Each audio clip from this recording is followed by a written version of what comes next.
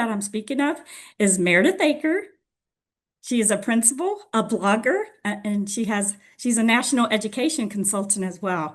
She leads Rennell Elementary in Cypress Fairbanks near Houston, Texas, because we know we have people from all over, so we're really excited. And she has her degree in music. So I don't know if she sings. I've never heard her sing, but I would love to hear her sing. Also, she has her doctorate in education, and I've known Meredith for a while, and it's really hard sometimes to call her Dr. Akers, but she really deserves it. I know that she's probably thinking, Janae, stop. But anyway, she also has she has a blog. You have a TikTok account too, right? And she has all the things, but I'm going to let her kind of tell you more about herself and about her wonderful session today. So welcome, Meredith Akers, to the first session here. And I'm going to go away, but I'll All be right. back. Well, Thank thank you you. so much for having me. I am so excited to be here. I am going to pull up my screen right now so I can share. Let's get to the right screen. Good morning, everyone. I'm so excited to be here. I am sharing designing dynamic documents this morning. And so that is, I have a little side note that is tips, tools, and templates for transforming docs from blah to tremendous. I do want to tell you that all of the resources, all of the links that I share today will be available at meredithakers.com/DDD for designing dynamic documents. And so if you want to click on a second tab and just head over there or just jot that down so that you can get any link I share, or if I say you can click on this, you're thinking, I can't click on the YouTube video to get that. All of the links that I share, this whole presentation is embedded. And if you scroll underneath it, then you'll see every link and every resource that I mention or share. So I wanted you to know that that was available for you. I just want to make sure I pull up the chat just in case the DLC facilitators have anything to tell me. Okay, I've got that. I was going to introduce myself, but Janae did an amazing job. I am Meredith Akers. I'm the principal at Rennell. I'm also a certified, Google certified educator, level 1 and level 2.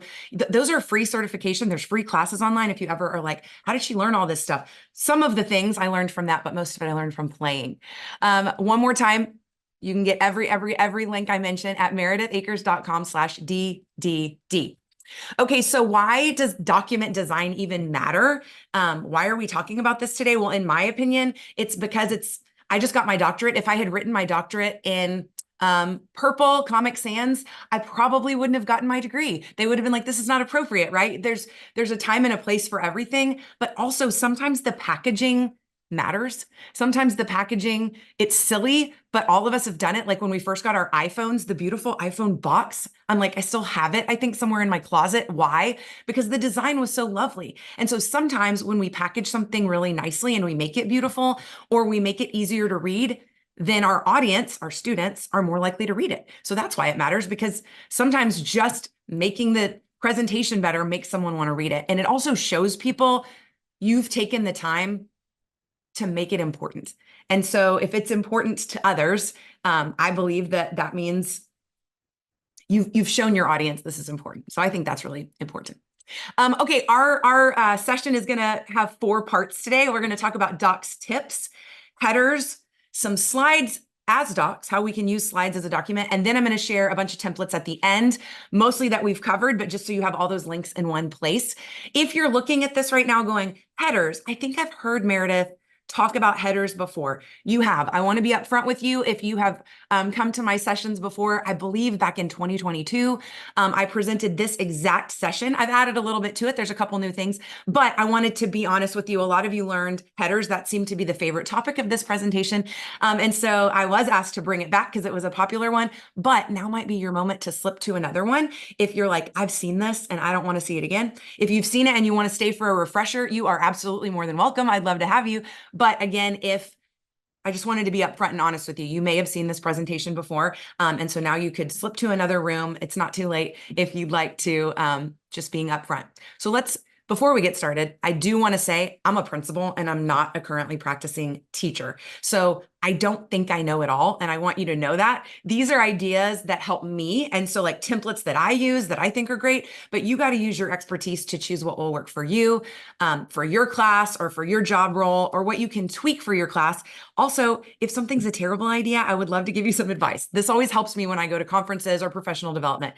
Always look through that lens of your own school or your own classroom. Be thinking, what will work for you? How could you tweak this? How could you apply this with your content? If it is a terrible idea that I share, of course, I think all my ideas are great. That's why I'm sharing them. But if you're like, that wouldn't work at all in my class or with my content, what would make it better? Because that's how you get the most out of it. If it inspires that idea of like, oh, that won't work for me, but if I change this, it would work, then that's a way that you can apply it. And you guys, when you go to like district PD, campus PD, when you look through things with this lens, it just helps you stay more engaged. So I want to encourage you to do that. I know I always try to think, how can I make this work? How can I make this apply? So be on the lookout for what works for you and what you can use. And here's a tip I want you to apply right now. If you don't already know this tip, since you're watching me on YouTube, if you have me full screen, take me out of full screen and put it in that small box on the screen. What you can do is put me in picture mode so that if you want to try something out right now while I'm live, you can try it out right now. What you can do, the directions are right here to the side. You're going to right click the little square of this presentation and then kind of nudge your mouse a tiny bit and right click a second time and a different menu comes up. So you right click once, one menu comes up. Right click a second time, a different menu comes up, and then you have the choice of picture in picture. And what that'll do is it'll make this presentation like float in a box on top.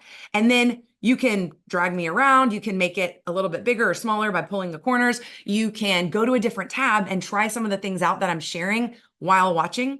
And then if you're like, okay, I don't want to actually play anymore, I just want Meredith to be big, you can hover back over the little picture in picture and it'll tell you go back to tab and it'll send it back to the YouTube tab. Just a quick tip, and you can have this, these directions and take a picture of it if you want to try that. All right, so let's get started. We are going to get started with Docs tips. So this is setting up Google Docs so it is easy to use the rest of the year, just like setting yourself up for success. So first off, you know, when you are talking about Docs tips, you have to get started by opening a document. So you can start a new doc from your Google Drive, which probably you all know how to do that. You go to Google Drive and you hit new. Or if you didn't know this, you can even just type in the bar when you open Google, you can just type docs.new and a new doc will open immediately. Let me just pop out and show you that. So if I want a new document right now, I can go to a new tab and type docs.new. Boom, new document. So when you're in a hurry or you're like, I just need to take some notes real quick. Like I want to jot this down. I'm a principal. So I'm sure you all are like, oh, my principal's saying something so brilliant at this staff meeting. I just need to write it down. So you're just docs.new and you got to write that down. Right? I don't know. Maybe sometimes. Okay. So it's easy. You can do that. That's easy. You know how to get it started. But I want to say this.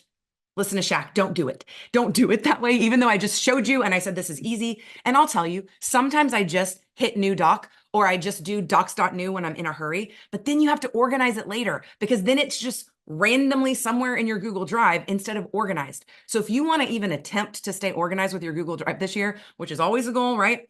If you want to attempt to keep your drive organized, when you want to start a new Google Doc, what you want to do is navigate to the folder where you want it to live first. Step one, find the folder where you want it to live, then hit the new doc button. I just have a quick animation of that just in case anybody out there is like, I don't know how to do this. I promise I'm going to give more tips for those of you who know how to do this. I'm clicking on a folder and then I click new. That document is automatically going to live in that folder. And it says it'll be shared with the same people that this folder is shared with. So that's something great to keep in mind. If you're on a team, which all of us are in education because we work together, you're going to want to go to that folder first. Maybe you have a shared folder with your team. That way your whole team has access to it and you're not like trying to find it and, oh, it's just in my drive. Sorry, guys. And then you're trying to add it to a folder. Just start with the folder. Trust me. Okay. We made it. We have a document. A new doc is open. Now what? Let's talk about the good tips, right? Well, let's start with fonts.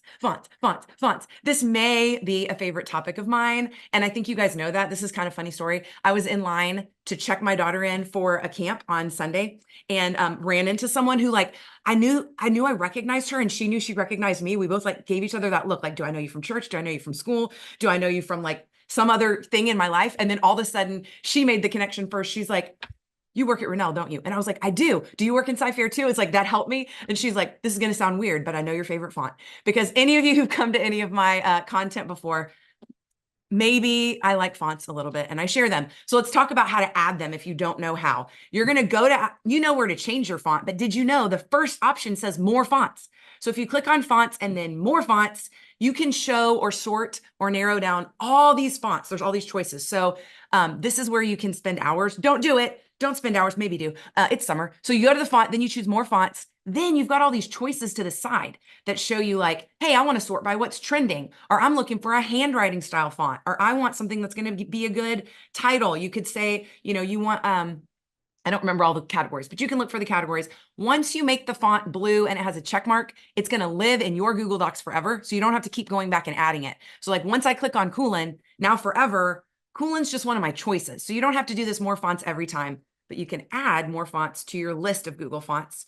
If you're looking for some of my favorites, I did do a blog post on this. And remember, I told you all my resources are at, and it's down here at the bottom, meredithakers.com/DDD for designing dynamic documents. This blog post right here will take you to a bunch of my favorite fonts. And it doesn't just show the word. I have like a sentence next to it. So you can kind of see, do I want to go to the trouble of adding that font?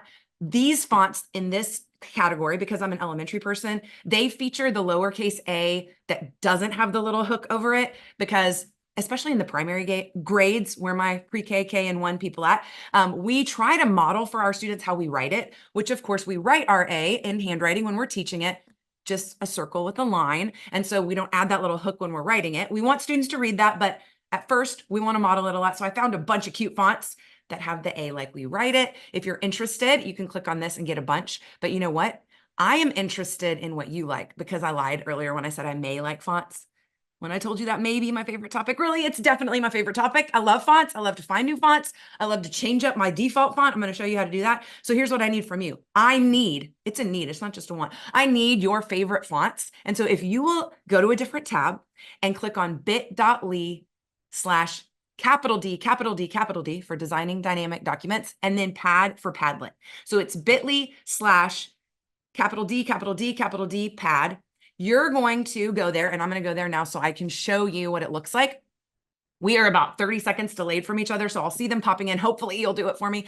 Over here where it says favorite fonts, there's actually 2 rows. Click the plus sign on either one and add me like one of your favorite Google fonts, because then we'll have a treasure trove of not just Meredith's favorite fonts, but like everybody's, which will be fantastic. This is a dividing line, so nothing goes here, y'all. If you'll leave this tab open after you add your favorite font, or look at other people's, later in this session, I'm going to ask you to do something on this side. So I just made a little dividing line. I see some people jumping in. I'm going to come back to those favorite fonts later. Oh, Coolin is one of my favorites. And somebody else said Poppins. Agree. Courteous Tilapia. I was going to say your name, but it's those random names. I think they're so funny. But thank you for adding your favorite font. Everybody else, add in your fonts, because now you can add those. Oh my gosh, I've never tried Questrial. This is what I wanted. I wanted to like, what's your new one, so that I can go hunt them. I love Architect's Daughter. Okay, I'm sure you're seeing more than me, because like I said, we have a 30-second delay from each other, but I will come back and check out all those fonts later, as I'm sure you will too, because this is going to be a treasure trove. Okay, let's say you go to my Padlet and you find your new favorite font. No matter how many times you change your font, the next time you go back and open a new Google Doc, it will default to Arial. Sometimes I find out things that are really sad. I don't know if this makes you sad, but it makes me sad. You might say, it doesn't take that long to change your font. Why can't it just be my font though? I just want it to be cute. And then when I change my favorite font in a month, I want it to be that font every time I open Google Docs. It's possible. Let's do it. Let's change your default font in Google Docs so that every time you open a new Google Doc, it's automatically going to default to Architect's Daughter, if that's your favorite. Or I'm going to show you my current favorite right now. So my current favorite is Didact Gothic. So I changed it to Didact Gothic. Then I went to normal text, update normal text. Then you go to normal text one more time, all the way to the bottom, options, save as my default styles. Let's watch that again. First of all, you set it up in your favorite style. You're going to highlight it. You say normal text, click on normal text again and say update normal text to match. Normal text all the way to the bottom, options, save as my default styles. If you're thinking, but does it work, Meredith? Well, let's watch. Let's try. I opened a new document. This is Arial because that is the default. Boo. Okay, that's just my personal opinion. If you love Arial, I'm happy for you that you don't have to do this step. But for me, I don't want it to be Arial. My current favorite, as you saw on the last one, is Didact Gothic. And just to show you that it's possible, let's pretend that I want my default to be 14 instead of 12, because I want it to be bigger. So now I'm going to change this. I can type. I really do know how. This will be Didact Gothic. Okay, so Let's see if it works. I'm going to go normal text, update normal text to match. Normal text, scroll to the bottom to options, save as my default style. Here's how we know if it works. Let's open a new doc. Docs.new. Okay, moment of truth. Is it going to be Arial or Didact Gothic? This is my new default font. So now every time I open a new document, boom, it's going to be that one. Now I have multiple personalities with Google. I have my CFISD account because I work for CFIR. I also have my personal account that I use. So you have to set this up in each of your accounts if you have multiple Google accounts like me, but because they don't talk to each other, your different accounts. But know that one time you set it up in Google Docs, every Google Doc from now on, this will be your default. Now, I, again, don't want this to live. Real quick, if you do something like this and try stuff out, you can go to File, Move to Trash, and that way you don't ever have to like find it in your Google Docs and clean up later. I don't need that. That was just for funsies. Okay, if you're like, what should I set it to be? Let's see what people have said. Century Gothic, Chelsea Market, for fun, Gorditas. I love Gorditas. We use Gorditas for some Rennell stuff. That's kind of one of our fonts that we use a lot. I've never tried of some of these. Y'all, you can put them on the second one too. It's empty, but you can do them on any of these. Lato, so plain. I love Century Gothic and Didact Gothic. Agree, Redner, love those.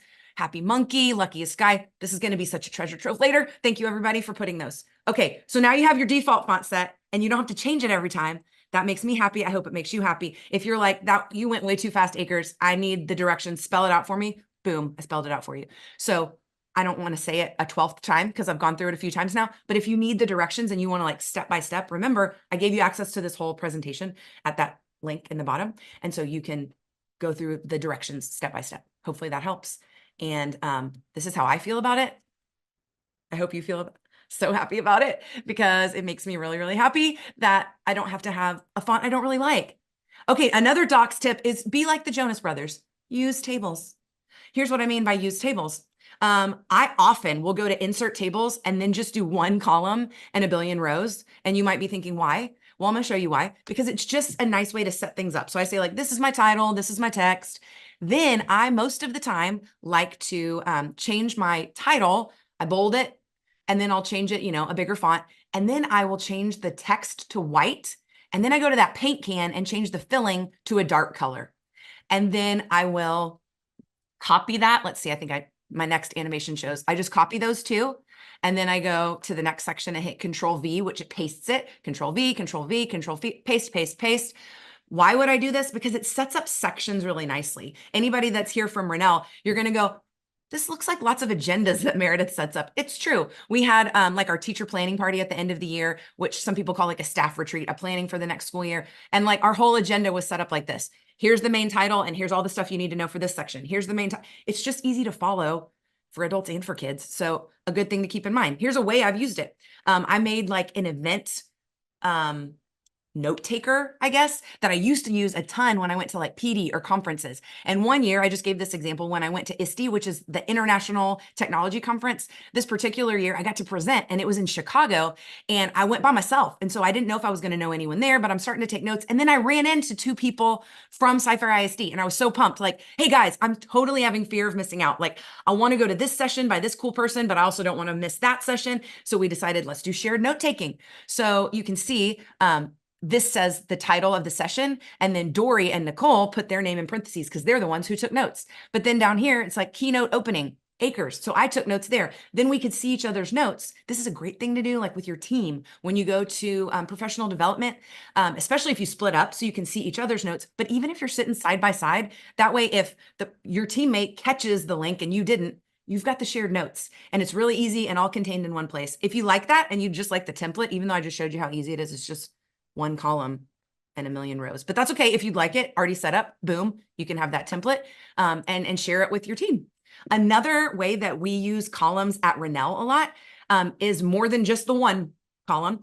We use multiple columns and kind of sets up tables to make our blended learning checklists. This is a common blended learning checklist that you'll see around Rennell. In this case, we started with a table that had 3 columns and 2 rows. And that was it. Then we highlighted all 3 columns on the top row and hit merge and center. That way it's one. It's easier to merge. It's easier to start with the the most amount of columns you're going to need and merge ones that you don't need, then to try to add them in, that's hard. Then we hit enter, enter. Then we made more columns. I think this is 1, 2, 3 is hiding there, 4, 5. And then we merged these and we merged these. And we said, this is what you're going to do in this section. So you can just kind of see how that is formed. If you want a copy of that, the link is also at that website that I keep telling you to go to. Here it is. You can grab a copy. This is a 3-day checklist. You can customize it for your needs if you'd like to try that out, or if you just want to see like, how did she set up these tables? Another way to make your docs even more dynamic is by using colors. I really do like to use colors. And here's how you can do it. So I gave this example earlier of just using tables. Here's your title. Here's your content. Here's your title.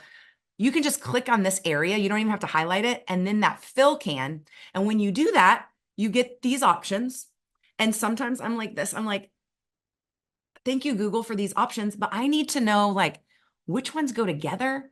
And are these even like, do they go together right now? Like these are just the default colors. And I appreciate having default colors. We need like, here's just some general colors.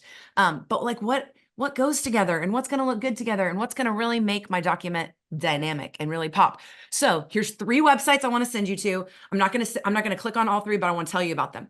Canva has a thing called Canva color palettes, and it just shows you like, here's some colors that go together. It's really cool. And then you can copy the color code, which I'm going to show you how to do in just a second, into your document. And it's really easy. That sounds complicated, but it's easy. It's also called a hex code. So I'm going to show you that. Another one is Color Hunt. These are just 3. They all have great palettes. Like I know how I put paint swatches up here. It's like that. It's like they present them to you like, here's 5 colors that really go together well. But my favorite by far, well, I got to show you Color Hunt really fast. I got to watch my time and not get ahead of myself. The reason I like Color Hunt is because it's got like categories over here on the left. Like, oh, I'm doing a lesson. Maybe you're doing a slides presentation. It's not even a document. And you're like, it's all about, polar bears and winter. I don't know. And so you're like, I want a cold color palette. It's going to give you all these cold choices. I like that there's themes, which is really fun. Oh, I want a spring one. I want a retro one. Super fun. Okay, but I'm not going to spend the most time on that. I'm going to spend the most time on coolors.co, not .com. Don't add the M. I didn't even know .co was a thing until I met this website, but coolors, not colors, .co, and it is really cool. So that's why they made it say cool. And here's what you need to know about it. This is what you get when you go there. There is a super fun generator, which I wish I had time to show you. The generator lets you like just generate random colors that go together. But then if you find one you like, let's say, pretend you like this yellow, there's a lock and you can say, I want to lock this color, but I don't like the rest. So keep generating colors that go with this one. And then once you find one you like, you can hit lock. Oh my gosh, you guys, you can spend hours there. Instead, let's look at the trending palettes. Explore trending palettes. You can also click on this part to get to the trending palettes. And this is what you can do when you get to trending palettes. You can scroll down and click on a color and it automatically copies it. That's why I like coolors.com. Then you hit the plus sign and you just paste it in, Control V, and then you can use that color. I'm going to pop out and show you that. I want to demo that for you because my animation was really fast, but I wanted my animation in there. If you ever want to come back later and try it again, you have that animation that you can watch me doing it. So let's say I am wanting to create that. I want to insert some tables, a table. I'm just going to make like a note-taking thing for my team. This is the session title. Oh, tab. This is the content. And then I want to make this one bold, and I'm going to change the text to white, except I didn't mean to make the content bold. Okay, nice try. Let me try. I keep doing it. I'll do better, everyone. Okay, now I'm going to make the text white, which makes it look like it's gone, but I'm going to change the paint can in just a second. Let me hop over to coolors.co. And here's all my little awesome, hi. Here's all my trending palettes. And so I'm going to scroll to one I like. Oh, here's the one I love the best. It's really fun to me right now. It's the bright colors. So I'm going to click on this pink, and all I have to do, see there's a color code. All I have to do is click. I don't even have to right click and hit copy. Just click and it says color copied. Then I go back to my document and I click. And sometimes your color, if you can't find the little paint can, sometimes it's hiding in the 3 dots. So I'm going to go to my paint can, and what I'm going to do, I don't want any of these. I'm going to want to go to the plus sign to add a custom color, plus sign. Then all I have to do, because this is already highlighted, is hit paste by doing Control V. Now it pasted in that color and I hit OK. Boom, there's the color. So how fast can I do that? Well, I can just go to the next one, click over here. Oh, what, wrong one. I was going to my document. I can go to that paint can again, custom, paste. Okay.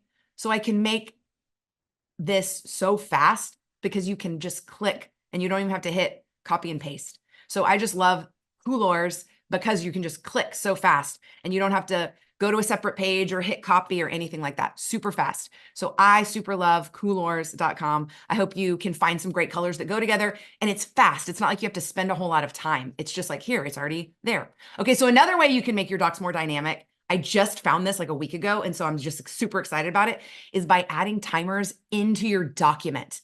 I'm super excited about this. I hope you are too. So here's how to add timers. I'm going to say the steps, then I'm going to show you, then I'm going to say the steps again. So don't get overwhelmed.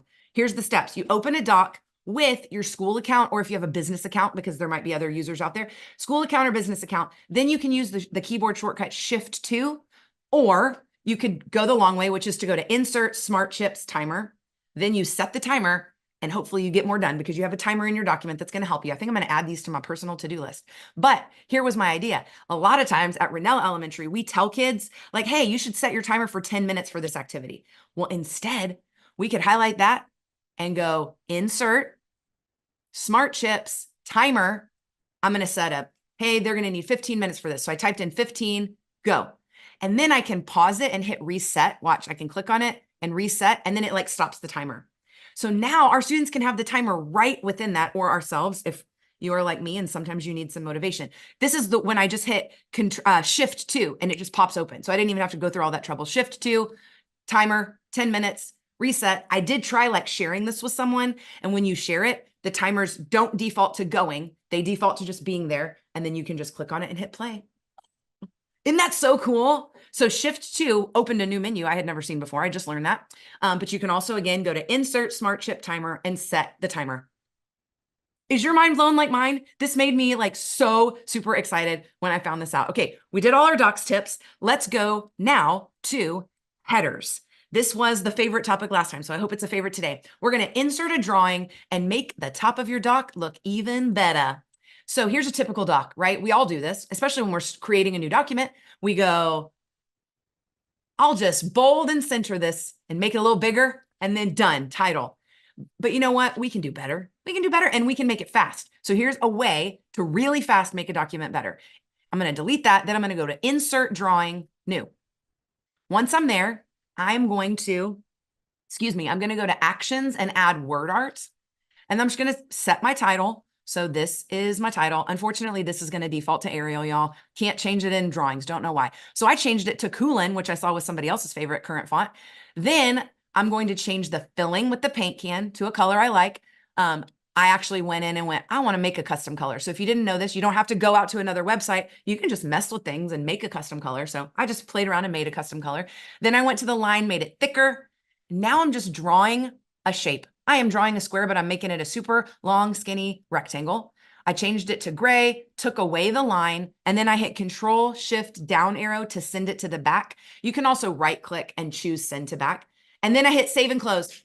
Look at that title. Oh my gosh, side by side. I mean, which document do you want to read? I know that seems dumb, but for me, it does make a difference when I think someone has gone to this extra care. This looks more engaging. This looks more interesting. And it really didn't take that much time. You saw how fast that was. And if you were thinking, yeah, but that's you, Meredith, you're that fast. No, we're going to do it together. It's really fast and simple because all I did was add a rectangle. I mean, come on, y'all can draw a rectangle. Everybody can do that. And it makes it look good.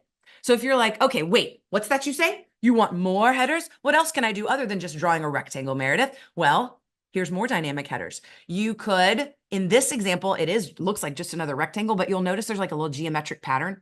I often will Google geometric pattern and find like a background that's a geometric pattern. It'll often be like a square that you could use or like a slide size geometric pattern.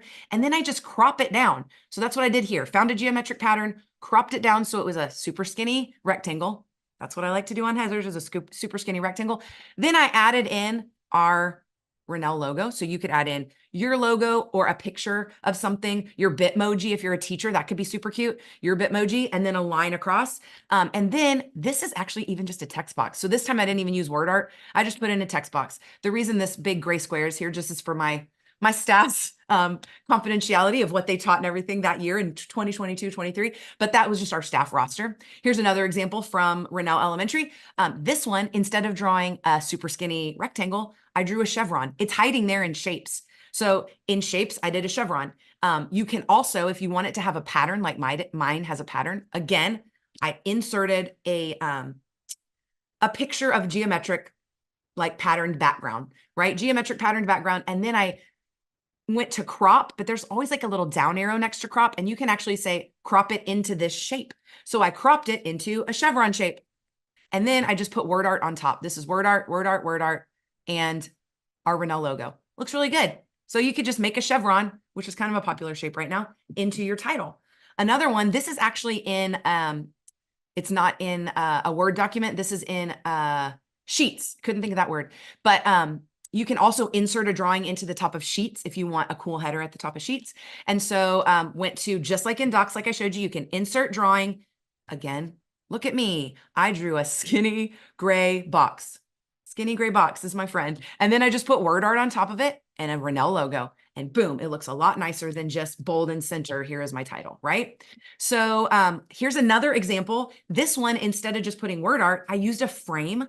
So I put a cute pattern and cropped it down into, again, a long skinny rectangle. But then I put a frame on top so that I could put a text box in the middle. If you're thinking, I don't have any frames, well, let me share. I'm happy to share. I drew all these on my iPad, and then I saved them to a Google Drive folder. And so if you go to, if you click on this, if you're following along, or if you go again to Meredith.Akers, not Meredith.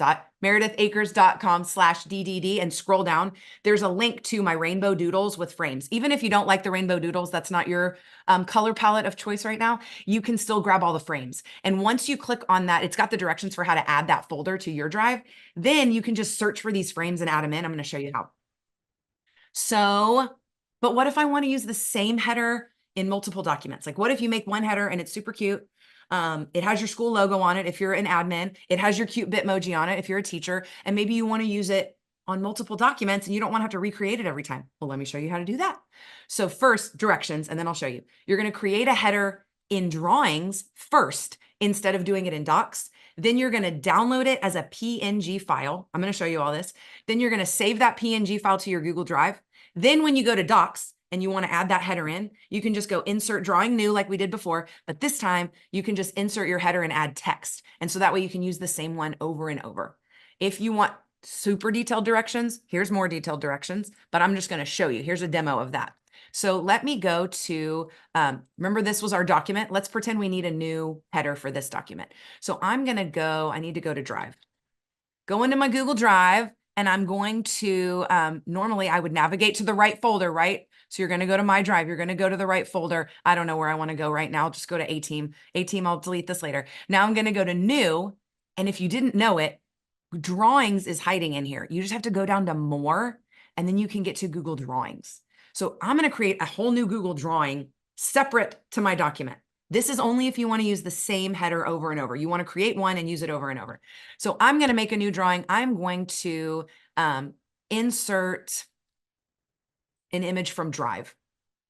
So I have to go over here and I'm going to search for, just to show you how, I'm going to search for rainbow, because I think that'll pull up my folder that says Rainbow Doodle Frames. And it starts with Meredith Akers Rainbow Doodle Frames. Once you add that, you're going to get all these, it's got all these different papers, all these different headers. And so I'm going to just grab the first one. I double clicked it. Let me show you how, if you find something like this or something geometric and you're like, how did she make it super skinny? You can either click the crop bar, and just to show you, there's a little down arrow next to it. You could do shapes and go to like over here to the chevron like I did, and it crops it into a chevron. And then you could like do like that and make that into your title. I don't want to do that with this one, but I wanted to show you how. So I'm gonna undo, go, no, redo. Okay, now I'm just gonna actually double click. And when you double click, it gives you those crop black little lines. And then I'm just gonna crop this so it's a super skinny little bar, because that's all I really want is a super skinny little bar. And then I'm gonna add in a frame. So again, I'm gonna want to add a insert image from Drive. That's what I did the last time. It's going to bring up the last folder I was in. And then there's a bunch of different little frames that you might want to use. Some of them have a clear background and some of them have white. In this case, I want to use the white background one. So let me pick one just as an example. Here we go. Double clicking that. It inserts it in for me. It's huge. I'm going to hold Shift so that it doesn't get squishy or smushy as I bring it down smaller. And this needs to be a little more centered. There we go. Okay, looks good, but I'm not going to add text for my title because I want to use this over and over. But I've got a lot of white space down here. You don't want that because when you insert this header later, all that white space would be there before your document starts. So in the corner, you'll notice a little like, it's like a little triangle. If you'll grab that and just pull this so it just barely fits your header, boom, it got big, but it's saying this is the size of the drawing now. I'm going to save this drawing really quick as header example 2025. Okay, then the next step is File, Download PNG. And then I'm going to go to my Drive and drop that into the folder where I want it to live. I'm just going to drop it into my Drive anywhere, but you drop it into the folder where you want it to live. Once it's in the folder, then we go back to our document. And instead of this being the title, I'm going to insert a new drawing. And you're like, wait, we already made a drawing. Why are you inserting a new drawing? Because remember, I wanted to use that header over and over. So I'm going to go to my image and I'm inserting an image from my Google Drive because I just dropped it in. And if it doesn't pop up, I can search for what I just titled it, which is header something, header example. Let's see what comes up. Header example 2025. Double click. Boom, there it's there. Now I'm going to add my title on top, but now I can use this header on another document too. This is so cool. I wish drawings would let me change the default font from Arial, y'all. I'm really sorry that it's not possible. If I could have a word with Google, if you're out there, we want to change the default font here too. Okay, done, off my soapbox, at least for the moment.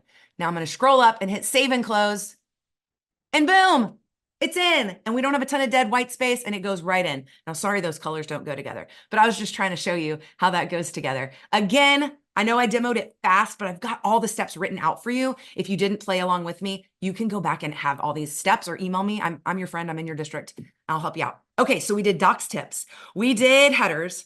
Now we're going to talk about using slides as a document. And you might be thinking, why the heck would I want to do that? Well, let me tell you why. You can use Google Slides to create documents that aren't text heavy. If you're like trying to just make a sign, like sometimes I have to make a sign for the door, like no lunch visitors today. In a document, that takes forever to like figure out how big, but I can just make a text box and make it big in a slide and it's fast. Also, if there's a lot of boxes in some things, or if you have multiple graphics, docs doesn't play well. Documents, the text moves around funny. Also, sometimes when I'm trying to do columns, it doesn't play nicely. So sometimes it's just easier to set up your slide as a document. So you're going to go to File, Page Setup, and then click where it says widescreen and change it to custom. And all you have to do is change it to a page, which is 8.5 by 11. Or if you want it to be landscape, you could do 11 by 8.5. But that is a perfect page size so that when you hit print, it is exactly the size of a page when you print it. So again, if you want it paper size, you go File, Page Setup, and then change it to custom. And the custom size you want to be a perfect piece of paper is 8.5 by 11 or 11 by 8.5, depending, if you want it vertical or horizontal when you print that paper. Here's some examples of things that looks like a document. I printed it as a document, but actually, haha, it's a slide. This is our culture agreements that we look at every year as the staff at Rennell. These are values that we just hold dear. We talk about them throughout the year, like who's doing this well, and this is just what we believe in as a campus. Anyway, when we created this, it started with like all these words. And then over the years, we've organized it into like, really all these words go under relationship center and all these are positive. And the first year that we made this, Rennell staff 8 years ago, when we first made this, that feels like a long time ago. It was a document.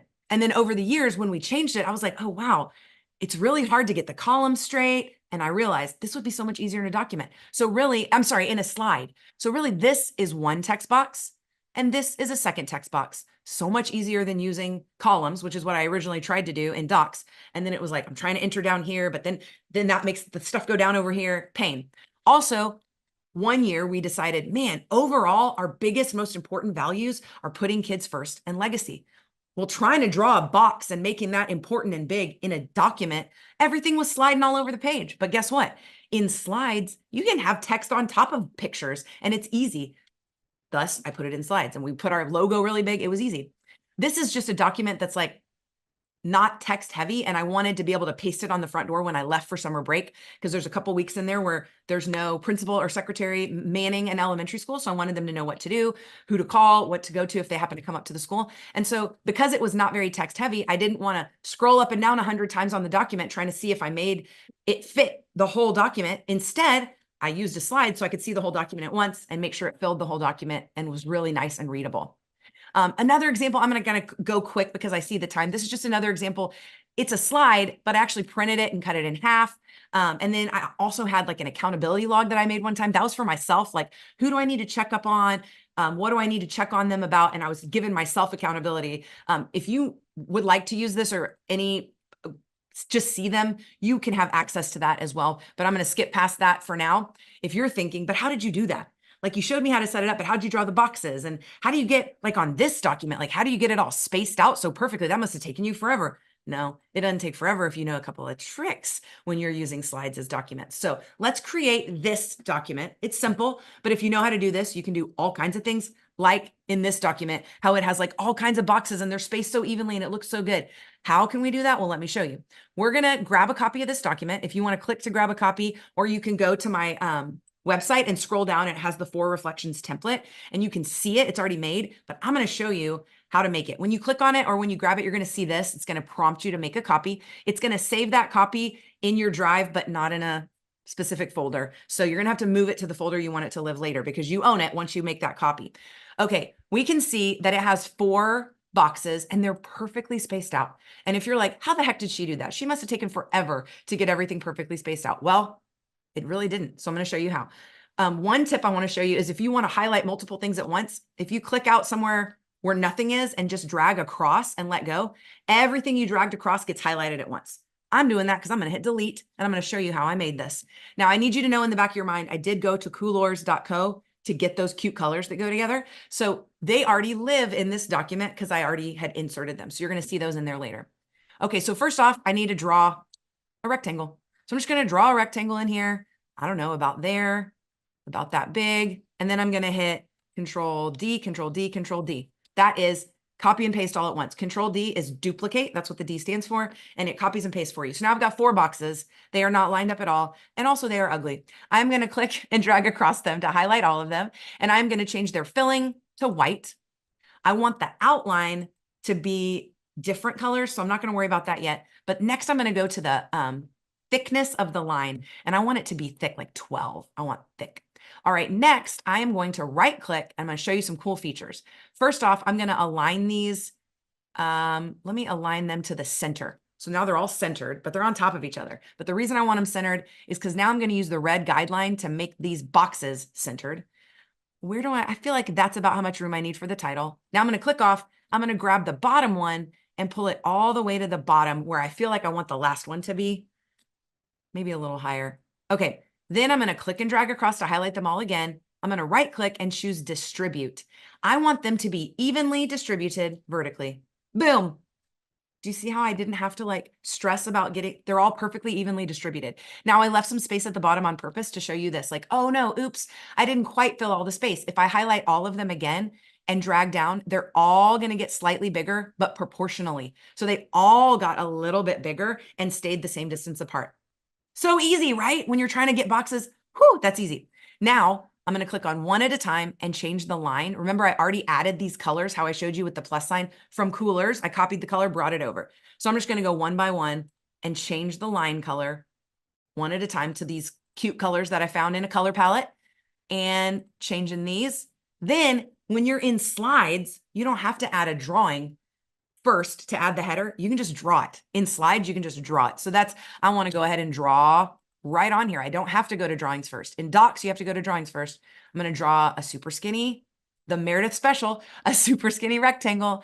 And then I am going to change that color to the bottom color, but I don't want it to have a border. Right now it has like a thin line around it. I'm going to choose transparent. So no color around it.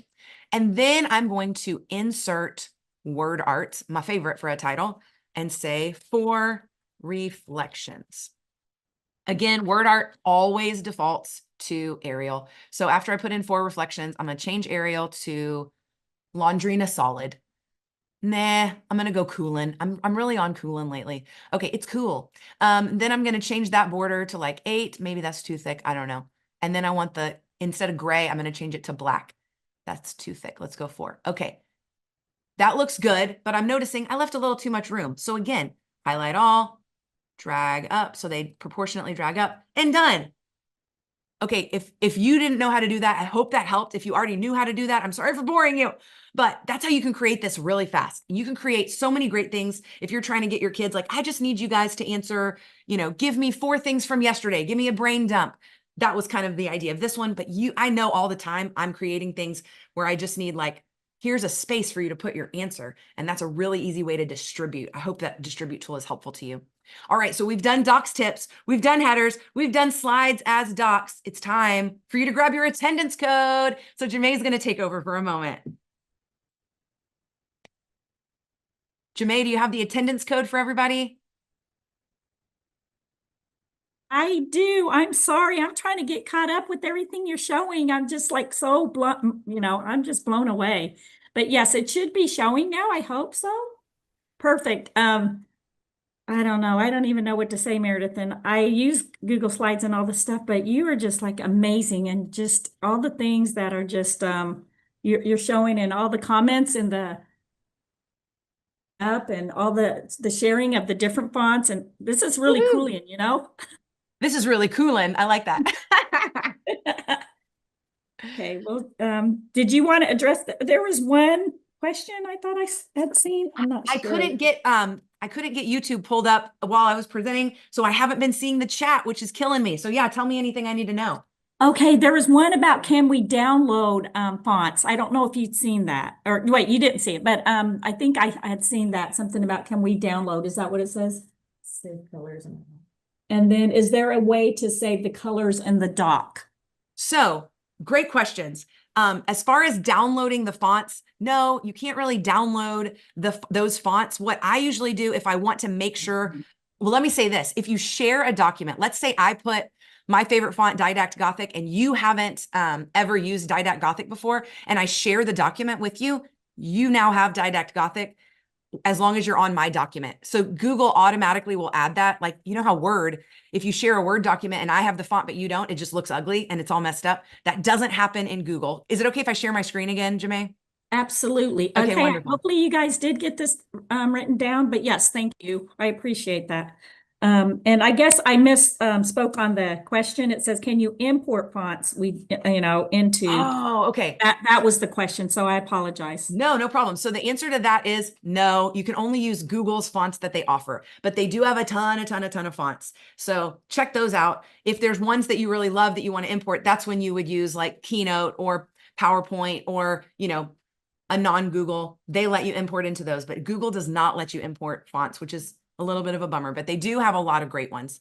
And then I think the other one was, will your colors stay? So that is a cool thing. If you saw in, let me pop out really quick. It wasn't this document, in that example that I shared a second ago. Maybe I shut it down. Nope, that was here, Untitled document. Like once you add colors, they live in that document forever. So like when I go to, even in I didn't change the font to these colors, but there they are. I added these custom colors. So something you can do is kind of set up a document with all your favorite colors. I do this with slides, and then like make yourself like, this is my template.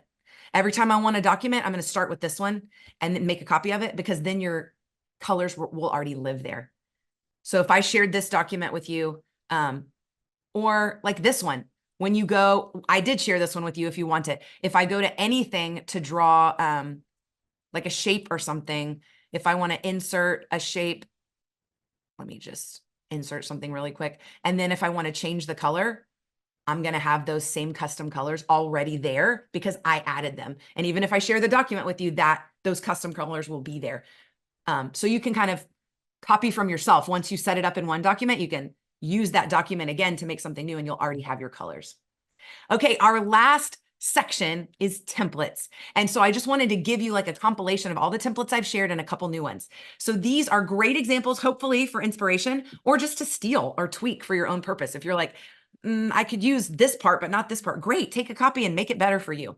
And then share it back so everybody else can use it. So here's a couple of examples. Any school admin out there, or maybe district leaders that you have, or even teams, for your teams, you could use this. Anytime we have a new staff member that joins our team at Rennell, especially mid-year, there's so many things that we go over at the beginning of the year, right? That I need to make sure they have access to everything. So this is like, hey, welcome to Rennell. You need to join our staff Schoology. Here's all the directions. You need to join our staff Remind. Here's the directions.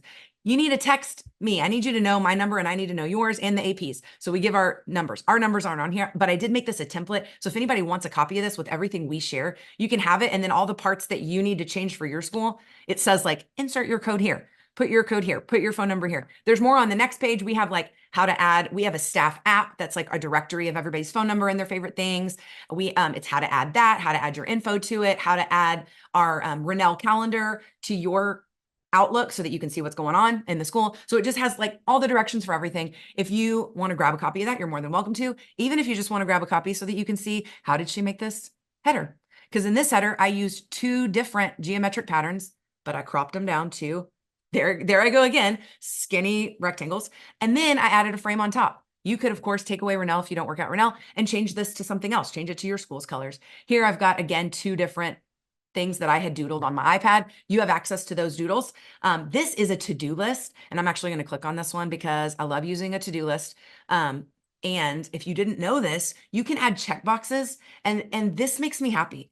Like today, I'm going to go ahead and add today, present at DLC, except I typed it wrong. But y'all, here's the fun part. And if you're like me, sometimes I need to add things to my to-do list to go like, at least I got that done. Because sometimes it feels really long, but then you do other things that come up, right? So I can go, yes, did it. And then it puts the cross through it, the line through it, which makes me really happy because I like to see like I accomplished something. And then tomorrow I can come in like, that's not my top 3 things to get done tomorrow. I can come in and delete that and do something else. So you can just double click on your name's to-dos and change it to your name, of course, and use that to-do list if you would like. I'm looking at the time, I got to hurry. Also, you can grab a copy of that event if you want to use it with your team when you go to campus PD and district PD in a couple weeks here. You can grab a copy of the template that I shared of the blended learning checklist if you'd like, or this version that has the super fun colors from coolors.co. We made that 4 reflections. I wanted you to have that. If you have any use for the accountability log or the request just to see how I put those blocks together in slides, you're more than welcome to grab a copy of that as well. And then one little bonus one, have you ever seen those like tear offs? Like if you want guitar lessons, tear this off. Well, I have a template for that. So you could use that. I've used it before in a professional development that I shared. When people came in, I said like, grab one. And then later, that's how I made them form their small groups to have a discussion. You could absolutely like have your kids use this, like, hey, all the amphibians get together. You're going to learn 5 facts about amphibians and share it with the class. And all the birds are doing the same thing. You could use it for so many things. It's got instructions on it if you'd like a copy of that template. All right, we made it. Docs tips, headers, slides as docs, templates. Before you leave, will you go back to that Padlet? bit.ly/D pad. Will you head back over there? And I want to know what you think you're going to use. Because at the beginning, I asked you, look through that lens of how you're going to apply the ideas I shared today. Think, and then what are you excited to try either with your content or like, yay, I didn't know about the distribute tool, or actually, Meredith, not such a great idea, but here's a template that I have that might be helpful to others. Please share anything on that second side, not the font side, but the second side, and then maybe write down some of the great fonts that our colleagues have shared, because I really want to hear from you while you're writing that, because there's a little delay between me and you. I want you to know that if you do go to meredithakers.com, I have tons more resources I would love to share for free. None of it is a trick that makes you pay me anything. We have the content smackdown with Moat, a daily slide deck if you'd like to see how I set that up, a student spotlight template as we started the new school year if you want to get to know your students. I got a ton of stuff. I linked these in at meredithakers.com/DDD, but there's even like a search bar on my website so you can search for a template that you're looking for on my website. Okay, feedback. Now I want to hear from you. I want to see what you put on that. I'm going to move me out of the way so I can see. Oh my goodness. Control D, copy and paste at the same time. Yes. Shift 2, right? I'd never heard of Shift 2 until last week. So I was super excited to share that with you. Timers and the checklist. Ooh, color schemes. I'm so excited that you guys are wanting to love those colors. Me too. I am following you so I can start making cute documents. Yes, please share. Let's share back and forth because, right, it makes everybody better when we share our templates because we can learn from each other. So thank you so much. If anybody has something that you want to share out on Twitter or on Insta, hey, I got all my stuff. Follow me, tag me. I would love to see what you come up with. It has been such a pleasure getting to be with you. I can't wait to try to get on YouTube and see all the comments you made over there as well. One more time, in case you came late, I want you to have access to everything I shared, all those directions and the animations that show you what to do. You can get those at meredithakers.com/DDD. That's where all the resources are. Thank you so much for having me. Have a wonderful rest of your day. Oh my goodness. Thank you, Meredith. I just really appreciate you. And I just want, there's so many takeaways. And those of you who are out there, y'all know you could go back and rewatch this video so that you could actually do all the great tips and practice with her. I really, really appreciate it, Meredith. You always have so many great ideas. And we hope that you have a good rest of the day. And we'll see you soon. All right. Thank you Thank so you. Bye, much. everybody. Bye, school nationwide, and you bring years of experience as a dynamic presenter. So we are so looking forward to having you today, and I am going to let you take over. So thank you for being here, and those of you who are watching, thank you for being here to be a participant. And remember, you know, you're writing down those codes and for your attendance code. So I am going to go ahead and hand it over to Jennifer. So welcome. Well, thank you so much, and good morning, everyone. I am going to just quickly share my screen so that we can go ahead and get started this wonderful morning. So just give me one quick moment to do that so we can go ahead and begin. And here we go. All right. So, all right. And of course, you know, if you're here anywhere in Texas, but especially right here where I live in Austin, of course, you know, Matthew McConaughey is a big hit for all of us. But more importantly, we are really just focusing in on getting our students to write. And when we think about that, we want just a little bit to equal a lot, right? We have to build proficiency and stamina in our students. And so one way in which we're able to do that is with Writable. Writable is a tool that is accessible within the districts. And just to know, if you have any questions related to access to Writable, please do not hesitate to reach out to your district technology partners or your curriculum coordinators or coaches. They are more than willing to help you with that. And of course, to anyone of us here at HMH, we too are here as your partners and willing to support you any way that we possibly can. Now that I know that we have a wide variety of users with us today, we really have to think about how can Writable, something you have access to, really help solve some instructional challenges?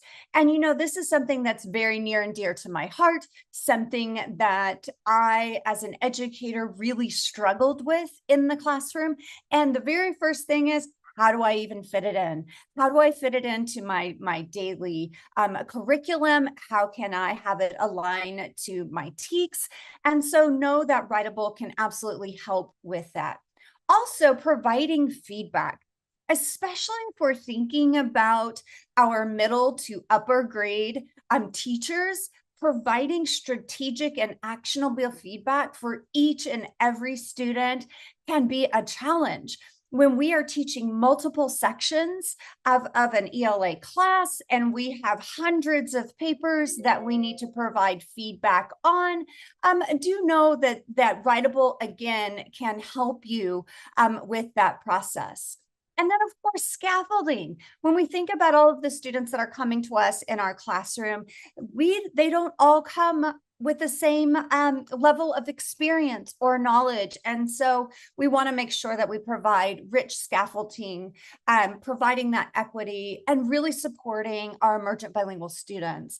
And then, of course, We really just want to make sure that that needle continues to move, that our students' writing skills are growing throughout out the year. And that is one thing that we'll absolutely be able to do with Writable.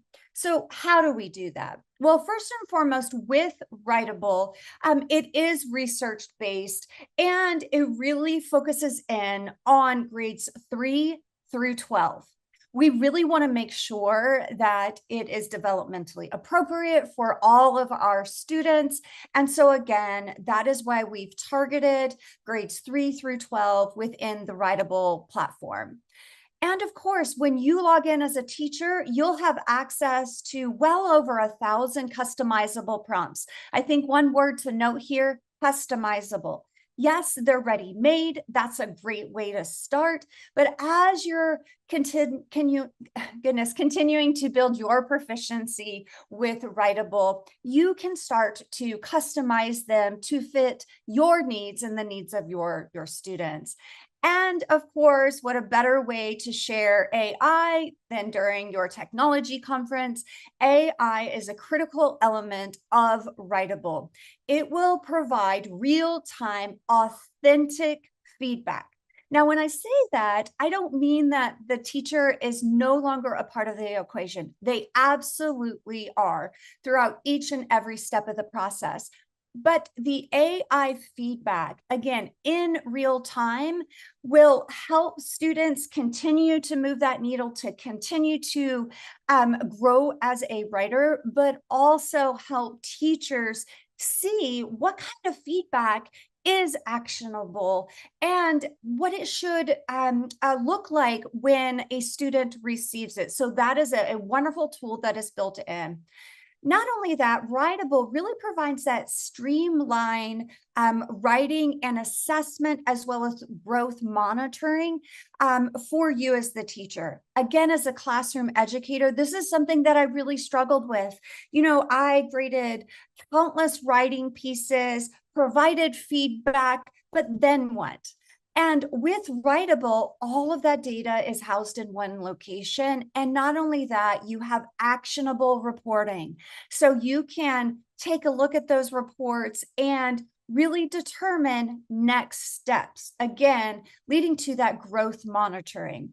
And then, of course, here in Texas, we have STAR. And so we know that it's very important to give students access to STAR-aligned writing opportunities, something that they will truly experience when they are taking the STAR, as well as our STAR-aligned rubrics. So that too is built in. What's really wonderful about Writable, especially here in Texas, is that anytime changes are made, and each year as we perhaps change prompts or maybe our rubrics change, the new additions will be available to you in Writable, again, for meaningful practice and application. And of course, when it comes to Spanish language access, you'll have equity built in. There's built-in emergent bilingual supports along the way. And I'll be able to highlight some of those features for you today. So what is Writable? So when we think about writing in the classroom, of course, it really begins with writing instruction. And that absolutely 100% includes you as the classroom teacher. So in your classroom, you may be using a writing curriculum, writing lessons, or Writable as your program of choice. And that's 100% A-okay. We want you to use what you have in place. And so you are delivering that classroom instruction for writing. You are maybe working around the process of writing, perhaps focusing on grammar or usage or mechanics. So you're providing the meaningful instruction. Writable can do that too. And it really then focuses in on the practice. This is what our students need. Once they have received the meaningful instruction, it's then time to practice. And as I mentioned in the beginning, it's a little bit, which equals a lot. So we want to make sure that our students have ample opportunity to practice. Just like when we're teaching our youngest learners to write, we don't start off with a full-blown essay or multiple paragraphs.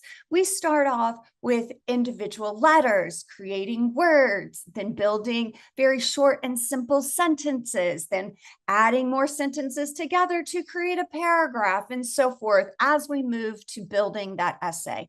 And so that's exactly what you'll be able to do in Writable in that digital format. Again, really important because this mirrors what our students are doing on the STAR. Now, feedback. This is also a part of the process.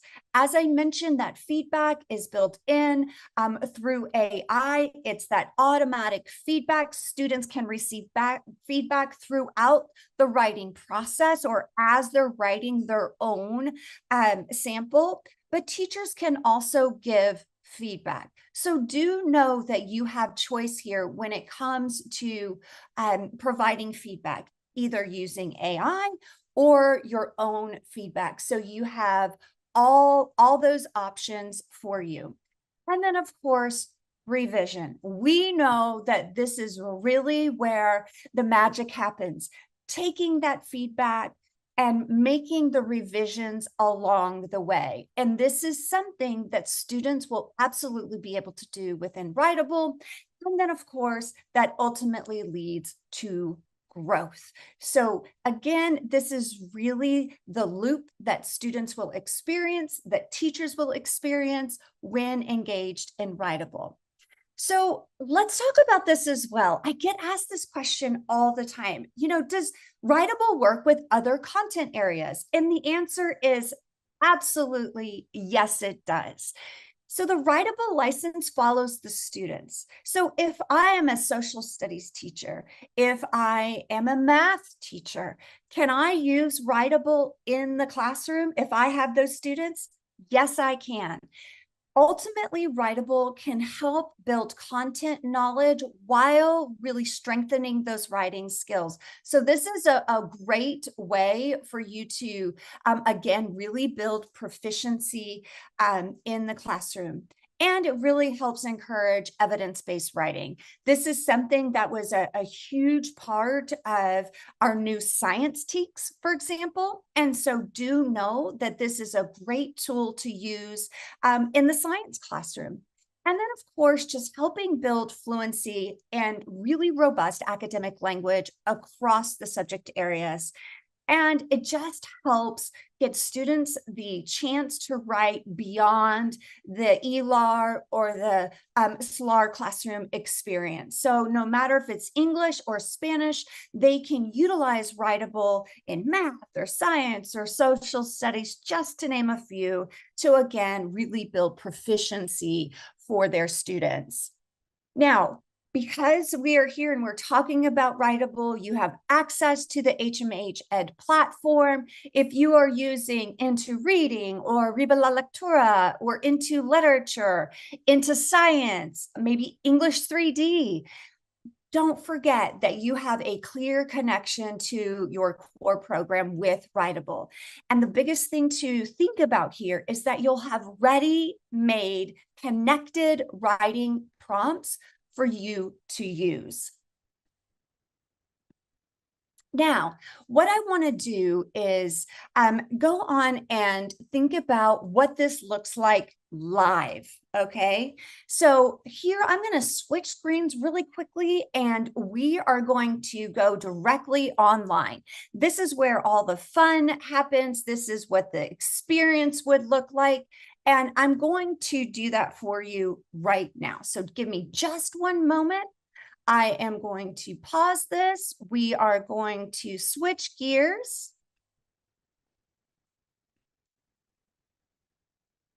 And here we go. Gonna jump online for you guys.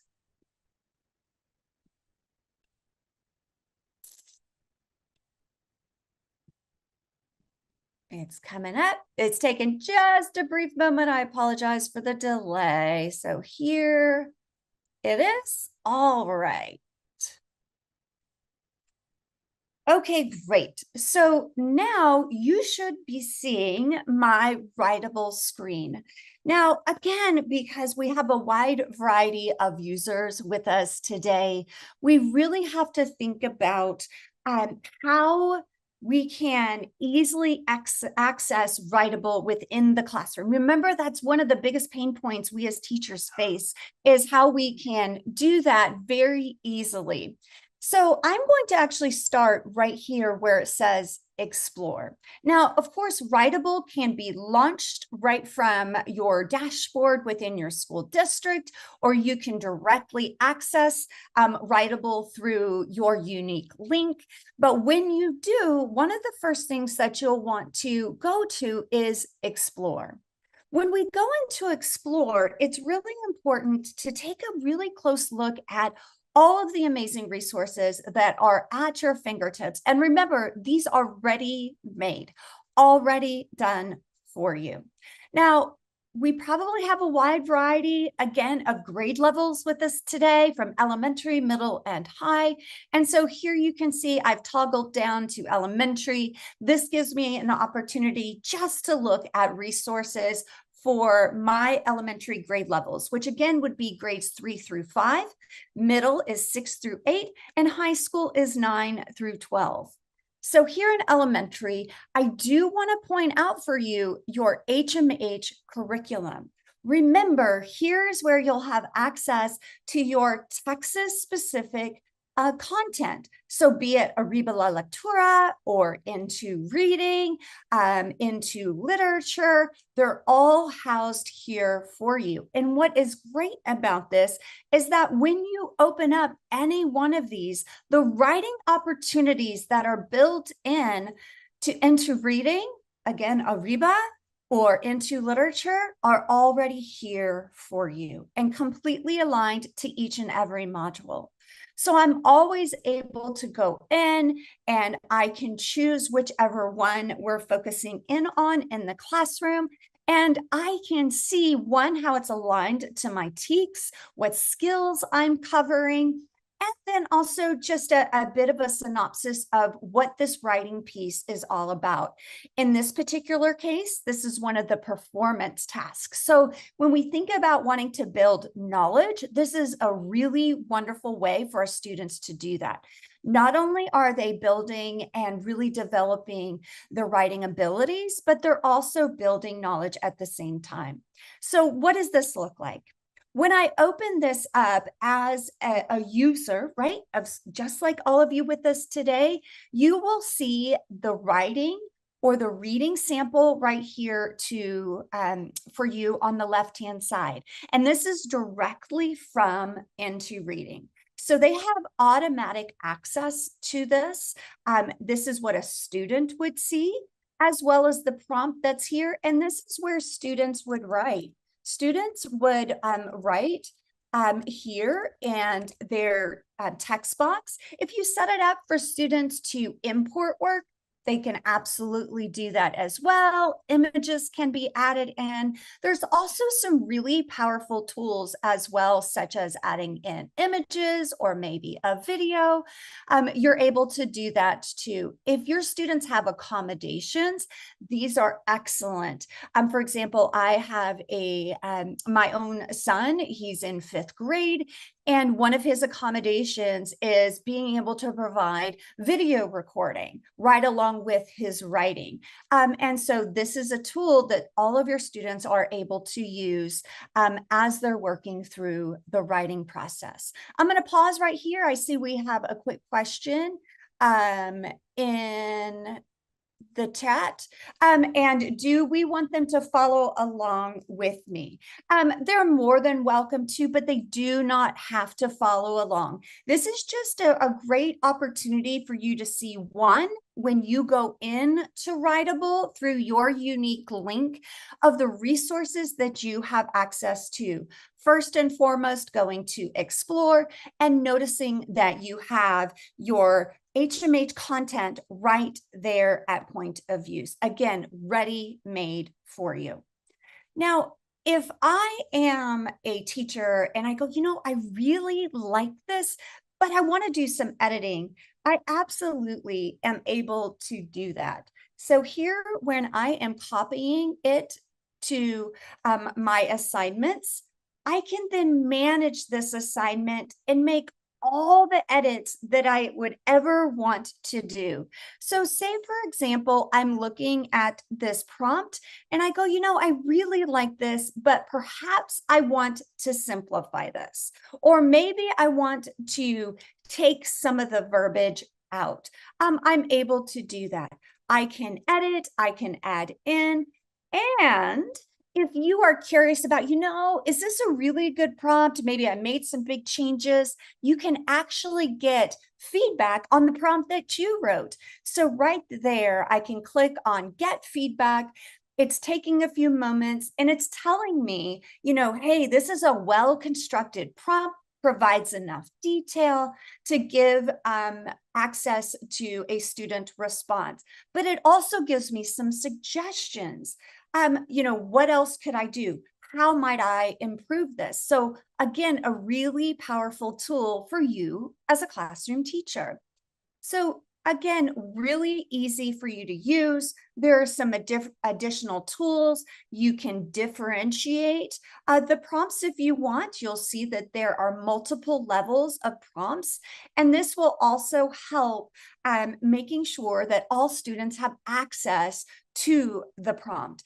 And so what this means is that I can differentiate from level 1, which includes the least amount of prompts, to a level 5, which would include the most supports. And this is anything from sentence stems to fill in words within a frame, right? So a sentence frame to, again, really simplifying the prompt. So do know that these are tools that you can implement or add at any time. And then, of course, you have the toggle here between English and Spanish.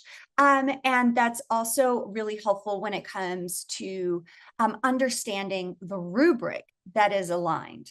So know that as a teacher, I can easily modify what I want of any prompt, including what is directly aligned to my HMH content.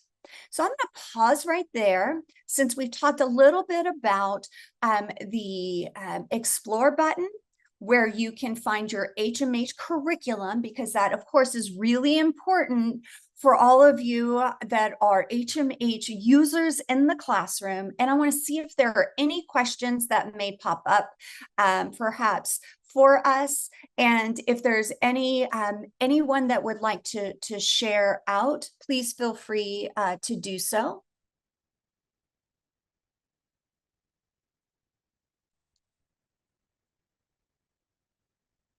I'll give you a moment to do that.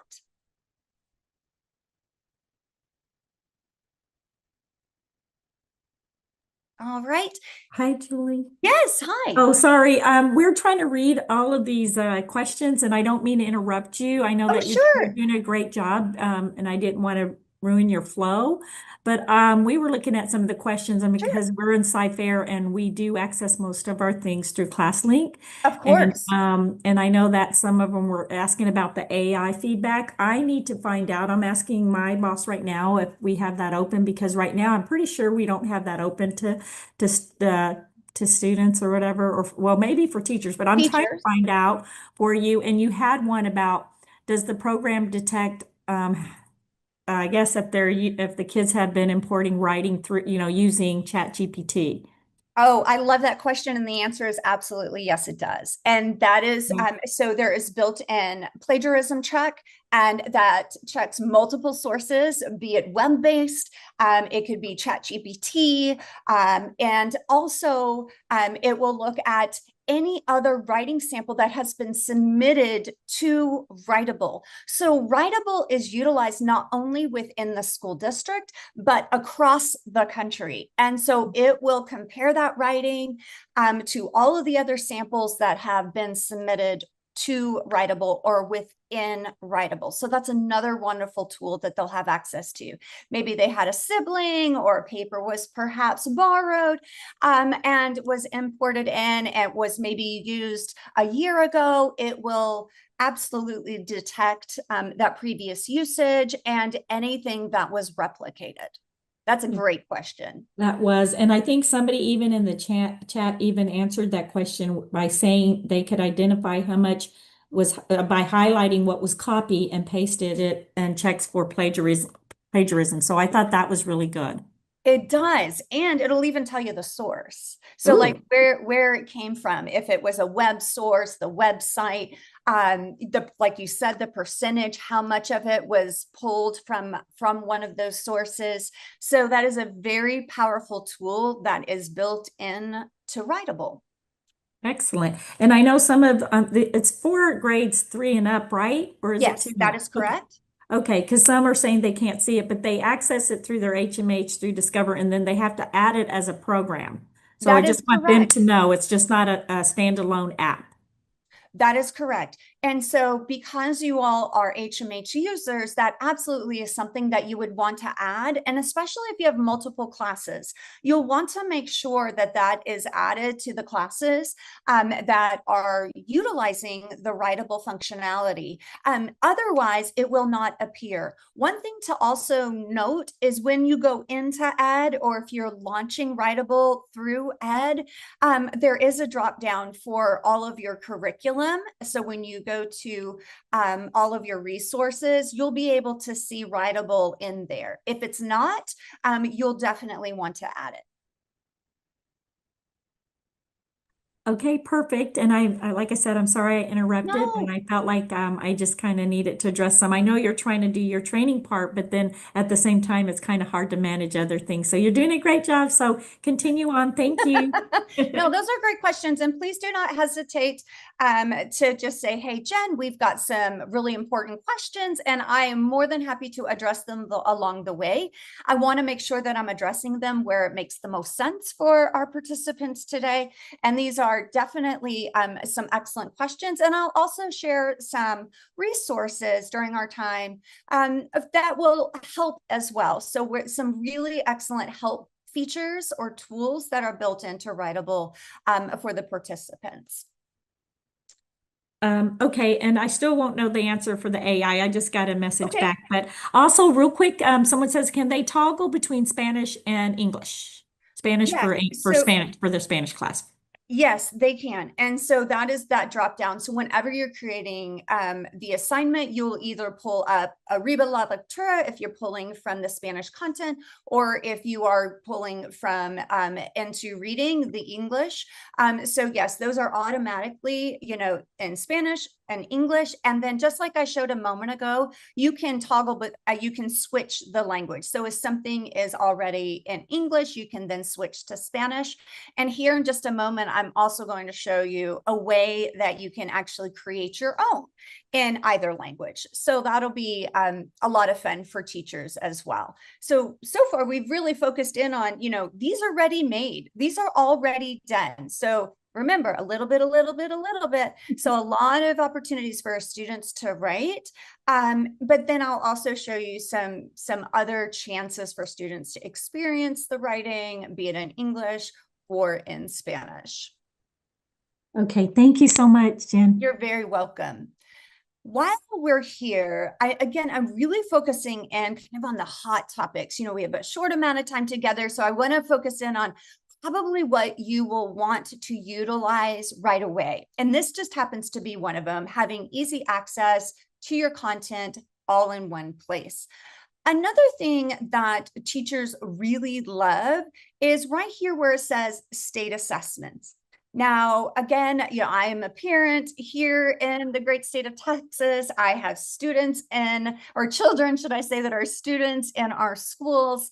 And we know towards the end of the year, there's a lot of push to really prepare our students for STAR. We do that throughout the year, but there's a huge emphasis around that STAR testing time. And so we want to make sure that you all are aware that you have ready-made STAR practice. And so as you can see here, it says STAR redesign, which includes reading and writing, because again, we know that there was a redesign to our STAR test. And so this mirrors what our students will really experience. And so when you jump into this component, you'll notice, again, it's broken down by category. And as you see here, you'll notice that it's STAR grade 3. So again, of course, we start off with our assessed grades, and because writable begins at grade 3. But here you can see that this collection or group really focuses in on reading language arts for grade 3, lots of different types of writing. It also goes to our rubric, right? So it's calibrated to the TEA rubric, right? So, you know, we always say 0 to hero, we have to move our students. And especially if we've had students with zeros, we want to make sure they become that hero in the classroom. And this STAR practice will absolutely help do that, because not only is the writing aligned to our TEKS and to STAR, but also our rubric. And what's great about this is that there's just a lot of meaningful practice that's built in here. Again, all built around a reading, exactly what our students would experience on STAR, the skills, as well as the standards. Whenever you look at one of these pieces, you'll notice that we do have that reading passage over here on the left. And then, of course, we have our short constructed response and extended constructed response over here on the right-hand side. So students would be moving through the short constructed response. We have a wide variety of question types. So again, STAR 2.0 question types that are built in. So short constructed response that's built in, where they're extracting evidence from text and applying it here into their writing. So you have this as an opportunity to really practice that short response writing, and then the ECR. So here we have our extended constructed response. And you'll notice that they would go through, they have kind of the steps for their writing, and then they would have their writing right here. So students, it's just as, you know, easy as you see that I'm writing. Students write in the text box.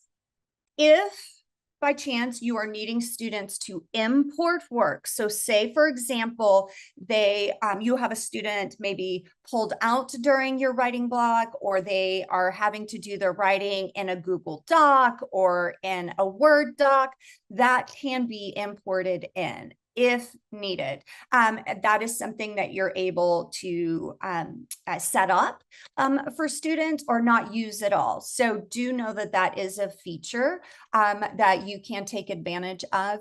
And then of course, students have this, you can see that this is built right around our rubric, and just making sure that students are self-checking, right? We want to empower our students, not enable. So we're empowering them with the rubric content right here. And so this is a really powerful piece for you to use. And then we can go back here and see, all right, this is what it would look like. I'm previewing this as a student. As a teacher, you would click on preview as a reviewer. And here you can see, again, whatever students have written or have completed would be built right into this view, so that it would show which questions they've answered. You can see right here, this is exactly what I wrote just a moment ago. So their writing is right within the assignment, and it will auto save for them. And that's something too that's important. So it'll be there.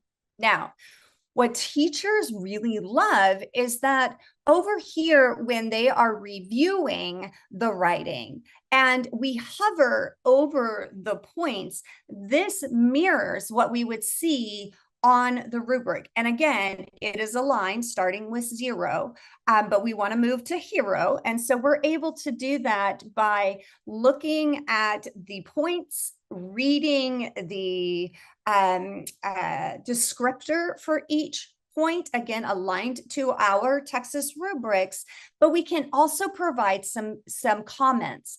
This tends to be a big challenge for our teachers, myself included.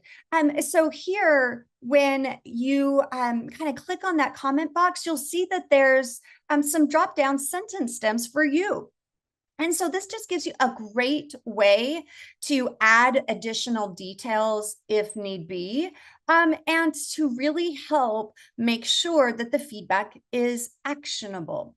Now, when you see this little star here, this rubric item also uses Grade Assist. So when we go through the writing process and you are using Grade Assist that's built in, it will help identify when students have put in their writing, it will help identify which one of these really is aligned to the writing sample. But please remember that teachers are always in full control. So they always can make adjustments or changes if need be. So that again is a really powerful piece for you. So teachers really love this, that they have that built-in support whenever they are wanting to review any one of the writing samples, and especially as you're working through the STAR practice. So just as a quick reminder, where did I find this? If I am back in Explore, and we've talked about so far your HMH curriculum, I'm right down here where it says state assessments. And this is where I would be able to go in and I would be able to browse all of our assessed grade levels and the genres that are associated with each grade. We even have the process of, or the focus on revising and editing, which we know is a big challenge for many of our students. And this is also where we see the growth, right? This is where the magic happens. And so there's built-in STAR aligned practice here as well. And then the question about Spanish, guess what? Here we have that support as well. So here, this is a Spanish language collection. This is a great way to help students build proficiency in their native language, and then really giving those students a chance to have meaningful writing opportunities. And so another really wonderful tool for you to use as a classroom teacher. And you can see we're still looking at third grade. And now we've moved on to fourth. So lots of opportunities to have that STAR aligned, calibrated rubric, again, 0 to 3 that we have related to the rubrics we have here in Texas. So a really powerful piece, and one that teachers absolutely love to use. I want to pause there, see if there are any questions that have popped up related to the STAR aligned practice that's built right here for state assessments. Okay. Hi, Jen. I don't know specifically we have on based on the state aligned. I'm looking, I mean, there are like different types of questions. Let's see, did you see anything with text? Because I do have a YouTube facilitator that's helping me with questions. She's okay, perfect. In the chat. She said, is there a speech to text feature? There is, absolutely. And then there's also video recording. Okay. So again, that is a feature that our students can absolutely use. That's a great accommodation, not only for our language learners, but for any student that has built-in accommodations for their ELAR class or for science or social studies. As I mentioned, my own son that's moving from 5th to 6th grade, he has speech to text as accommodations. He has access to video recording as an accommodation that he can use, quite frankly, in all of his core classrooms. And so that is a tool that is built in to Writable. Beautiful. And I think that the one underneath, we have another question. I think it was something about what's the best use of Writables for English language learners? I think for EL, for our English language learners. So correct. There are a couple of ways for So it really depends on your focus in the classroom, right? So are we trying to move our language learners to proficiency in their native language and then English, or English and just really tapping in to the multilingual supports, right? To help them better understand by using tools in their native language. So if you have multilingual learners in your classroom, which we tend to always do, right? We want to support them. You'll definitely want to take advantage of some of the tools that you see here. So right here, that's a good segue actually, is where we have multilingual learners. There are a lot of tools that you can utilize. One that teachers' eyes tend to gravitate towards is what you see right here with TELPAS. So here's a complete collection that can be utilized right along with, your English learning or EL development in the classroom. So for reading and writing, or you can use it for TELPAS practice. And so do know, even though it says TELPAS, you can use it for either. And what's great about it is that all of those supports for our language learners are built into these writing opportunities. And so here again, it functions very much the same way as what I've shared already. But when you open this up, you would see that they would have the prompt and the writing passage. Students will also have a wide variety of supports that can be used. So for example, if I am using this piece, and you can see here, students are working on narrative writing, but the focus here is on process, right? Writing a process.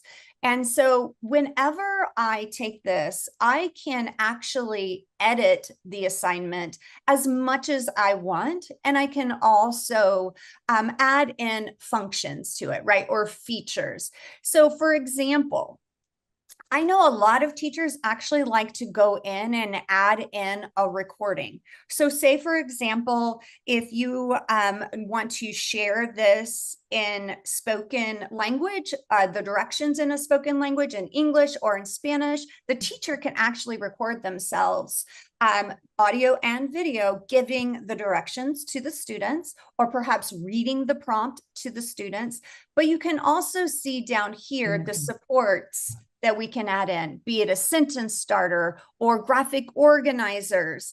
And so these are also really helpful for our students as they are either acquiring the English language, building proficiency in the English language, or you're just wanting to utilize supports in their native language, for example, in Spanish. So really, really helpful tool. All of those pieces can be managed by the teacher. So do know that you can also really differentiate. Not all students have to have the same accommodations. So you could do this by individual student, by your whole class, or maybe some groups in the class. And so that's a really powerful tool for teachers, and especially when we are wanting to provide supports for our multilingual learners. There are also great mini lessons or short lessons that can be delivered. These are in Spanish. And so these activities can be done really at any time. And so this, again, will really focus in on each form or genre of writing, as well as specific parts of the writing process. For example, when we are doing some pre-writing, maybe we want to do some drafting, but our focus is on introductions. And so here, for example, you have some writing opportunities to do just that, right? So some short little mini lessons that can be done in the classroom. Teachers love this elaboration, providing more specific detail. These are great activities for teachers to use as well. So don't forget that these are here. They're really powerful for all of our students. And you can see that there's a huge collection of activities that can be used, especially when supporting our English language learners or within ELD support if you have a push-in or pull-out time, or when supporting our EB students, our emergent bilingual students. So again, this is in Explore. You're going to jump right down here to multilingual learners. That is an excellent tool that you will have access to. And this is where you will find all of those little mini lessons. Time for Kids is even built in here. So that's a great tool for you to use if you're wanting to have students practice writing in response to an article. And a wonderful resource, also very engaging for our students. So I've spent some time right here. I just want to reiterate your HMH curriculum is here. We've talked about where you can find STAR practice here and our multilingual learner support, right? The resources that you can use, again, at any time with your students, be it in the classroom, in your ELAR classroom, or any other classroom, for example. So 3 really powerful tools for you to use within Explore. Where I want to go next is a pretty fun place. And this is also a tool that does utilize AI from the lens of a teacher. So say, for example, and you can see, let's create a high five. So when I say a high five, again, it's a little bit of writing, but it could be when students walk into the class. It could be a quick action item as a part of your lesson plan. Right? It could be as an exit ticket. So they need to complete a high five before they leave. And what's great about this is that you can definitely write your own. It says write your own. So you can go in, you can type in whatever prompt or question for your students, but you can also use AI suggestions. Now, one thing I always like to share with teachers is that, especially when you're first introducing this, make it fun, make it engaging. What's something that your students are really interested in? And if my 5th grader would be in the room right now, he'd be completely embarrassed. But there are 2 things in this whole world that he absolutely loves: sloths, which is very interesting, and football. Diehard football fan, player, year-round, but sloths, anytime he sees one on TV or at the zoo, we have to expect to stand there and watch and learn for quite a long time. So you can add in a topic. You can also focus in on any form of writing. But what is really great about this, I can say sloths, and I can have it generate some fun high fives related to the topic. So here you can see, right, compare and contrast 2 main types of sloths, the 2-toed and the 3-toed. Focus on their physical differences, behaviors, and habitats. Pretty cool, right? And so this is really easy to go in. Can I edit this? Yes, you can. You can edit every bit of it. You can add in an image of a sloth, whatever you want to do. You would then hit next. If you are wanting to tie skills to this, you absolutely can. And you'll notice right here where I can focus in on the form of writing, right? Or response to reading.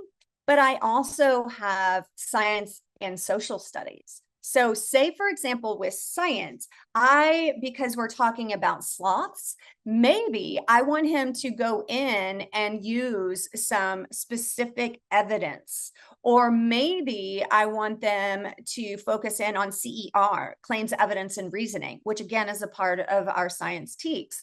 And you'll see what we're asking the students to do. So that will be a part of the rubric. Now, you'll notice right here where I can toggle the rubric at this point between English and Spanish. Here in a moment, I'll show you how you can have these writing prompts in Spanish, right? Have AI create that for you. But you click next. How do you want your students to respond? They can write and submit. But if you are at a point in your classroom where, yes, I want my students to do that, but I also want them to engage in anonymous peer review. You're able to do that as well. And that is where they are able to provide feedback on a peer's writing, and that peer can provide feedback on their own writing. You as a teacher are in full control. You see the feedback before it's delivered. You have full control over this. You can make sure that everything is appropriate before it hits the students. Or you can just have students think and respond and click next. Give it a name, finish, voila, you're done. And you can push that out to your students. Super easy to do. Now, maybe I want to do that, but I want to have slots in Spanish. And I'm going to give it a moment to generate some ideas. And then here we are. And what you'll notice, oh, it just went in English. Hold on. I had this pulled up just a moment ago. Having to redo it. See if we can get it to go.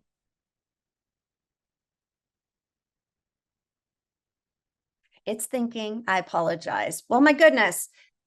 Do know that it will write in Spanish. Let me figure out why I'm not able to do that at this moment, but it will then write your prompt in the Spanish language. And that's a really cool tool to do. So I will absolutely take note of that and make sure that you all have access to that tool. So high fives, super cool.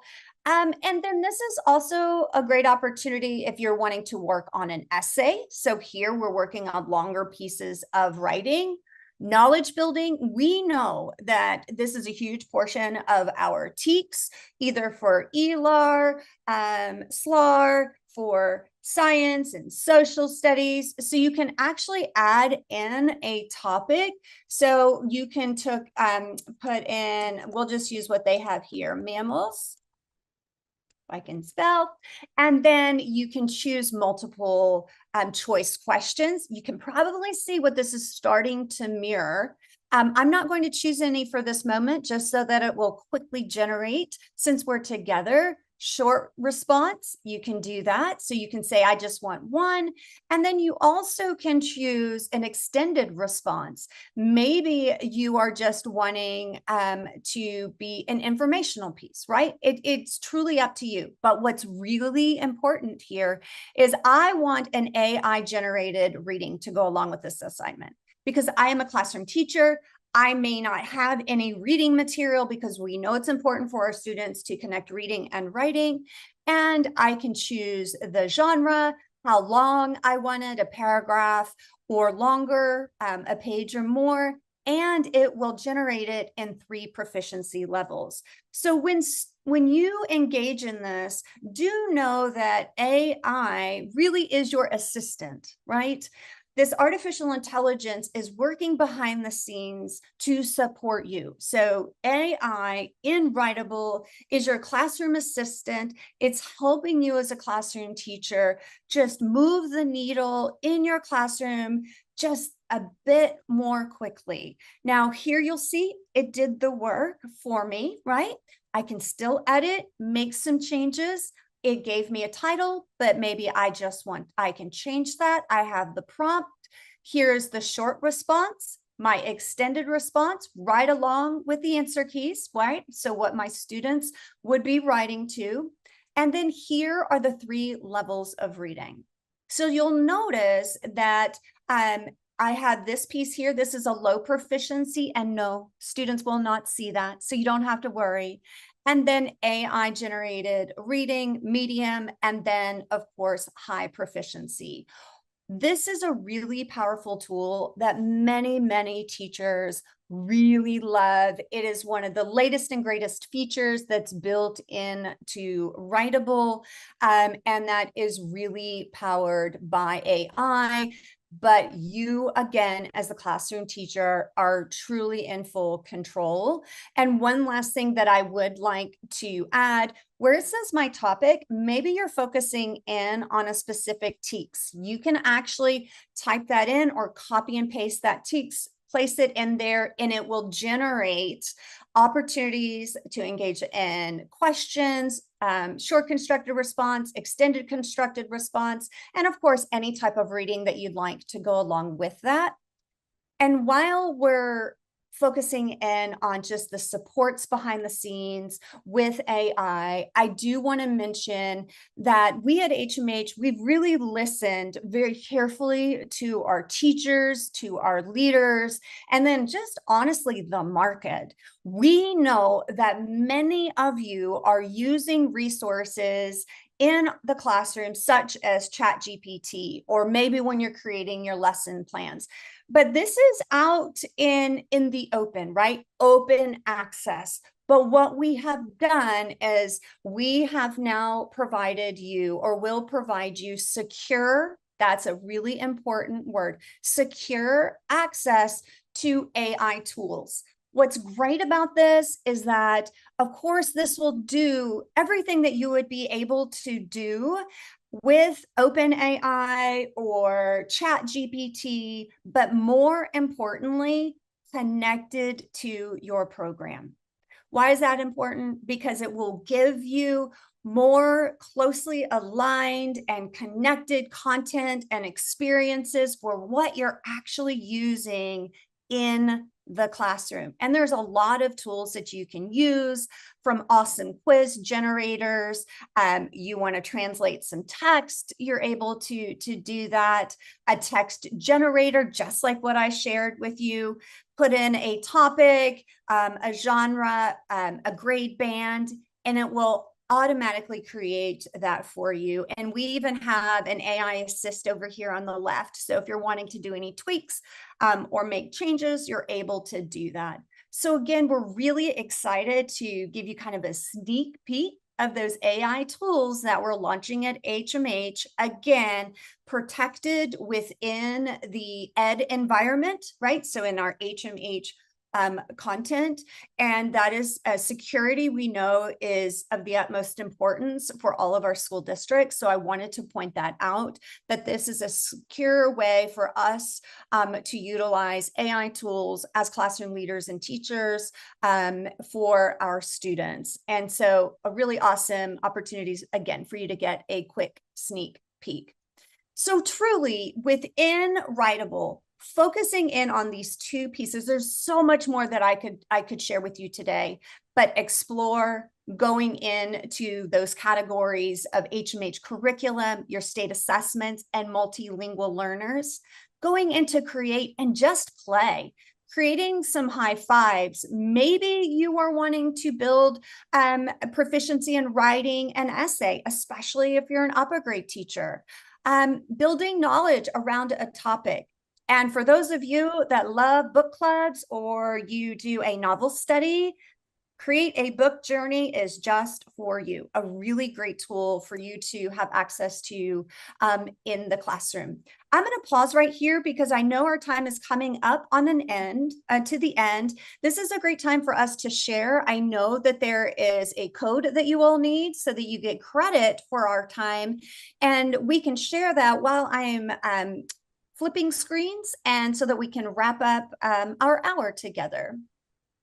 Okay, thank you so much, Jen. I think now the code should be showing, and we appreciate those of you who have been participating with Jen. She has a lot of great information. It looks like Writable is going to be great, a great resource, a great avenue for, all the teachers that will be able to have access to it in CFISD. So the code is up, so make sure you're writing these down, and remember that you are going to put the code in at the end of the day. So if y'all have any questions, you can still go ahead and put them in the chat. But we really, really appreciate y'all being here. And Jen, we really appreciate you being here and sharing all your knowledge with HMH and Writables. You're very welcome. And thank you for having us all here today. Again, we are so excited to partner with you and all of the surrounding school districts. And if there's anything that you need, please do not hesitate to reach out to your district leaders, as well as your content specialists or account executives at HMH. We're here to support. Beautiful. Thank you. And you have a student focus. He has a student focus approach, and He calls it more cowbell. So you're going to have to help us with that. But we are so glad you're here. So without further ado, I'm going to turn it over to you. So thanks for being here, Ben. Well, thank you so much for having me. I appreciate you taking the time today to log on to the Digital Learning Conference. As we just covered, my name is Ben. I'm a Texas content specialist for HMH, and that whole more cowbell references to an old SNL skit where I more or less want to make sure that if you are joining us today on a digital conference, on a session about Into Science Texas, that you have a little fun, but ultimately you're highly engaged all along the way. And so we're going to dive into all the things. Thank you for being here. I'm going to go ahead and share my screen, make sure this is all up and running. And there we go. We are off. And so thank you so much for taking the time this morning to join this session over HMH's Into Science Texas. It's really the goal of this resource and this program that many of you have been using this past school year is to bring out every single student's inner scientist. How can we support our students in their science journey and really create little scientists in our classrooms? And so through our time together today, what I want to do is really give you an introduction, an overview of what Into Science Texas is. Many of you, once again, across Cypress Fairbanks and many other districts across the state have been using this resource this past school year. But for many on this call, and for many who've joined the session today, you may be brand new to the district that you're teaching in. You may be brand new to teaching science this coming school year, and you may be tasked with using HMH's Into Science Texas. So I want us all to have a starting place as to what is this resource? How do you use it in the classroom? Where can you begin? But then for those of us who have been using it this past school year, who saw some great successes and got excited about it in the first year of implementation, I want to actually show you and go over a few updates that have occurred with Into Science Texas, but then ultimately with the HMH Ed platform as well. And so we're going to cover all the things in our time together. And before you leave, you will get that code so that you can get credit on your attendance sheet. We'll make sure you get that before you leave. So don't log off early. Make sure you stay on for that code. I appreciate you taking the time to be here today.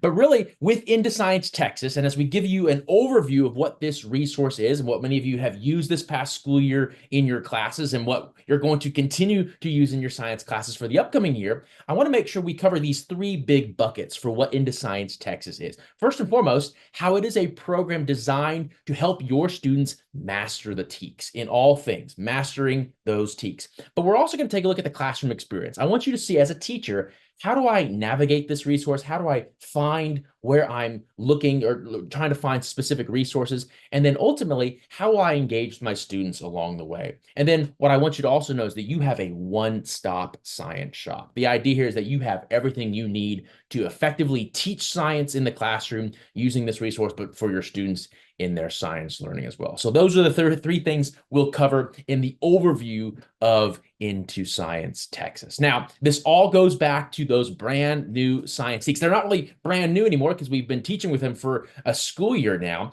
but we know that with this past science adoption, we have new science TEKS in our classrooms. This is the second year of teaching with these new science TEKS, and we have these three strands. You still have that science content that we have always taught, that we continue to teach in our classrooms. But now we have those things called the scientific and engineering practices and those recurring themes and concepts, these SEPs and RTCs. And what you see here is the three strands are going to tie together. We are helping take these scientific and engineering practices, these SEPs, the doing like a scientist in our classrooms, tying these with the recurring themes and concepts, the thinking like a scientist, ultimately with that science content. And so what we have with the new science TEKS that Into Science Texas is fully built on is this idea of three-dimensional learning. I know many of us have heard that in the past in teacher school, in PD sessions. We have true three-dimensional learning with our new science TEKS and ultimately with the resource you have in your classroom with Into Science Texas. So you see this braid right here. And by the way, that animation took me a lot of time to animate. And so I'm a little embarrassed to say, but you have these three strands of the new science TEKS, those SEPs, those RTCs, and the science content. They are embedded together, three-dimensional learning. Nothing is taught in isolation anymore. So in your experience this past year of teaching with Into Science Texas, or if you're looking forward to teaching with this, Into Science Texas in your science classrooms in the coming school year, you'll notice All three of these are tied together in all of your lessons, all of your resources, all of your activities and labs. You have true three-dimensional learning. Now, what that might actually look like in reality. What you see here are a few snapshots of what this looks like for you as a teacher in your planning. So taken from a third grade lesson over how soil forms, you'll notice called out in your lesson planning using Into Science Texas, we have three-dimensional learning. So the lesson is over how soil forms, but we are calling out for you as a teacher in your planning, making it very simple, very easy for you, exactly what are those SEPs and RTCs that are embedded into the lesson itself. You don't have separate lessons. They're embedded into that one singular lesson for you to deliver. And even taking it a step further in the hands-on activities, in the investigations, the labs that you will help guide your students through in the classroom, you'll notice, once again, breaking it down. That's the title of that hands-on activity. There's the TEKS right there for third grade. You'll notice we are calling out for you exactly how those SEPs and so forth with the RTCs are embedded. It is true three-dimensional learning in everything that you are doing, making sure we are helping your students master those TEKS, but that you as a teacher don't have to worry about, am I checking them off correctly? They are embedded in all things for true three-dimensional learning. Now, this is really done easily for you. I'm going to take you into the HMH Ed platform in just a moment to show this to you, but everything with Into Science Texas is simply organized by the TEKS. So when you are going to search for specific content, specific lessons, everything will be organized specifically by the TEKS. No chapters, no modules, no units. It is the TEKS. Now, what we are saying as a publishing company, HMH is an ed tech company, we are saying, hey, you follow your district leadership in the curriculum documents and the planning and the pacing that your district has provided for you to follow. But then from those curriculum documents, from your district leadership and the scope and sequence they're telling you as a teacher to follow in the classroom, you dive into the ed platform and you simply and easily navigate by the TEKS to where you need to go. So three-dimensional learning at its core, organized by the TEKS. What I want you to take away from this session, if you're taking notes, is that you don't have to worry about trying to mix and match which TEKS you're teaching. It is all done for you in the lessons that you get to deliver in the classroom. Now, diving a little bit into this classroom experience, this is where there's going to be some variety here, because in Cypress Fairbanks, as well as other districts, what we're seeing is that we have a span of grade levels who have adopted, who are using Into Science Texas from kindergarten up to 8th grade. And the classroom experience for science looks and feels a little differently for a kindergarten first grade classroom versus a 6th, 7th, and 8th grade classroom. So the classroom experience may look and feel a little different. But what I want to let you know is that every single grade levels, no matter if you're a kindergarten teacher, a 5th grade teacher, an 8th grade teacher, you have what we're going to see right here called the interactive lessons. These interactive lessons are going to be one click away. You access on our ed platform. I'll show you how to do that in just a second, that you can project in the classroom to teach directly from these interactive lessons. One click, I project and I can teach directly from these lessons. They are built out, ready to go with all those TEKS included. Now, from here, here's where we get a little nuance as to how we can do this. This is where you as a teacher have some autonomy as to do what works best for you as a teacher in the classroom, but ultimately for your specific students. These same interactive lessons, they're presented digitally. You present or you project them in your classroom to teach directly from, and we're going to show you how interactive they are, what that means. But if you're like me and you like to take a lesson, take a resource that's built out and ready to go, but to be able to make some tweaks, some changes, some edits, these same interactive lessons are available in downloadable and editable PowerPoints that then convert into Google Slides. So you can take the built-out interactive lessons to project and teach from, or I can take the offline version of those same lessons to edit, tweak, and change in a PowerPoint or Google Slides format. That is what you teach with. So many of you had great successes with this past school year, and some of you are going to be brand new into teaching with Into Science Texas, or maybe you're just going into year 2 of teaching with it, and maybe you're going to continue to tweak and change how you want to deliver these lessons, whether that be through the interactive lessons themselves or the editable offline versions through PowerPoint and or those Google Slides. Now, when it comes time to the student experience, so we present those lessons, as I just mentioned, with the interactive lessons or those offline PowerPoints. Students are going to get to interact with these lessons in really one of 3 ways. The first way I'll mention would really pertain to more or less if you're a kindergarten, first grade, maybe second grade teacher. But let's really talk about that kindergarten, first grade. If you are a kindergarten, first grade teacher, and we know science time sometimes is sandwiched in between math and reading and specials and everything else that's going on, if you have a little less time and maybe it is not conducive for you in the classroom at the earliest grade levels to have your students be on a device or potentially be on a print resource, you can effectively at the early grade levels teach these interactive lessons whole group. You can project and teach and have great participation in your class with a whole group instruction. Now, for most grade levels, what we're going to see is that as I'm projecting these interactive lessons, my students can effectively log on with their device to their interactive lesson that will mirror the experience that I am presenting in the classroom. So as a teacher, present this interactive lesson, my students can be on their device on their interactive lesson, really having that full classroom experience with the content, but also with really awesome digital features that are going to increase engagement, but really meet students where they are in their learning journey. Now, it's also the real world, right? As a former science teacher myself, I love digital resources. I use them in the classroom, but we live in a digital and print world. What you're going to see here is that anything that your students get to interact with digitally through these lessons is available in print. You have the ability to print off these lessons and really have the access to make sure your students have the both digital experience and print experience too. And I would encourage you to reach out to your specific district leadership as to what print resources you may specifically have at your various district. But just know we have the digital and print resources to make your blended learning classroom a success. And what I'm going to show you a little later on is how we can actually take these lessons and you can edit them offline with the PowerPoints, right? But also there's going to be this thing called Pocket Lab. And some of you got to experience Pocket Lab Notebook this past year, but how Pocket Lab is going to allow you for increased customization and collaboration with your students in a digital experience. Now, this is also very important for teachers in Cypress Fairbanks, but also in surrounding districts as well, as successful LMS platform integration. And so, yes, Into Science Texas integrates seamlessly with Schoology. I know that's a big deal with Cypress Fairbanks, but also Canvas. And if you have a Google Classroom, if you like those Google Classroom integrations, we effectively integrate with those. And I actually believe this is a little bit of a plug for a session this afternoon that you could attend. If you're curious to hear more about HMH and Schoology and how that connection is between Schoology and HMH content and resources, there is an afternoon session by one of my colleagues that you could join about that connection between Schoology. But Into Science Texas does integrate into Schoology. We can pull content and assessments into that LMS platform for seamless integration there. But ultimately, we know we don't have time to waste. We need to get students, and you as a teacher need to get into the resource quickly. And so whether that's through your district SSO of ClassLink or Clever, one click and you are in, and your students are in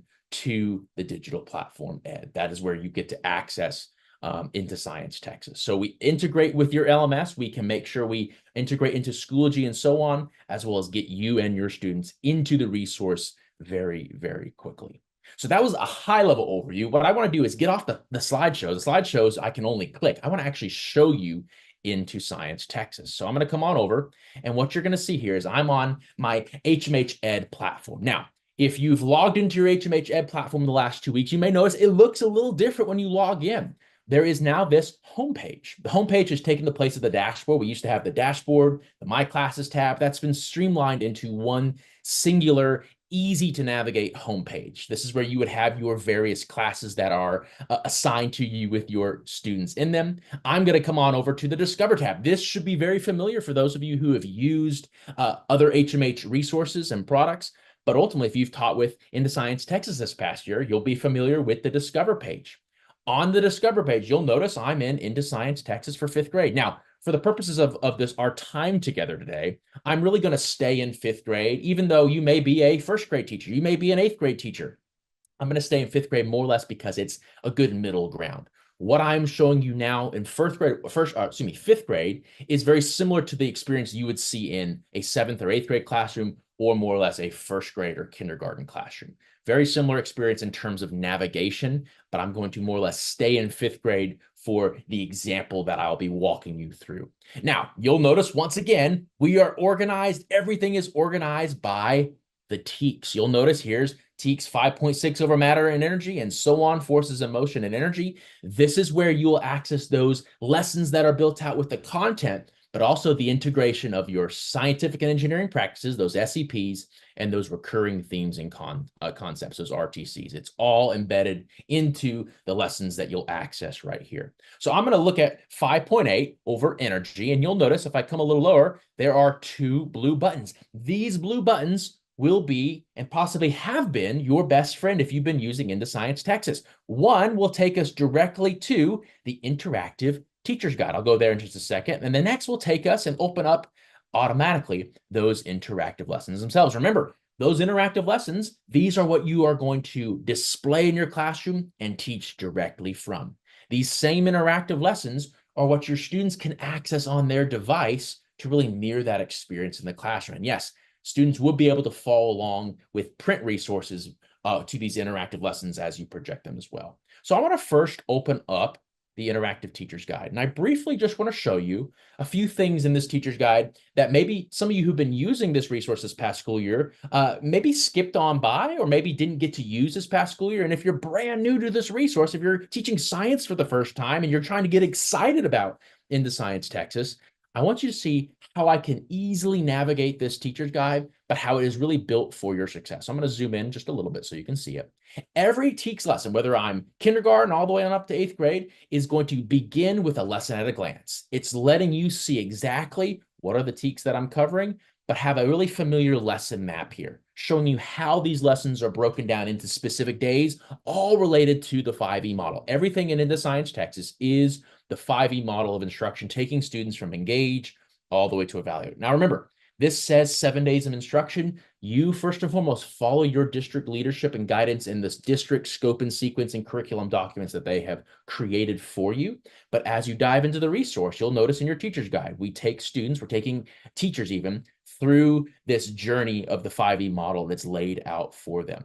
What I love is that you'll see on various lessons, every lesson rather, how we call out specific extensions for you. Many teachers the first year, we were learning how to use this resource in these specific days of instruction, and maybe we didn't quite get to dive into some of these extensions. These can be literacy focused, as we're going to talk about. These could be projects. These might be performance tasks. Many of us are in the second year of using an awesome resource like Into Science Texas are going to start using some of these extensions in our classrooms during our instruction for the upcoming school year.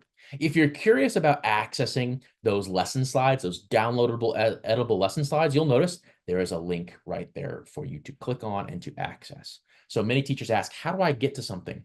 What I would first direct you to is access your digital teacher's guide, and many of the important needed links that you will use in your instruction are hyperlinked in this teacher's guide. It is a hyperlinked resource. In fact, if I come to the next page, it's like flipping a book, page in a book, you'll notice it's laying out that lesson planning for you, scientific and engineering practices, recurring themes and concepts. You'll notice if you're a brand new teacher, if you have a new teacher on your team and you know you want to help support them in their science instruction, using Into Science Texas, we have our teacher science background provided for every single lesson. You can click on this and up pops a quick and easy and simple PDF for background support for you as the teacher. And so I want to show you how you can find some of these resources that are all hyperlinked in your teacher's guide, but more or less how this will be a great starting point as you dive deeper into using this resource in year 2 for many of us, and potentially for the first year for some, as they may be new to the district or brand new to teaching science. As you move forward, I want to show you this spread right here as it loads. This spread for me as a teacher is my best friend. This is the spread I always tell teachers to bookmark. You can see right here, I can bookmark the page right there to know exactly where this is for every lesson that you're teaching, because this helps you as a teacher effectively and easily plan for differentiation. The lessons themselves are built out, ready to go. We can teach directly with those. But when it comes time for differentiation, meeting specific students' needs in the classroom, this is a great resource, or rather a great page with multiple resources to use. You'll notice right here, there's links for our phenomenal readers.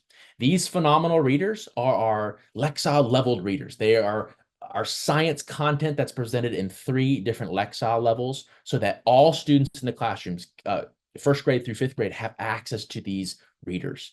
Now, from there, you also have a variety of language supports, resources to help your students in language acquisition, whether that be vocabulary cards, a graphic organizer, or potentially something called the language x-ray. I'm going to go ahead and open up the language x-ray real quick. If you are, as a teacher, looking to take your vocabulary instruction to the next level in your classroom, I would encourage you to take a look at these language x-rays within Science Texas. This helps you zoom in on the vocabulary in your instruction as a teacher, but how can we effectively work this into the various rhythms and routines with specific timeframes during these lessons? What I love about the language x-rays too is that it helps you as a teacher model this vocabulary in your lesson well for the students.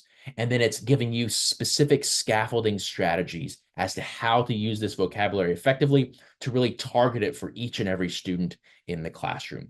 You'll notice as I scroll a little lower, all these routines are built in, and we're providing you as a teacher sentence frames to use in that vocabulary instruction as well.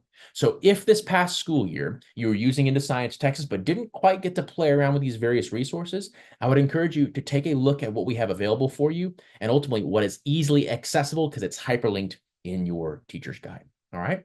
A little lower, you'll notice how there's called out EB support. Every lesson is going to have specific emergent bilingual support so that you as a teacher can make sure language is not necessarily a barrier for your science instruction. How can we support our students no matter their linguistic background? And I had a conversation with a teacher recently who taught with Science Texas this past year and said, you know, the EB support built into these lessons is effective not only just for our EB students, but ultimately for all students. It's great for all students to have these supports.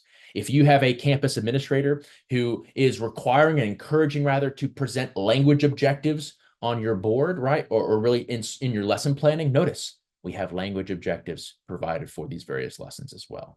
A little lower, I'll notice how there's links to supplemental reteaching lessons. This is where you'll also find links to performance tasks. The one that I want to call out to you, I'll zoom in so you can see it, is called the Science Source.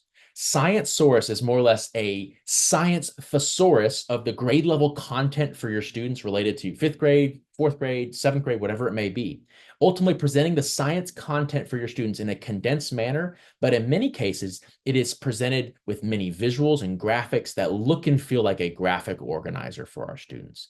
This is a great literacy support for a reteach, review, or an extension in the classroom. So I encourage you to take a look at the Science Source as well. Many teachers, their first year of implementation with a resource like Science Texas are just getting their feet wet. They're just dipping their toes in.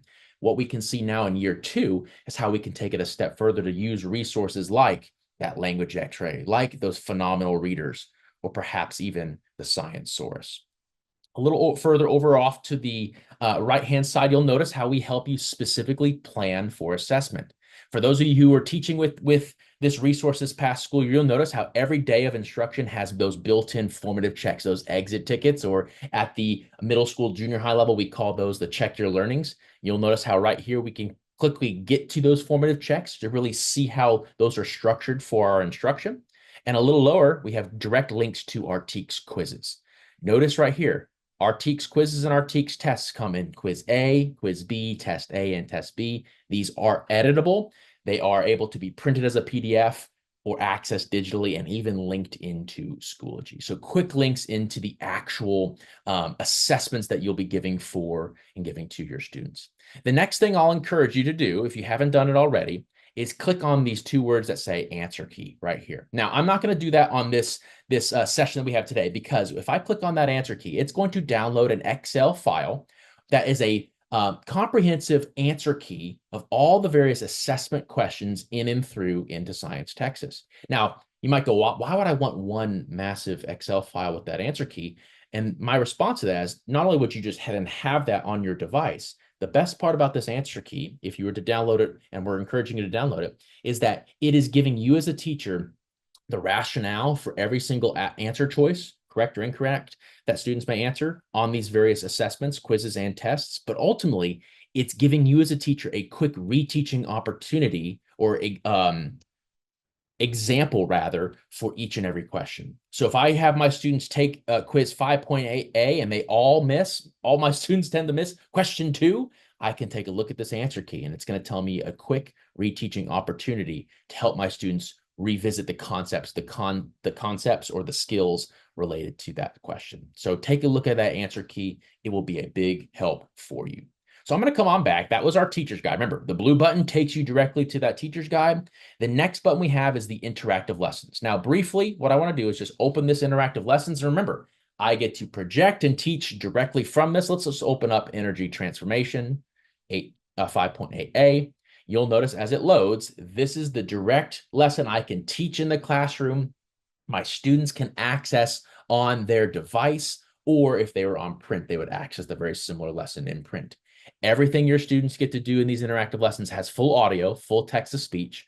But as a teacher, I want to take you rather, to see how I can navigate to my various days. I want to come on down to let's just do day 2, build your own flashlight. Notice how it's calling out a hands-on activity. And as we dive a little further into this lesson, this is a hands-on activity that requires some materials. And so in Cypress Fairbanks, I know many grade levels receive consumable equipment kits, which means you have those specific materials for these hands-on activities. And then from here, it is guiding you as a teacher to help facilitate these hands-on activities in the classroom very, very easily. So notice right here, we're following through the procedure as to how to build and construct this flashlight for our students. But as I go a little further here, we're testing our prototype in the classroom. I want to show you how we can define some problems, right? And that's loading in a response opportunity right here. Now, this is an opportunity in the interactive lessons for my students to respond. So I could say, into science, Texas is the best, right? Now, obviously, they would put a response that's tied to their actual learnings. But what I want to show you here is that if your students make a response in their interactive lesson on their device during instruction, as a teacher, I can come to this T review button. I can access this T review button. I will easily search for my class. Your students are rostered for you.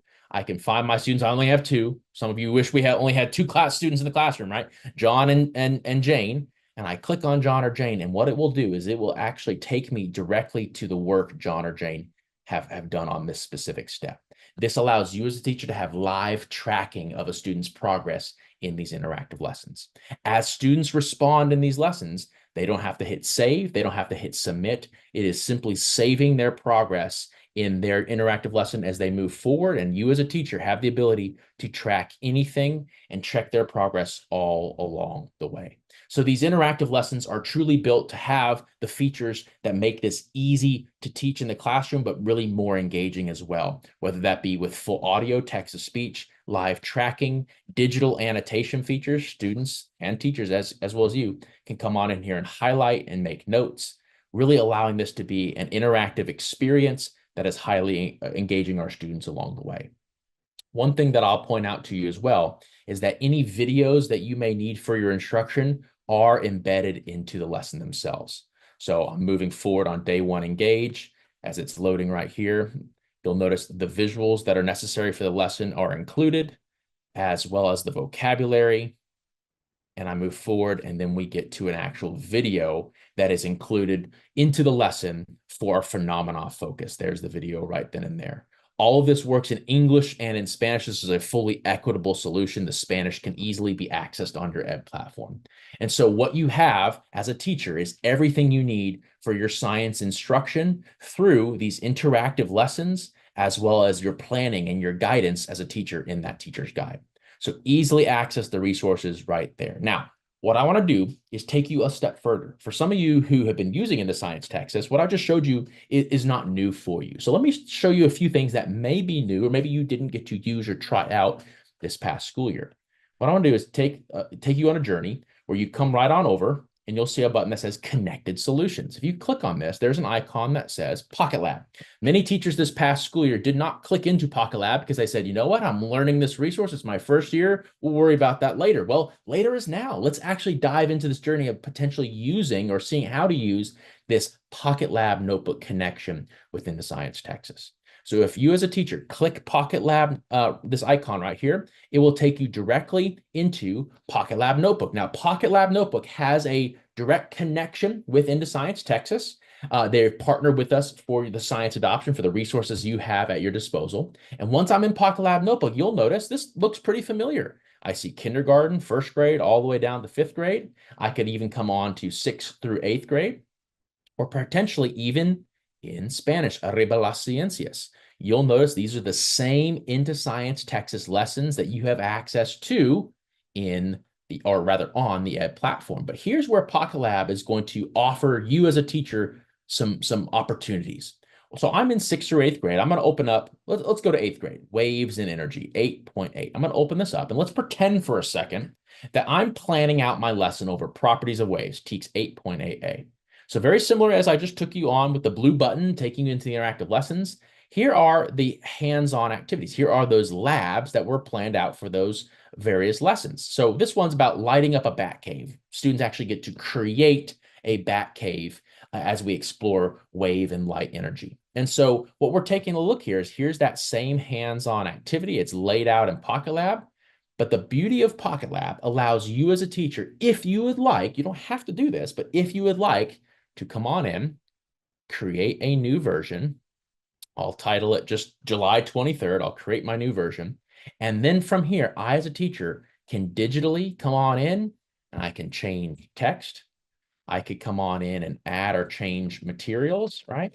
I could even come on in and hit one of these little plus icons. I'll zoom in so we can see it. And what this is allowing for you as a teacher to do is potentially add in opportunities for your students to collect some more data during these investigations. Maybe I actually want my students to collect an extra step of data at a specific point. Maybe I then want my students to demonstrate this data in a different way. Maybe I want them to actually edit and manipulate a bar chart or perhaps even a scatter plot. If you have, and I know we all do, if you have a favorite YouTube video that you just love to share every year because it is just part of how you've taught a specific lesson over in the past, guess what? You can actually embed that YouTube video directly into the lesson of Pocket Lab. We can actually add in more questions. We can add in multiple choice, drag and drop some of those tech enhanced item types that our students practice on our assessments. But guess what? I could even add in an opportunity for speech to text. This is a great opportunity for our students to actually practice orally speaking their learnings. This is also great practice for our TELPAS students. So Pocket Lab, if you're taking notes, this is what Pocket Lab does. It allows you the opportunity to take the lessons from Into Science Texas, the same lessons that are in your print that you access in on the Ed platform that I was showing you previously. You can take Pocket Lab and what you can do is tweak, change, and edit digitally. I can add in features. I can change text.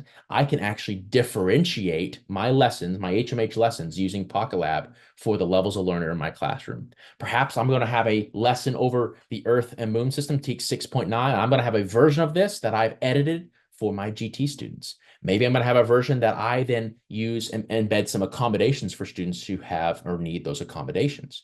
Pocket Lab allows you to edit HMH content to your liking. Now, do you have to use this? No, but it's a great place for you to begin playing around to say, how can I customize HMH content digitally? And then from there, what then happens, as I pull this on up, my classes, here's my example ISD. Your students can access your edited lessons. You'll notice right here how some are in progress, some are complete. I can click on this as a teacher, and I can actually see as it loads. So let's come on back. I'll do this one right here. I can actually see all these students haven't started the assignment right. I can actually have live tracking of my students' work in and through Pocket Lab. And so as my students would then be working digitally through my edited, customized lessons, I get to track their progress, whether that be them working individually or within a small group. And so what Pocket Lab then allows students to do is have increased collaboration. So you get to customize and edit if you like. Students then get to collaborate, if you so choose, on these various lessons, much like it's a working Google Doc. Oftentimes we would have, and I would have my students access a Google Slides or a Google Doc as a group, and they'd all be editing it together. What Pocket Lab has done is basically allow that type of collaboration and editing to occur with a group of students within the HMH content. So Pocket Lab is a great place for you to play around in working to increase your customization of HMH content, but then ultimately enhance collaboration for your students digitally as well. So if you're looking to take your science instruction to the next level, Pocket Lab will be a great place for you to play around with this next school year. And then I have to say this as well. You'll notice in Pocket Lab, remember, here's my ed platform. I'm on the Discover tab. All I have to do is hit Connected Solutions, and it takes me directly right there. But in Pocket Lab, you'll also notice how you have access to the entire Pocket Lab library of lessons.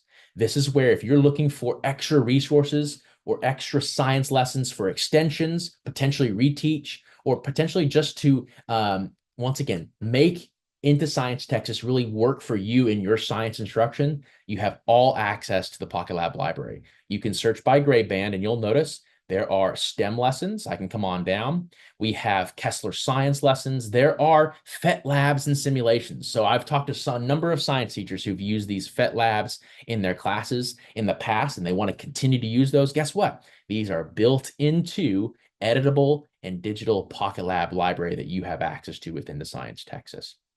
You have lessons built out about the Deep in the Heart documentary. This is, if you didn't get to see it a couple of years ago, it's a documentary all about the ecosystems of Texas. It's all tied, as you can see here, to specific TEKs, grade level TEKs. But the best part is the documentary is narrated by Matthew McConaughey. And so you get to click into the Deep in the Heart lessons through Pocket Lab and actually have your students engage with meaningful content related to the TEKs, tied to the TEKs, and then you get to listen to Matthew McConaughey as these lessons unfold. And so lots of awesome resources here in the Pocket Lab library that we're encouraging you to play around with and to experience in this upcoming school year. So I'm going to come on back, and what I'm going to do is take you one last place, all resources. Now, if you are in your ed platform and you click all resources, you'll notice you see here what I call the filing cabinets. These are your filing cabinets of all the necessary resources in our program. Many, in fact, almost all of these resources are hyperlinked within your teacher's guide. But if you want to go find specific home letters, letters that are built out and they're customizable for you to send to parents, great, I can find them right here. If you need to find editable lesson plans, if you want to go find all of your various assessments, they are right there. And so you have these built out, ready to go for you to be able to access under all resources. So I'm going to come on back, and I showed you a little of Into Science Texas Live, but I also want to make sure you kind of see the full scope here. Now, I mentioned most of this as we went, but remember, you have 100% digital access to all of the resources of Into Science Texas, primarily those interactive lessons that are built out, ready to go for you to teach directly in the classroom. But beyond that, you have differentiation support we called out to you. And then beyond that too, you have your teacher's guide that's really laying out exactly how I can deliver these lessons, as well as necessary literacy supports, whether that be through that science sourced or the phenomenal readers for our elementary students. And many grade levels and many campuses and districts have access to our equipment kits, those materials specifically called for within Into Science Texas. Now, everything here is offered English and in Spanish, and I spent just a few moments ago showing you Pocket Lab. So if you're looking to maybe try something new with Into Science Texas this next year, I would say, let's head on into Pocket Lab. Let's try that out for this next school year. So let's dive into a few updates, right? Because what you got to see is the heart of Into Science Texas, what's been there for you to use successfully this past school year and for the school year ahead. But there have been some exciting updates that we want you to take note of and begin using in your classrooms. First and foremost, yes. Hey, is this a good time to sort of ask some Let's- questions and even maybe post the attendance code? Let's do it. Yeah, we let's have a few, 100%. and so I think the updates will be a good way to come back and say, Sure, wait, let's do that. finishing off. Thank you. I really appreciate. There's a lot of things, and you can tell that everybody's listening because there are a plethora of questions. Okay. That's going That's on. good. Let's see if I could address most of them. Or we did put it in our chat in Zoom, but Okay. I'll see if I can pull that up for 6. Here we go. Yeah. 2. Right now, there is not a functionality to turn off the show sample answer. However, on your ed platform, there's a little purple eye where you're able to give feedback. That's a great place for you to give that feedback across your PLCs as you plan. And HMH kind of compiles that feedback and then potentially will sometimes add those updates. So currently, no, but that would be a great way for you to be able to add that in a little later. Let's see here. Can students pull up the science source? Yes, they should be able to pull up the science source within their all resources as well in their access of the resource. Let's see here. Move this out of the way. And I do have the code up, so those of you who are listening to him address some of the questions from the chat, please feel free to go ahead and copy this so that you have this for the end of the day. For some reason, part of it got covered, but it should show up correctly in a second. I see another question here that says, what if I don't want to use the embedded video? What if I want to use it outside of HMH? So that embedded video is embedded into those interactive lessons. If you were to download the offline PowerPoint version, that video you should be able to pull out in a separate file to be able to view outside of the HMH ecosystem. How do I assign Pocket Lab to my students using Schoology? So what you will do is if you make a Pocket Lab assignment, that will then automatically make a link into a student's ed account, right? So if they were to log into their ed account, they see an assignment waiting for them in Pocket Lab, much like it would in their regular interactive lessons. You can also use Schoology as well. So there will be a link that you'll be able to create for a Pocket Lab activity that could then be kind of translated into Schoology. And likewise, pulling content from Into Science Texas into Schoology is very, very easy. And so I encourage you to attend that session this afternoon where my colleague Tony will be able to kind of walk you through that connection a little deeper and show you just how easy that is to use for Into Science Texas or really any HMH resource. Let's see here. I found the assessments were a little wordy. Can the assessments be edited? Yes, 100%. These assessments are built out in two forms, Quiz A, Quiz B, Test A, Test B. If you would like to take one of those and edit it a little further, that can be done through the Ed platform as well. You can pick and choose which questions you'd like and then tweak those questions to your liking in terms of their words, 100%. Okay.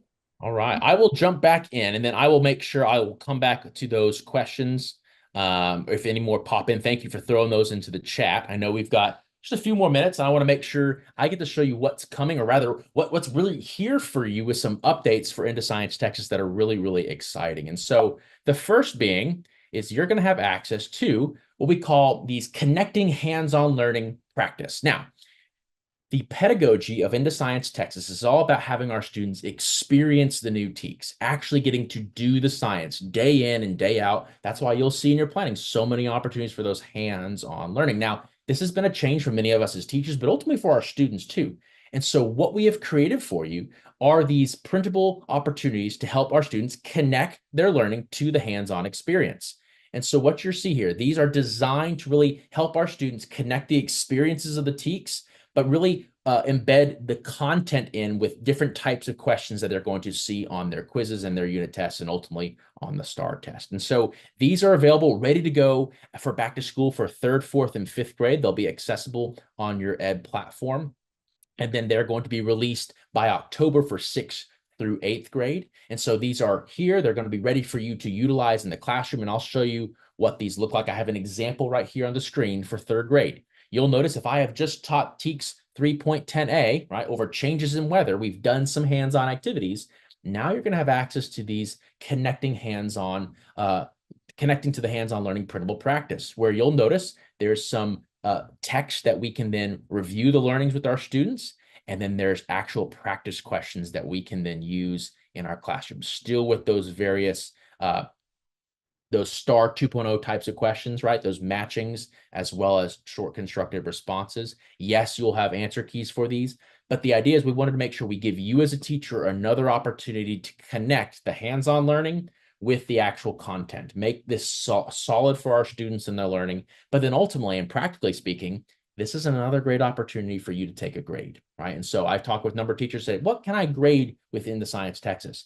These will be great opportunities for take a grade in and throughout your instruction, utilizing these resources too. All right, so you have these connecting hands-on learnings ready to go. Remember, 3rd through 5th grade, 3rd, 4th, 5th is ready for back to school. 6th, 7th, and 8th will be coming. I think the latest date I heard was in October. And so these are being developed, ready to go for you, especially as we're looking to, once again, solidify our students' science learning. But these, once again, as I edit this, notice this is a downloadable, editable file. If the text looks a little wordy for some of your EL students, or for any students who may need this text to be shortened or abbreviated even, I can come on in and I can edit this text however I'd like. Take out text, add text, highlight, bold. this really is up to you, but these will be developed for you in terms of utilizing that in your classroom. So beyond the connecting hands-on learning practice that is going to be available, you also have more rounded out Texas Test Prep. Now, we call it in HMH the Texas Test Prep because STAR is copyrighted, but essentially you have more STAR prep and practice ready to go within the Science Texas. This is accessible within your assessment filing cabinet drawer of the all resources. But the Texas Test Prep is really helping you help the students prep and get ready for STAR.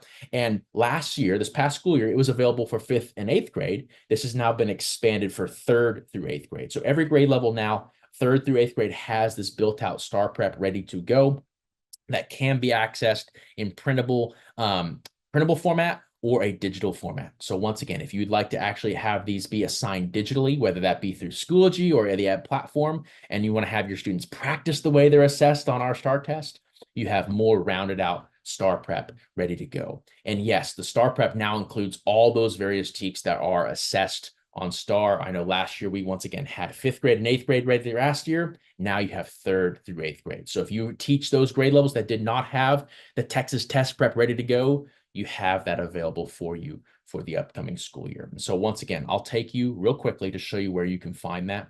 You'll see the assessment. I click on this, and then I'll find component.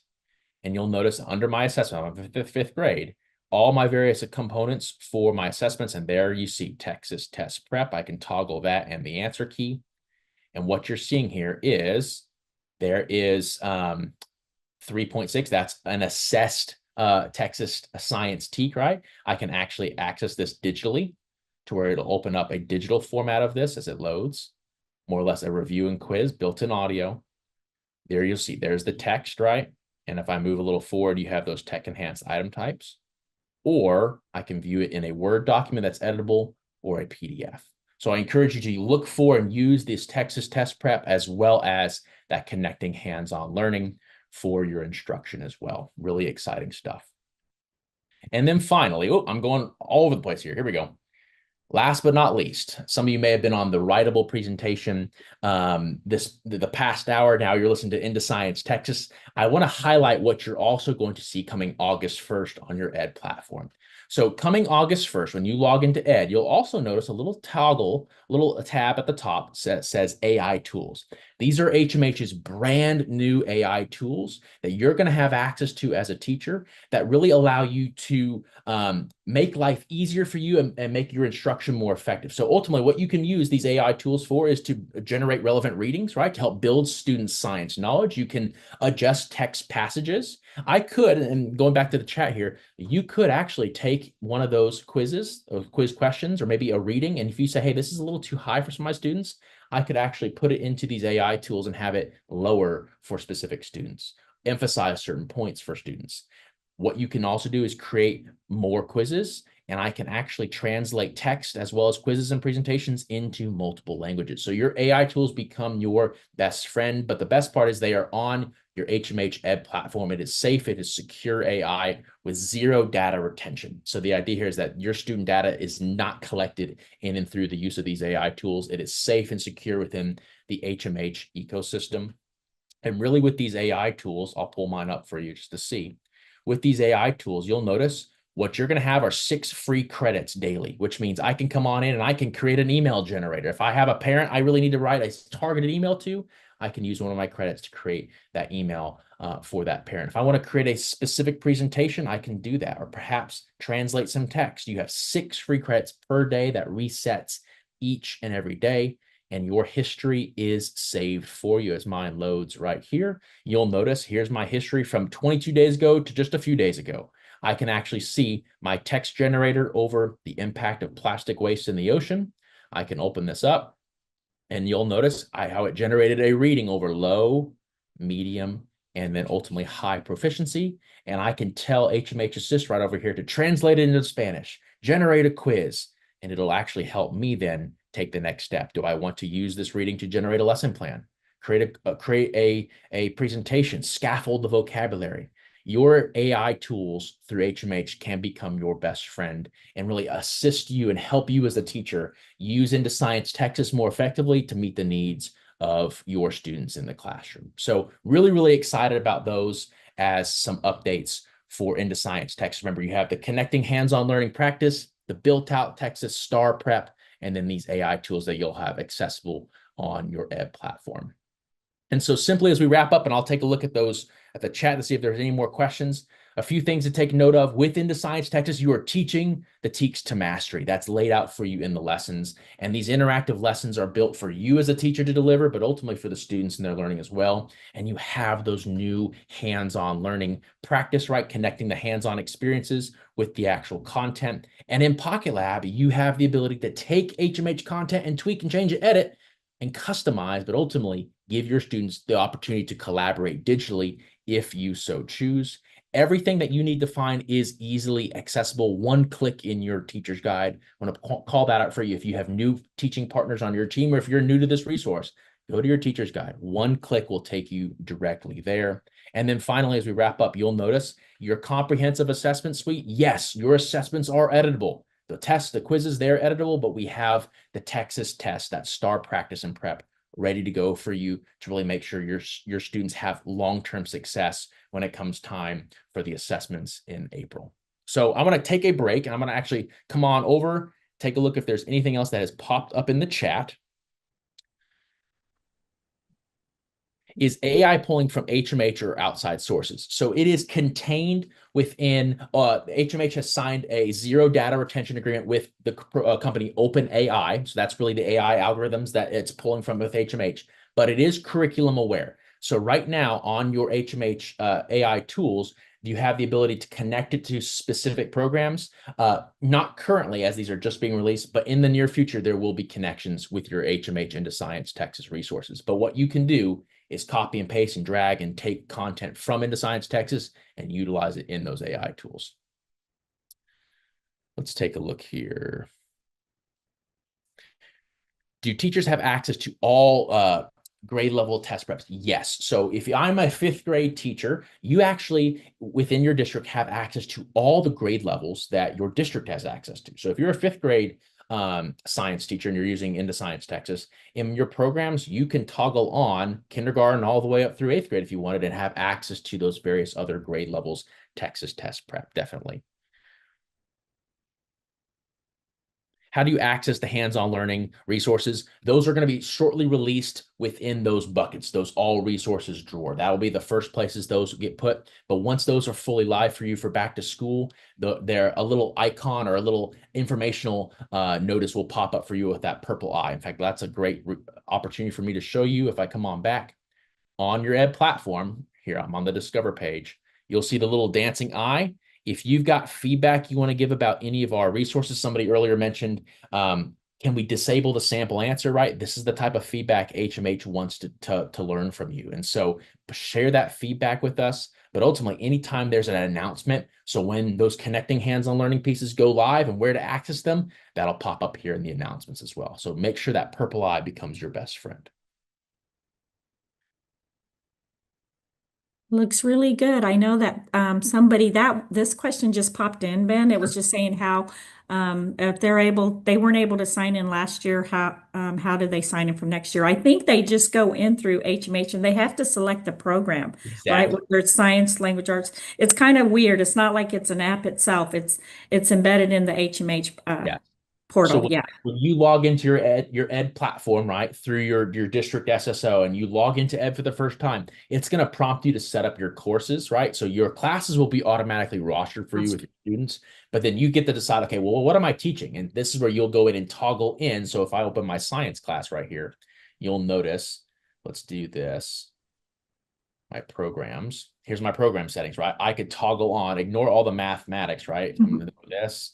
Come on down. Where's my science? Here's my science. There's a lots of science for HMH. You don't worry about California or Florida. But what I want you to see here, I've toggled on all my Spanish and all my English for Into Science Texas. And so the idea here is you'll toggle on the grade levels that you would need or want access to.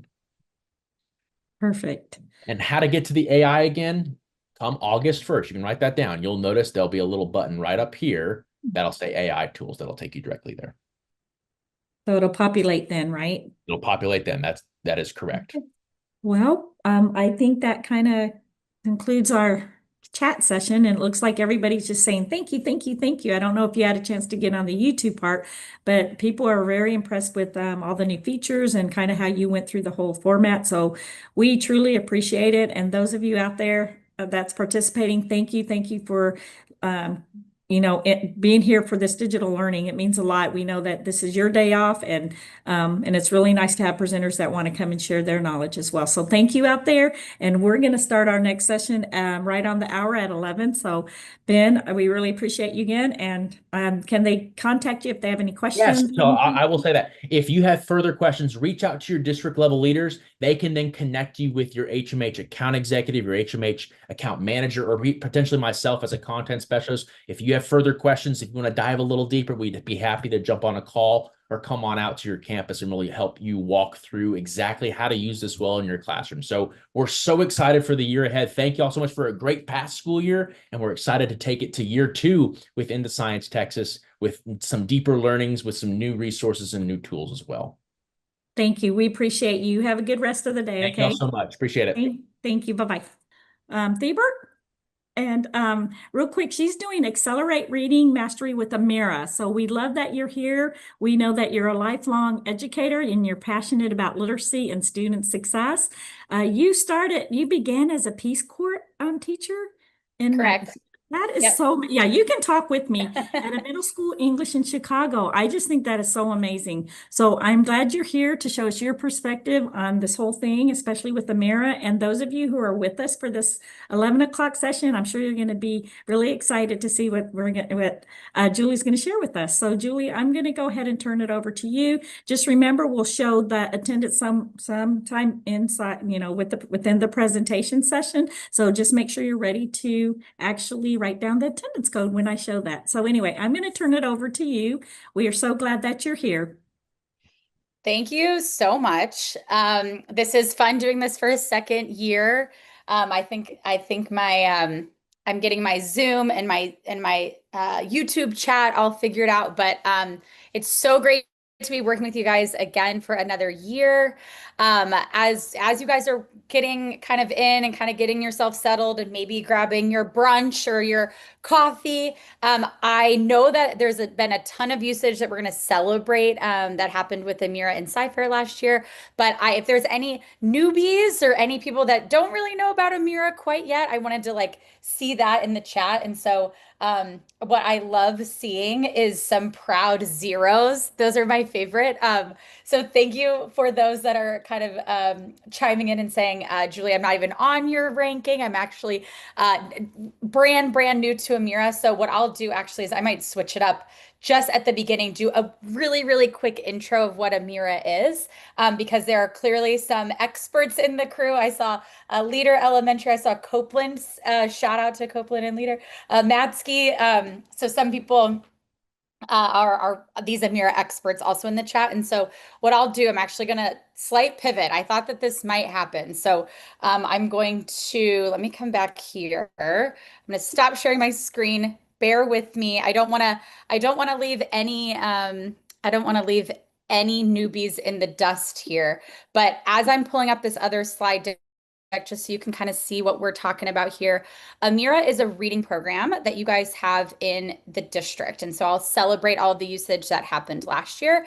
But Amira is a little bit different than maybe some of the other reading programs that you're familiar with, or some of the other reading programs that you've used in the past. Myself, kind of like my intro said a little bit, I am a lifelong teacher. I was a reading teacher for 13 years before I joined the Amira team a couple of years ago. And a lot of the reading programs that I used were great. They had a lot of great data. Granted, they weren't as advanced as what Amira is now, but Amira is a reading program where the biggest difference is that kids are reading out loud with Amira. So instead of a text being presented on the screen and a student silently reading in their head and maybe answering questions or doing activities, Amira is a reading program that uses speech recognition. And so it really listens to kids' oral reading fluency and provides that different level of insight, obviously, than what it might mean for kids to sit silently and do reading activities. And so it uses speech recognition. It also utilizes AI. So if as kids read with Amira, if they make a mistake or if they get stuck, in the same way that incredible educators like you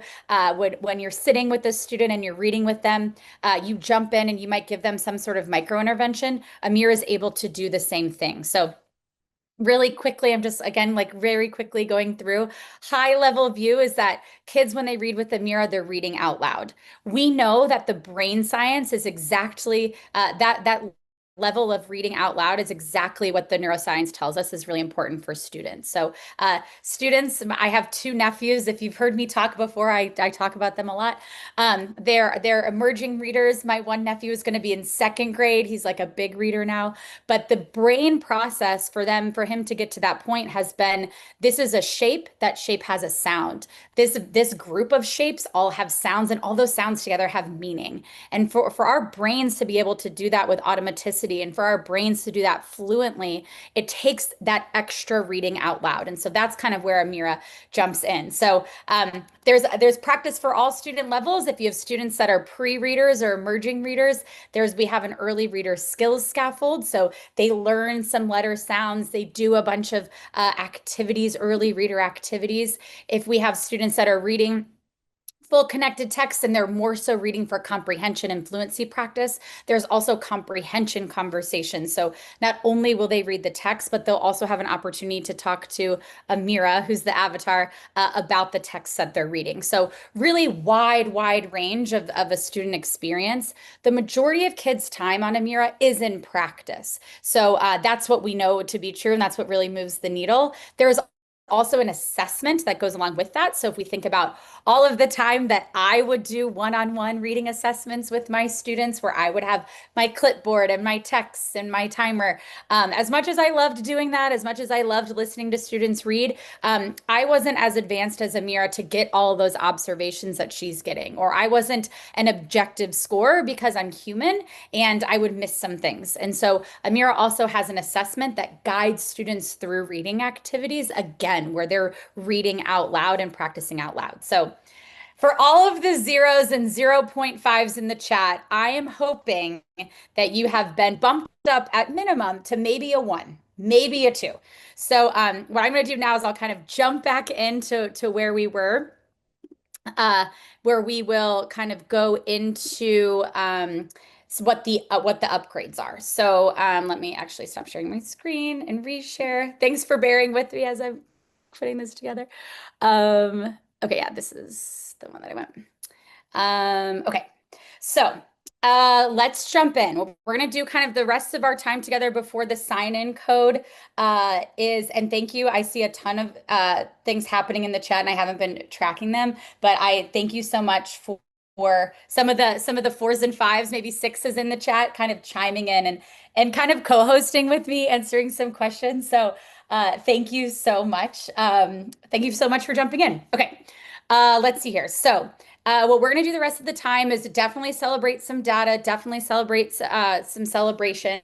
If you have some things that you were wondering about with Amira, or if there's questions in the chat or things that you were experiencing last year and you're curious about now, we have a ton of upgrades that you will see on August 4th. So when you log into Amira on August 4th, there's a ton of upgrades and I want to share those with you. So if you're in the chat and saying, well, this was a barrier that I had last year, this is something that maybe me or my students were a little confused about or wondering about, hopefully a lot of these upgrades will help you, because most of these upgrades truly have come from your feedback, your questions, your wonderings. And so hopefully you'll see all of that reflected in our upgrades. So I'll go through that. And then the last thing I'll do is I'll share a resource for you where you can begin planning for next year. So there's tons more information on that planning document where you can learn a little bit more about Amira.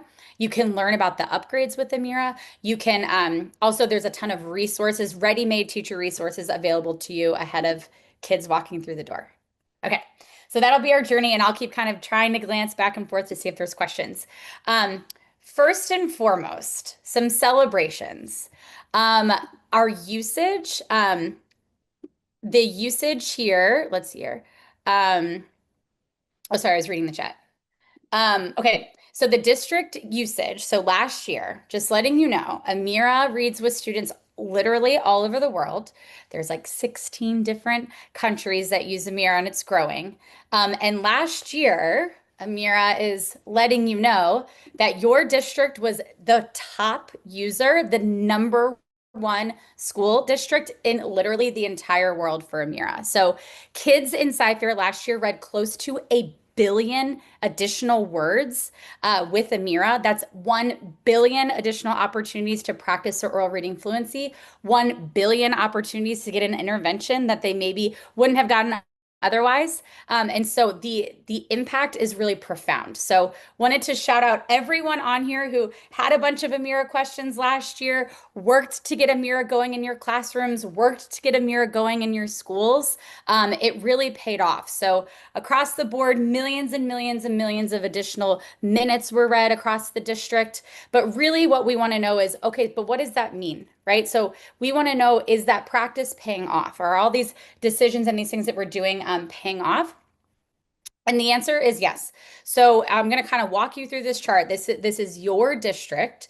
This is kind of showing the trajectory of the year between usage and growth. So at the beginning of the year, this is a chart that's showing students that took the assessment at the beginning of the year, also took the assessment at the end of the year, and you'll see these 3 colored lines. So for the students that were in this high usage bucket in both of those windows, so from the beginning of the year to the middle of the year, as well as middle of the year to the end of the year, students that were using Amira a ton throughout the course of the school year, hitting that 30 minutes a week, grew about 33 weeks in the course of a school year, outpaced the average growth by months. Students that were maybe got a slow start at the beginning of the year but finished strong, they also grew a ton, but not quite as much. And you'll see that blue line. Students that were reading not as close to that 30-minute a week mark over the course of the school year, they grew about 27 weeks in the same amount of time. So meaning the more kids were on Amira, the more they were growing as well. They grew about an additional, 7 weeks, additional 2 months over the course of the school year. So well, hopefully you're also seeing it translate to lots of other things. Obviously, I only have access to seeing what's happening in Amira, but just wanted to kind of highlight and congratulate everyone at the very beginning. Shout out to you all. And it's also paying off in a lot of growth dividends for kids. So really, really exciting. Okay, so let's see here. The next thing that I want to share is just some of the upgrades. So I'm going to share a resource with you that at the end there's a QR code, and I'll also have my co-host here drop the link in the chat as well. So there's some more information. Everything I'm about to go over with these upgrades, we hosted some webinars in the spring. And so the links to those webinars, if you're watching me on YouTube and you want to open up a new tab and go to amiralearning.com/webinars, you'll see all of the links to all the webinars that we've hosted. But there's one specific to the tutor upgrades and one specific to the assessment upgrades. And so you can watch and learn just a little bit more than you'll get in the next 30 minutes or so. The other thing that's linked in your teacher document that I'll share towards the end is a whole PDF that goes through all of these upgrades too. So if you were like me when I was a teacher, and if you were like, I'll be the one that goes to the Amira session and I'll grab all the information and I'll kind of share it with my grade level team or my school team, you'll have these resources that you can share with others as well. Okay, I didn't want you to think, oh my gosh, I have to screenshot all of this stuff, or I want to learn a little bit more. All of this it's all in one document. So first and foremost is the Amira tutor enhancement. So the practice experience that I kind of gave a really high level overview at the very beginning. We've made a ton of upgrades, not only to the student experience, but we have a bunch of upgrades to the teacher experience as well. So a big one, if you saw it on my slide, I kind of gave a little teaser. Amira has gotten a glow up. And so students will have the option to select between the Amira that they knew last year and they grew to love last year, or the glow up Amira. So kids will be able to get to pick. So a kind of a fun new experience, especially for kids that have been reading with Amira for years. The next thing is we've added a ton of additional micro interventions. So I'm going to show you just a quick clip of one that we've added in. So kids aren't seeing the same micro interventions as the science of reading develops, as there's more new, as there's new research that's coming out. We want to make sure that our micro interventions are aligned to what's working. So I'll show you just a quick example of one of the ones that you might see this year. Long words while reading You can divide the word into smaller parts, called syllables, to help you read it. When two vowels are separated by two consonants, you usually split the word between the two consonants, like in the word magnet. Watch as I drag the dotted lines to segment the word. Okay, now it's your turn. Think about how to divide this word. So again, we're kind of adding in some multisyllabic decoding, right? There's some just additional micro interventions that you are going to see. As I was cross long words while reading. There you go. As I was sharing that, I was reading some of the comments in the chat. Some people were saying, like, sharing some growth stories of students that they had where at the beginning of the year, maybe they were a little shy or they weren't really reading. Maybe they practiced some additionally at home, and then they were able to, you know, they showed a lot of growth in the year. I also think that in a first year of anything, any new program, there's a lot of learning. There's a lot of trial and error, I'd say, with anything. And so I appreciate kind of people sharing a couple of different experiences. Another experience that I saw was with the Spanish experience, and thank you for calling that out. I didn't mention it in the initial kind of pivot that I made for the intro to Amira. There is, when kids are reading in English, there's also the Spanish experience as well. And so when I talk about some of the settings that teachers will be able to go into, students can read in English or they can read in Spanish. Obviously, there's some direction from the district that'll come this year. But there's also the option where if students are reading in English, there's a tutor in Spanish, but again, that's something that you would need to connect with some of your coaches on. But that is, you'll see that in the settings. Okay, great. So some reporting upgrades that you'll see. We're launching 2 new reports that have come directly from teacher feedback. If you are an admin on the call, if you are a coach or a principal or someone that has some admin access, I'll kind of share some screenshots of what the new admin dashboard looks like, which is really exciting. It's a huge upgrade. And additionally, we have some different reporting that you'll be able to look at when it comes to student practice. So a big piece of feedback that we heard from teachers was all of those reports are great. I log in, there's a bunch of reports. That's great. Teachers love data. Teachers love making data-driven decisions. However, teachers also said there's a lot of reports and there's a lot of data. I'm not really sure where to go. So enter the teacher growth dashboard. So on August 4th, when teachers log in, this is what they'll see. They'll see this dashboard. It's going to provide meaningful data to teachers in the moment that they need it. So instead of teachers having to go and dig around for data and all of the reports, it's really showing teachers where they should go. So you'll see an assessment status widget. These are all kind of called widgets. So you'll be able to see very easily who's taken assessment, who needs reassessed, who's incomplete in a really easy way that's kind of highlighted right at the beginning. In the middle, teachers will also be able to track progress over time. So you'll be able to see kind of how your class is performing over time. And then on the right-hand side, you'll be able to see kind of the tutor weekly goals. So you'll be able to see very easily in this example, all right, I got 10 kids that hit their 30 minutes a week. I got 7 that maybe need to catch up, and I have a couple that haven't quite started yet. Maybe Noah was absent this week or something like that. It's meant to really give teachers that tangible, actionable data right at the forefront. The other thing that you'll notice on the left-hand side, after the growth dashboard, on the left-hand side, this is where those settings live. So those settings that used to live in the tracking report, if you're familiar, are now kind of been pulled out in a more obvious spot. So teachers will be able to go in and change the assessment settings right over here. They can also go in and they can change the tutor settings. So it makes it a really easy, explicit kind of kickoff experience for teachers instead of finding that information in the tracking report. Something else that you'll see in one of our reports, it's the usage report. So if you were familiar with the tracking report last year, there was a lot of information and a lot of opportunities to take action from that report. And so we kind of wanted to parse them out to make them a little bit more obvious as people are kind of clicking around. So what you'll see in the usage report is not only is it reporting usage, but it's also where you'll see those badges as well. So I know a lot of the champions in Sci-Fair awarded a lot of badges last year, which was great So this is where teachers will be able to do that. So as teachers are practicing, they earn these badges, teachers can assign them. That's all they have to do is click assign, and they get pushed out to students so that the next time they log in, Amira celebrates them for their accomplishment. She does a little dance. It's pretty engaging for students. The other thing that you'll notice here is as you click on student names for any of those students that are reading in both English and Spanish, you'll be able to see those minutes parsed out in the usage report.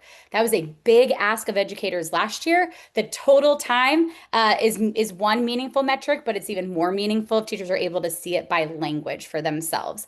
There was a way to do it in the admin reporting. It wasn't possible for teachers, but we decided that, or we made the change this year to make sure that teachers have access to that information as well.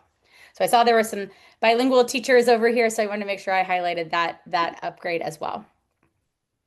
The other thing that you'll be able to see in the usage report, and this was yet another big piece of feedback from educators, so hopefully you are cheering on the other side of the YouTube screen.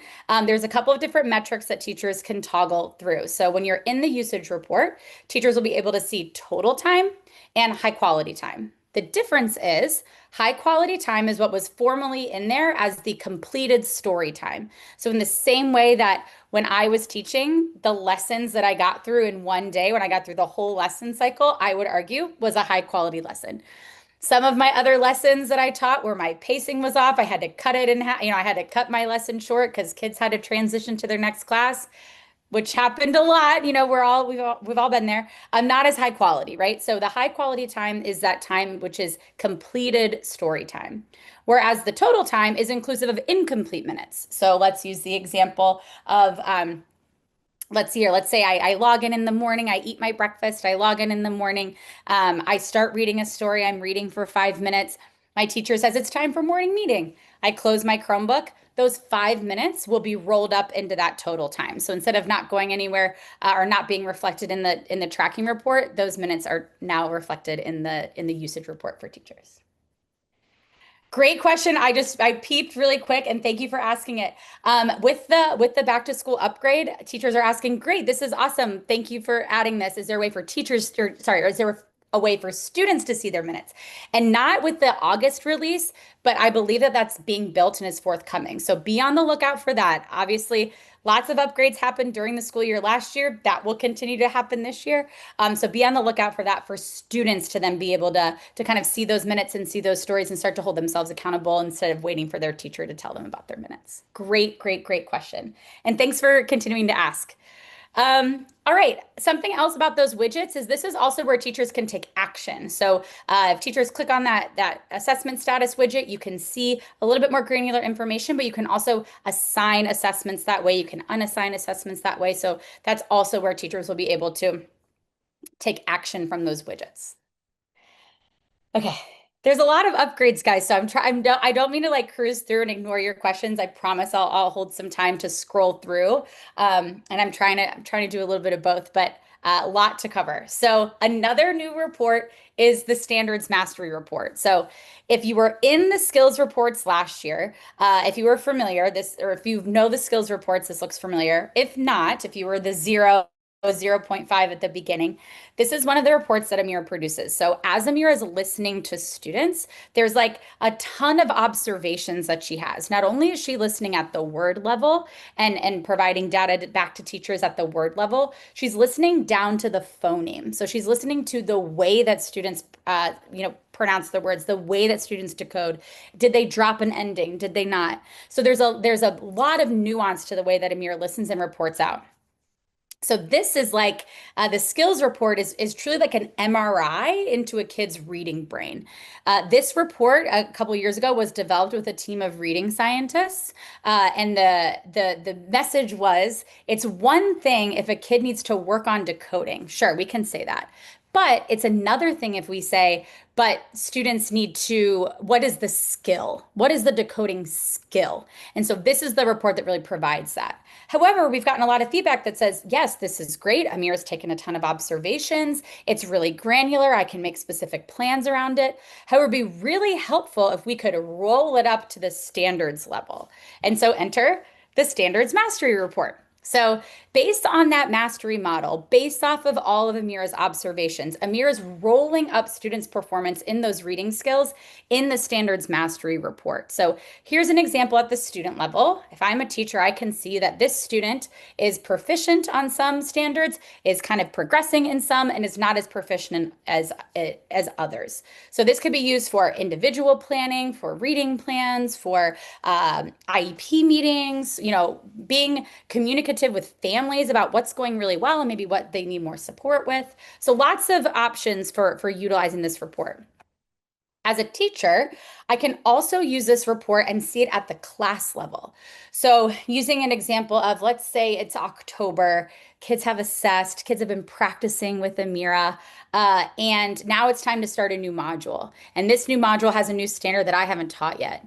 This is a place to go to, as you're planning for that module, as you're going in and preparing for what's next, to have prevention data on your students versus intervention. Amira has already been reading with and observing students on this standard. And Amira can say, based off of all these observations, here's kind of where kids fall.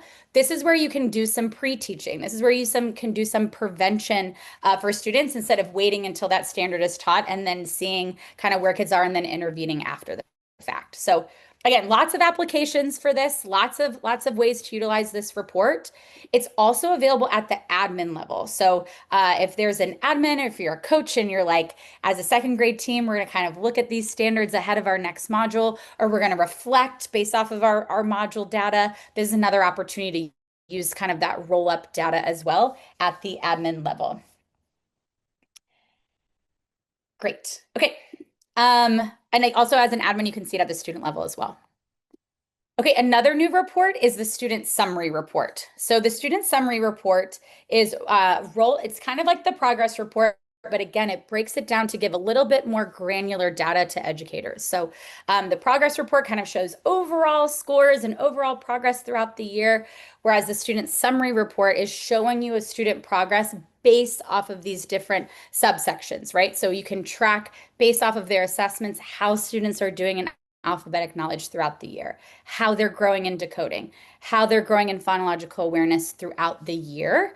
So you can kind of use this to progress monitor. Additionally, in September, so think after the year kicks off, after those beginning of the year assessments, as you're kind of learning a little bit more about kiddos and putting students maybe in their small groups and things like that, teachers will also have the ability to assign what we're calling on-demand assessments. So if you recall from last year, or maybe this is new information, if you assigned a progress monitor, the progress monitor was just an oral reading fluency passage. So if students were not reading a connected text yet, it's not the most meaningful progress monitoring to do, right? Because if a student isn't able to read that text, we're not going to get a ton of data. Whereas in September, teachers will be able to go in and assign these different subtests. So in the same way that Amira is going to deliver like that whole benchmark assessment, you can just assign a couple of skills. So if you want to do this every month, every week, you want to track a student's spelling and vocabulary progress monitor, you can do that as well. So teachers will be able to go in and do that through that assessment widget. You'll be able to assign those. Brand new. Okay. I'll cruise through some of these admin dashboard upgrades because I think there are some admins in the chat because I recognized some names as they were chatting.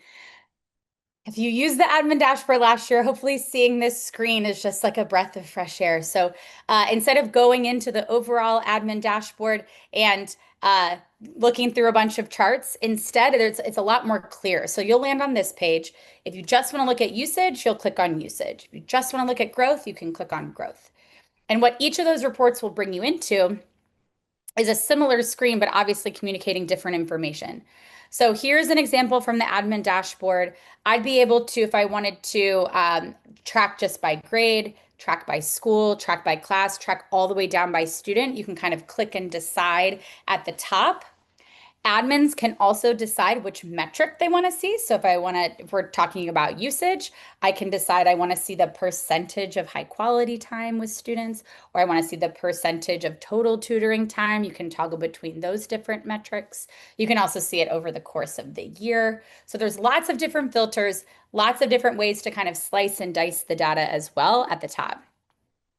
If you want to look at benchmark completion, maybe we're working on making sure everyone's assessed. When I was an assistant principal, that was a task. That was my homework always, making sure all kids are assessed during those benchmark windows.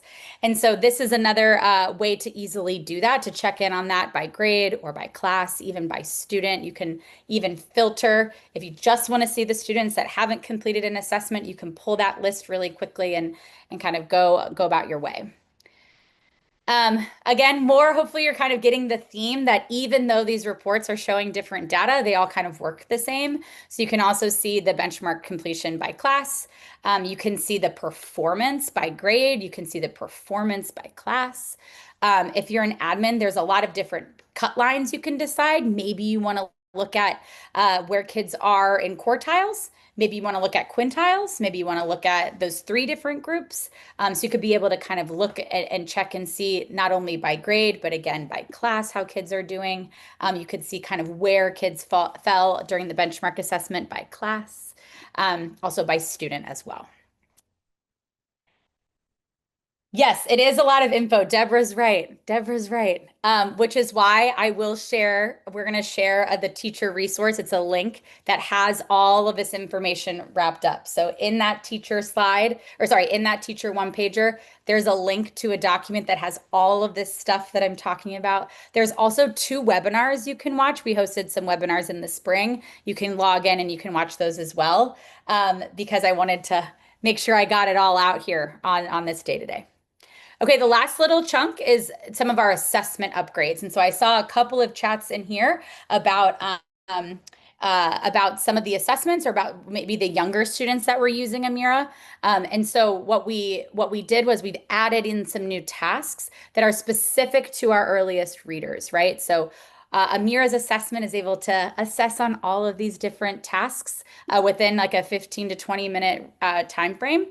But the way that Amira's assessment works this year, there's this level of multi-stage adaptability. So what that means is, let's say I'm a 2nd grader, and if I start taking the assessment, if I start doing the RAN task, the rapid automatized naming task, where I'm reading the numbers, maybe I'm a student and I don't know my numbers. And so Amira wants to be able to suss out and give information back to educators of, is it because they don't know their numbers, or is it because, they're struggling through that task? And so at that point, Amira might say, okay, let's try a different task and give them images to read instead.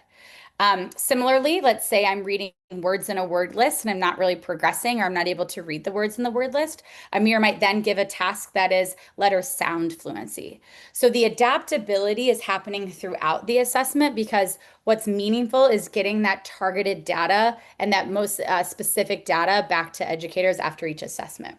It works the other way as well. Let's say I'm that 2nd grader and I'm cruising through some of the tasks. Probably by the time I get to the oral reading fluency passage, Amira's going to give me a 3rd grade oral reading fluency passage. Or again, if I'm that 2nd grader and I was not progressing through some of the tasks, Amira might start me out at a 1st grade level instead. So not only is the experience meant to be better for students, but it's meant to give really a lot more specific data to teachers. That being said, there's a lot of kindergartners. This is just nationally, 90% of kindergartners and 50% of 1st graders aren't reading yet. And so it's not helpful to give a reading assessment to students that aren't able to perform those tasks. Instead, it's important to give them tasks that's going to give us insights of the signs for early risk. And so the earlier we have that data, the earlier we know, the earlier we can intervene. And so with that, there are some new tasks that will appear in the kinder assessment that might appear for students if they're being down leveled throughout the assessment. And so I'll show you a couple of examples. This is one of a blending task that I'll talk about in just a moment. Toad, tiger, dancer, runner. Choose a picture for the word you make by blending these sounds together. Tiger, tiger.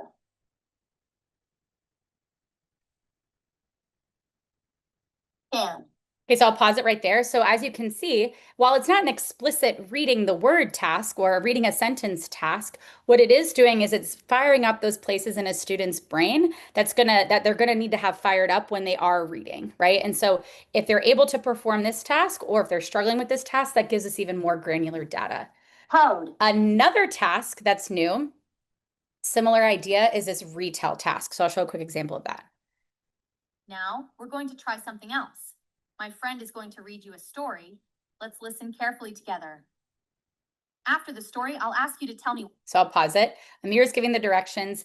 This video will play the story. And then at the end, it'll ask the student, tell me what happened in the story. So again, it's not this explicit reading task, but what it is doing is it's firing up that place in the brain where is a student able to listen to a story and retell it? And that'll give us some information on how their comprehension is. Again, it fires up the same place in the brain that's going to fire up when they are reading.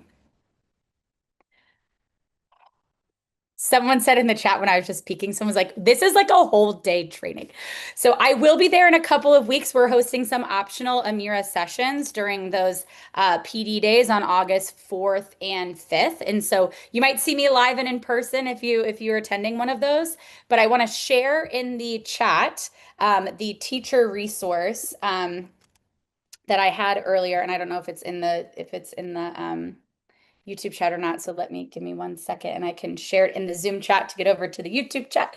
And so all of the one pager that I'm about to share has all of these resources for you for planning out how you're going to introduce Amira, but also all of the information on Amira if you've never seen Amira before, or if you are seeing Amira, if you're starting with Amira for the second year in a row. So I just put it in the Zoom chat, so hopefully it'll make it to the YouTube chat here in just a second.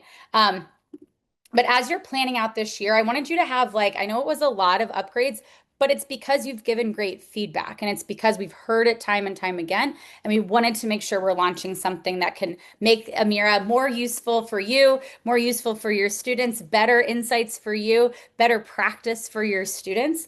So truly keep the feedback coming, keep the questions coming. I've been trying to kind of track things here in the chat. And so I'm trying to kind of make some mental notes too of some feedback I can give our team.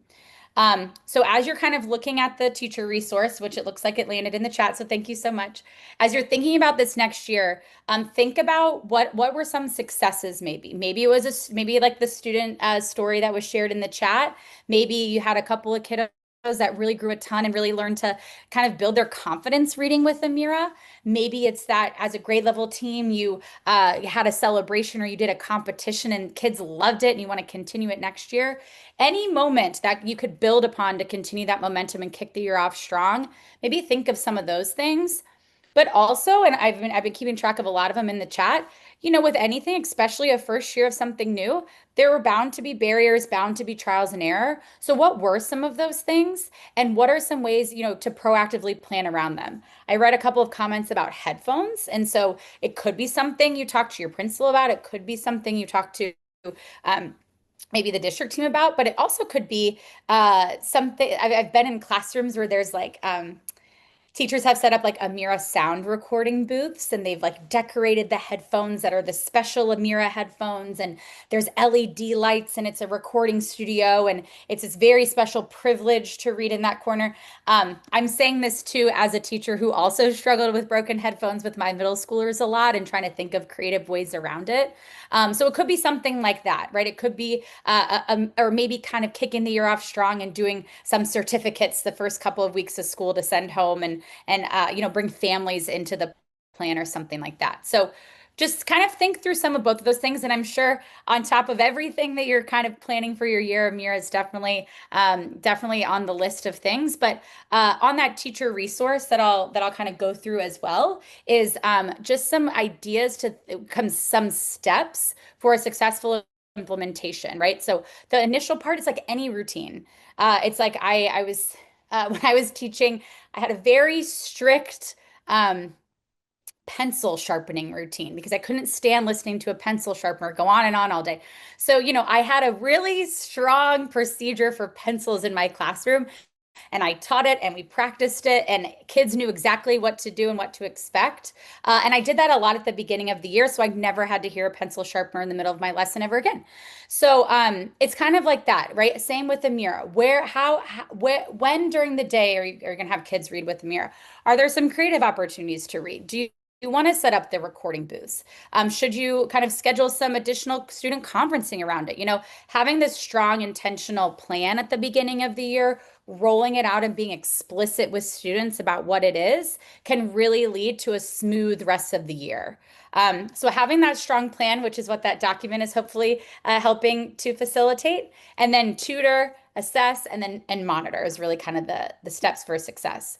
I talked a little bit about this, but in that plan, really be thoughtful about your routine. Amira is like anything. The stronger the routines are in a classroom, the easier it is for kids. They know what to expect, the easier it is for teachers because kids know what to do.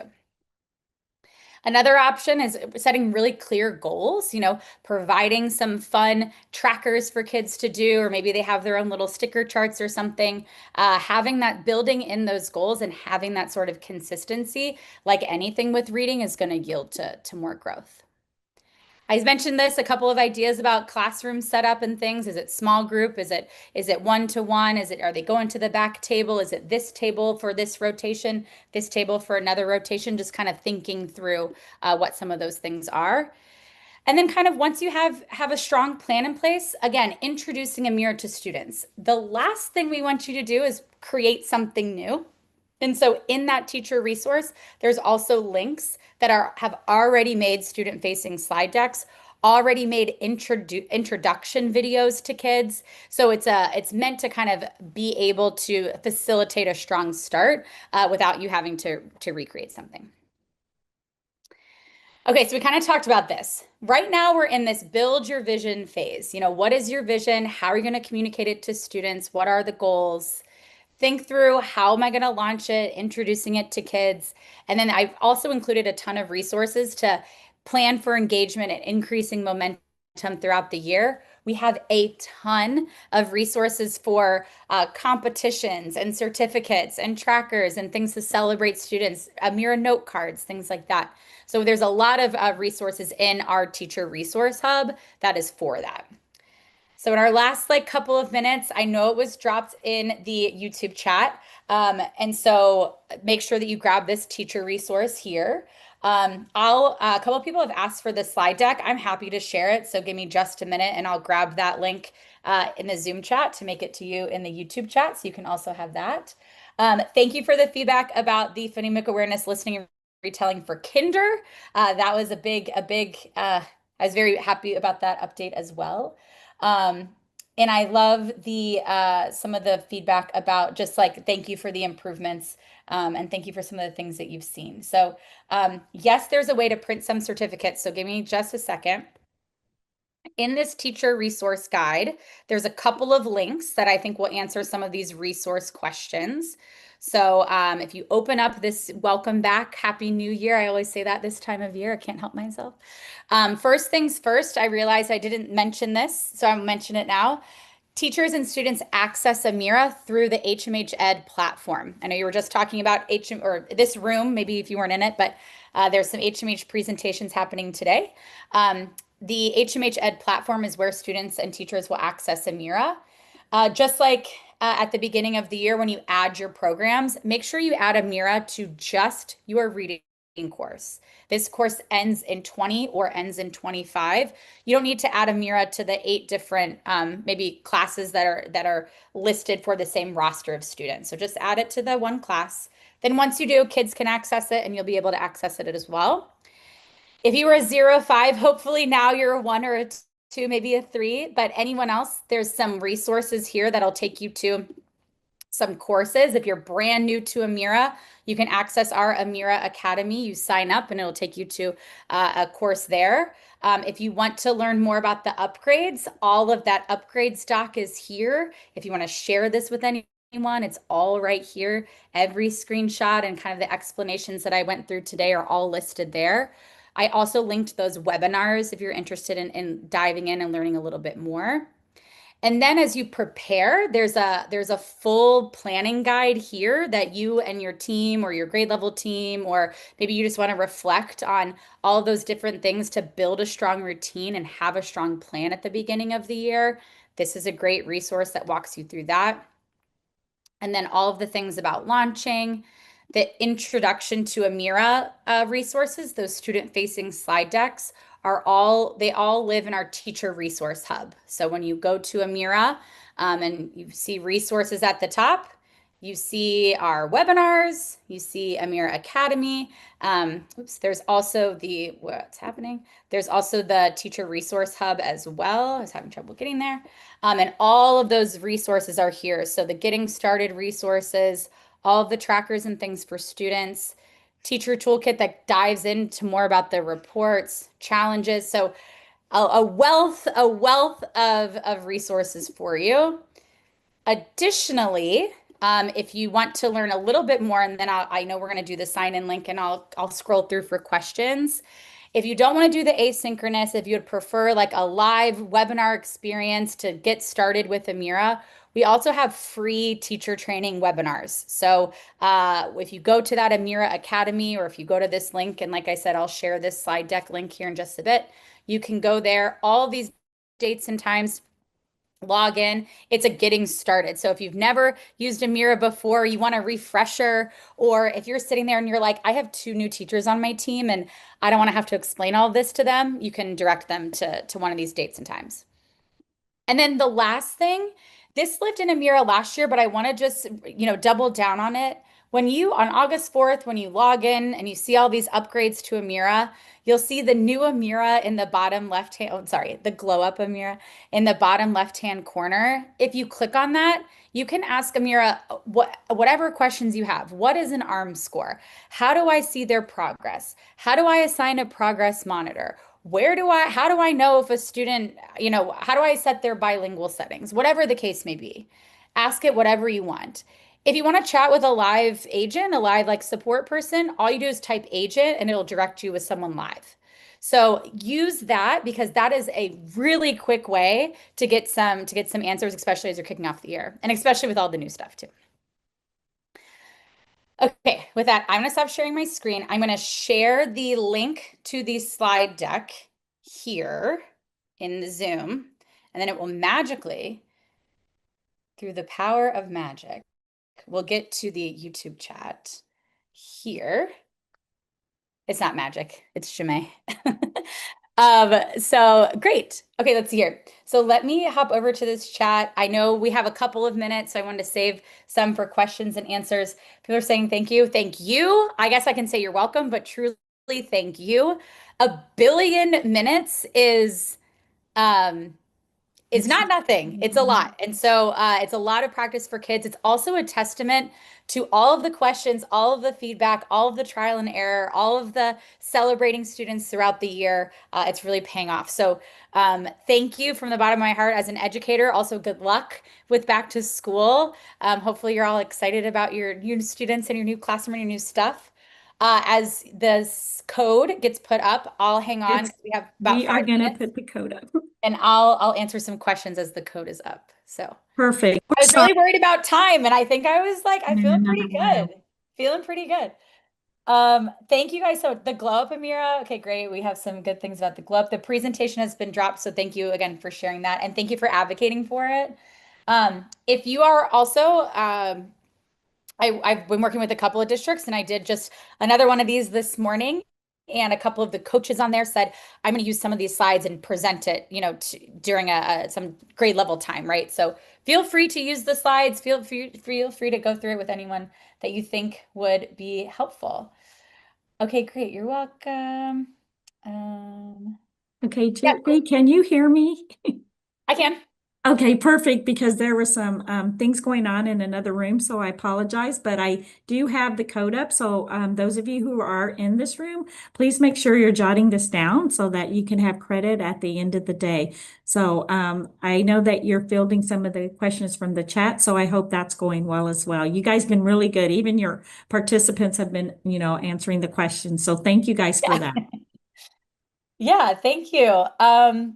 And let's see here. I think Christy brought us something great. She was talking about kindergarten. January is kind of the time, I think, with not just Amir, but just lots of things in kinder. That's kind of where the pieces start coming together. And so we actually have some kindergarten specific resources. So on that teacher resource hub, if you click in getting started, we have some kinder specific slides and kinder specific resources, just because we know kindergarten's a special time in a person's life, and there's a lot going on. So that's great. Someone also asked a question.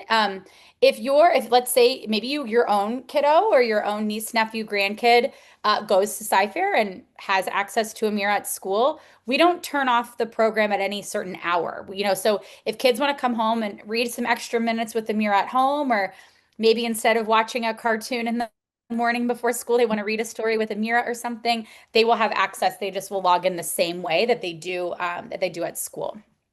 So that was a great question. Do you see any more? We have Julie Castaway that's kind of looking at him too, Julie. Oh, So great. she's kind of browsing too, but you pretty much addressed most of them. I think most people are saying thank you because you've answered their questions, or you've given them some wonderful ideas. Yeah. Also, thank you for directing me to this chat. Yeah. So a couple of questions that have been pulled from YouTube into Zoom that are also great questions in the last 90 seconds. There were a couple of maybe tech questions of it looked like it was frozen or something like that. One, you could always utilize that type agent and you could ask. Our team is really good sometimes at logging in and saying, oh, maybe it's because the network dropped, or because maybe the network bandwidth was, they can see some of that stuff in the background. So you could always ask. Another thing too, and it's in that teacher document, just some general troubleshooting really helps Amira work really well. So for example, clearing cache and cookies, which every time I reach out to our help desk, that's the first thing they ask. Jemai's nodding her head, and most of the time that fixes it. Restarting the devices on a frequent basis. Just the way that Amira is as a program, it listens, it records. Every time a kid reads with Amira, there's a recording. It responds. There's just a lot more going on with Amira than just logging into a website and clicking around. So kind of just some of the general tech tips, and I'm sure your amazing digital team also provides for you, can also kind of help with some of those tech things as well. Those were great, Julie. I guess we're good. Do we have any other questions? Because we really appreciate you being here and sharing that with us. And I'm sure we're going to hear more during the August PD. But I'm glad you were able to be here with us at DLC. So I guess we're going to go ahead and close. And those of you who are in the audience, thank you guys for being here. You guys have been wonderful interacting and being a part of this digital learning conference. And we're going to actually take an hour break, and we're so glad he's here. He is a content specialist at HMH with over 20 years of experience as a teacher, a math coach, and a principal.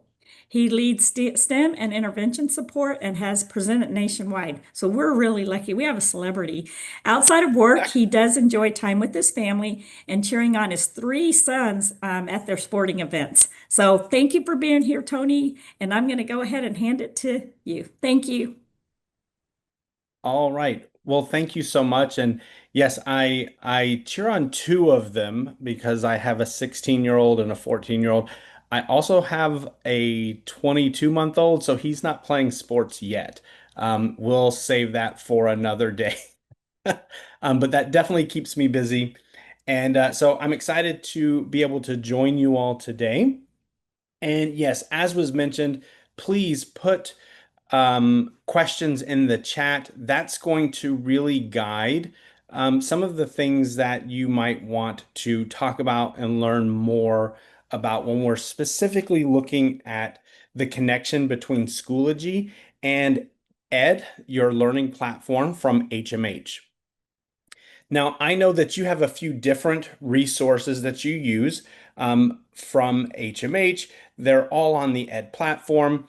And so today we're going to kind of look at both of those, but we're going to start from where you most likely are starting from as well. And that is going to be directly here inside of Schoology. So as we kind of go through and we think about what the resources are that you would have access to, how you would pull those resources in, some of the grading that would be there. We're going to talk about some new features that are just released in the last week or so that is going to make some things a little bit easier for you. I'm also going to share with you at the end a flyer for some other resource or some other additions coming very quickly here as we get the school year started that will make some things a little bit easier for you with that Schoology and Ed connection. Because at the end of the day, our goal is that we're making things smooth and seamless for our teachers so that we have that better connection in the classroom, which is, of course, going to help support learning for all of our students. So I always come down to the fact at the end of the day, if our teachers are happy, then our students are happy and our students are learning. So that's going to be our goal today, is making sure that we're covering all of those bases. Now, I know that some might be still coming in to join, since this session is going to start at 1 o'clock for you, and we're just about a minute away from there. So as we get started, I'm going to go ahead and just jump right into Schoology. Please, again, ask the questions that you may have as we are thinking about the resources that you would use and have available for you. And so here, right from Schoology, I'm going to go ahead and just jump right in and take a look at our courses. So as you are utilizing Schoology, you've probably got your courses all set up for you. Now, as we go through, I know that there's a little bit of a delay between things that I'm covering and maybe what it is that you would see. So please feel free to put those questions in, and I'll see them or they'll share those questions with me, and I am more than happy for them to just jump right in and ask those questions as we go.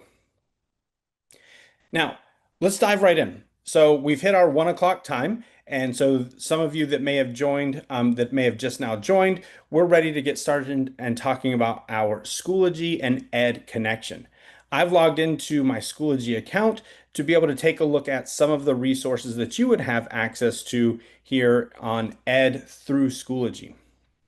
I'm going to jump right into our ELA class, and I've got an Into Literature course set up. This would be the same if you were using Into Literature or if you were using Into Reading for K-5. The resources are going to operate and work the same way for you. So one of the key things for us to really think about as we're gathering those resources and utilizing them is that we want to know how are we going to add in those different resources that we want. So I can come right into my Add Materials section here from my specific course. So I've accessed my grade 7 Into Literature course. I'm going to come into Add Materials, and as you'll see, you'll have your HMH Ed linking tool, and this is what you're going to use as you're pulling those resources in. So I'm going to go ahead and click on that. And when I do, you're going to see it's going to open up that window for me to go right into Ed. And so I'm now seeing, I just went ahead and went back since I was there. I'm now seeing kind of a summarized version of Ed right here, where I have the different units that are available. I have my my unit carousel, all of my lessons that go along with each of those units. And we can see here in lesson 3, we'll just pick up with lesson 3, where we have Icarus's flight. And I can open that up to be able to see all of my resources that go along with that specific lesson. And as you can see here for lesson 3, there happens to be 15 different resources that go along with that we could utilize as we are going through that lesson. When I'm coming through, there's a couple of things to think about. Some resources are made for students to use and some are not. And so there are some resources that aren't going to come over to Schoology because they're not designed for our students. And so as we go through, you may find a few resources that don't have the option to be able to bring that link in. But when we look at like our student edition and I click on the kebab menu, I always call it a skinny snowman. I live here in Florida. You guys there in Texas, you probably also have skinny snowmen for the most part. So the kebab menu, your skinny snowman, whichever one you're going to utilize, when I find that, I can see that here I can bring this resource in and create an LMS link to pull it right in. But we really want to make things a little bit easier. And so that's why one of the brand new features that we have with our Schoology and Ed connection, you're going to see right here at the top where it says import lesson. Now I'm going to pull one resource in to start now. So I'm going to go ahead and just create this LMS link. And when I do, it's going to pull up, everything that I would need for it and bring that one specific resource right over. And I can see this read resource has been brought right in for me into Schoology for me to be able to use however I want to use that. Now, as you know, that lesson only had 15 resources. For some of you that have been using into literature and into reading, you know that there can be many more resources than just 15. And so bringing over every single resource can be cumbersome for us to do. So I've also created some folders, and I'm going to go ahead and create a new folder now. And I'm just going to go ahead and add a folder. And this is going to be my lesson 3 folder, just so that I know that I'm looking for my resources specifically for lesson 3. So I have my lesson 3 folder. You can see there's nothing in it right now. I just created it. I always like to do this for everyone to see that there's no magic happening. I'm not doing anything secret. There's nothing there now, but I'm going to go ahead and open up my folder. Again, you can see that I don't have anything in my folder, but I do want to add some resources. So I'm going to come right into my Add Materials section. And again, since I'm adding resources, where am I going to go to bring those in? That's going to be my HMH Ed linking tool. So here, clicking on my HMH Ed linking tool again, it's going to take me right into that lesson 3. Not because I typed lesson 3 in the folder, but because I was already there. So if I go back, I can see I want to open up lesson 3. Now, again, instead of bringing in each individual resource, right here at the top, I'm going to click where it says import lesson. When I click on that, it's going to ask me which class I'm importing this lesson from, and I have a start date and an end date. Now, the thing to keep in mind here is when you have your start date and end date, any of the assessment pieces that are there, it's going to have that same start and end date. So if you have some assessment pieces that you want, you may want to look at the dates there for your start and end date when you're importing your lesson. And then I'm just going to go ahead and click continue. When I do, it's going to bring all of those resources in. So you can see with one click, let me go back so we can find that folder again. You can see exactly where we were at. I just created that lesson 3 folder. There was nothing there. If I open it up, you're going to see all of those resources pulled directly into that lesson 3 folder for me. This is definitely going to speed up that process of bringing resources over from HMH directly into Schoology. Let's take a second and see if we have any questions that are there. Some of you may have your Schoology and Ed accounts open. You might be trying to follow along and see some of the things and see how they work. But let's see if there's any questions that are coming in, or maybe someone's been trying that as well, and there's something that they'd like to know a little bit more about with this specific piece.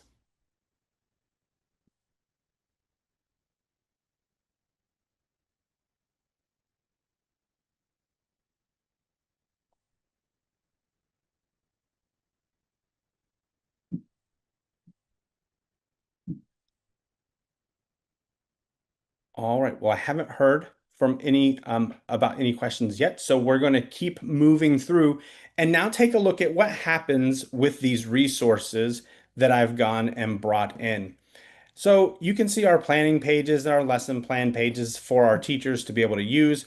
All of these resources, of course, come in unpublished because it's up to the teacher really to determine which resources they want to share with our students. So I'm going to go ahead and pull up and open my read resource that was there found in lesson 3. When you do that, there's something that you might notice. Of course, this opens directly inside of Schoology, so your students don't have to leave that part of the platform. If you have other resources that they're using, they're going to be able to stay right there in one place. Also, though, we're opening up that interactive student edition for them right inside of Schoology, so they still have access to their table of contents. They can still play the audio. Now, I'm logged in as a teacher account, so I can still see my teacher review. So teachers, even if you're in there, you can still pull up your teacher review, which would allow you to bring up your class and see every student's individual work inside that T review. So you're still going to have access to that. Your students are still going to have their notes. I haven't created any notes yet, but if I come through and I want to highlight some things, create some notes, I can do that. It's going to add those notes for me. And again, this is your student's book. So that single sign-on persists. So as the students are working here, when they leave and come back, it's still going to be their book. So their notes are going to persist there for them. Your students are still going to have that interactive ability to work right inside their book. So you're not losing any of those resources when you come over into Schoology. Now, I see one of the questions that's come through so far is about the grades. Will grades on selection test quizzes be graded in HMH? So the way that grading works is when your students are going through, we have that grade pass back that's connected there. So your students are going to be able to take their quiz. Let's see, we have a check understanding here. So I can open up that check understanding. When we do, we see the check understanding is built right in. As I'm going through and I'm doing that check, of course, this is one of the ones inside their text. But it's still grading that resource right directly in Ed, but the HMH, the grade passback, is going to bring that grade back over into Schoology. Can you select which resources is uploaded, or do we have to upload all resources that are available? That is a great question. I'm really glad that you asked that, because you might want to upload different resources, right? So I'm going to go ahead and I'm going to create a new folder, and I'm going to call this one. This is going to be my lesson 3.1 folder, because I want to show you that hey, we're going to create a new folder.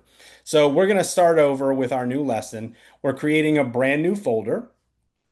We can see again, that lesson 3.1 folder, completely empty, that there's nothing there. So how am I going to get resources to come in there? I see another question came in. We'll answer that one in just a second. How am I going to get the resources to bring them in?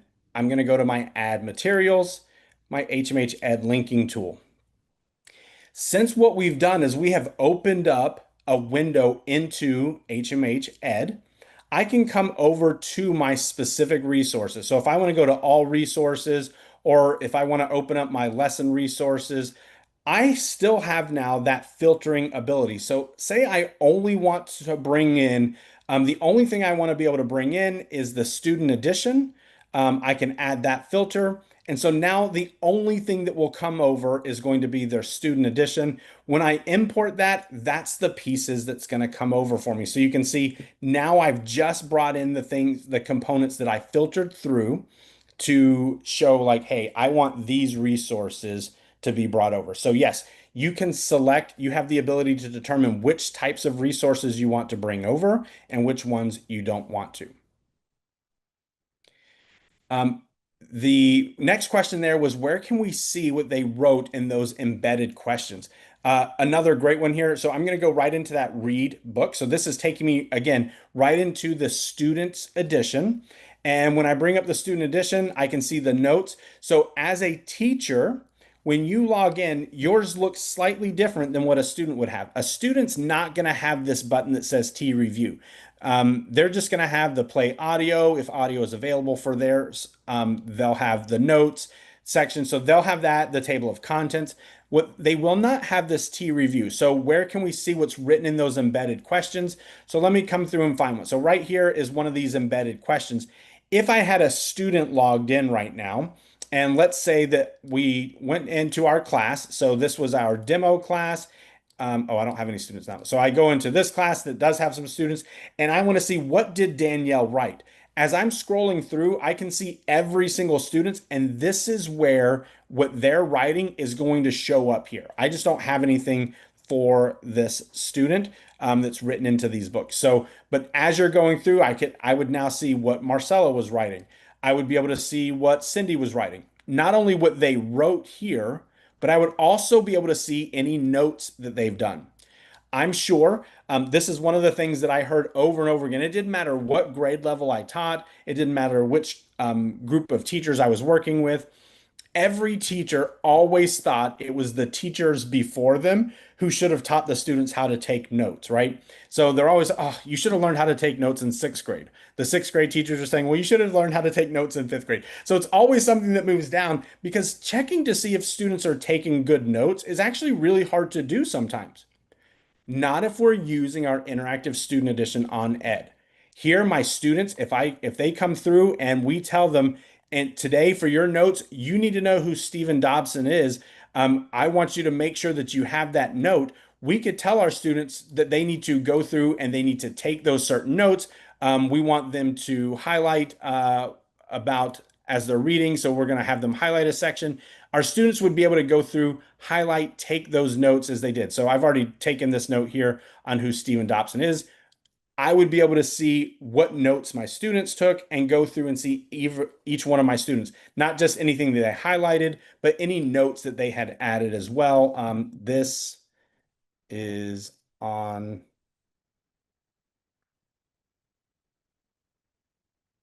So my students know that, hey, this is going to be on their assessment. We want to make sure that you can see that.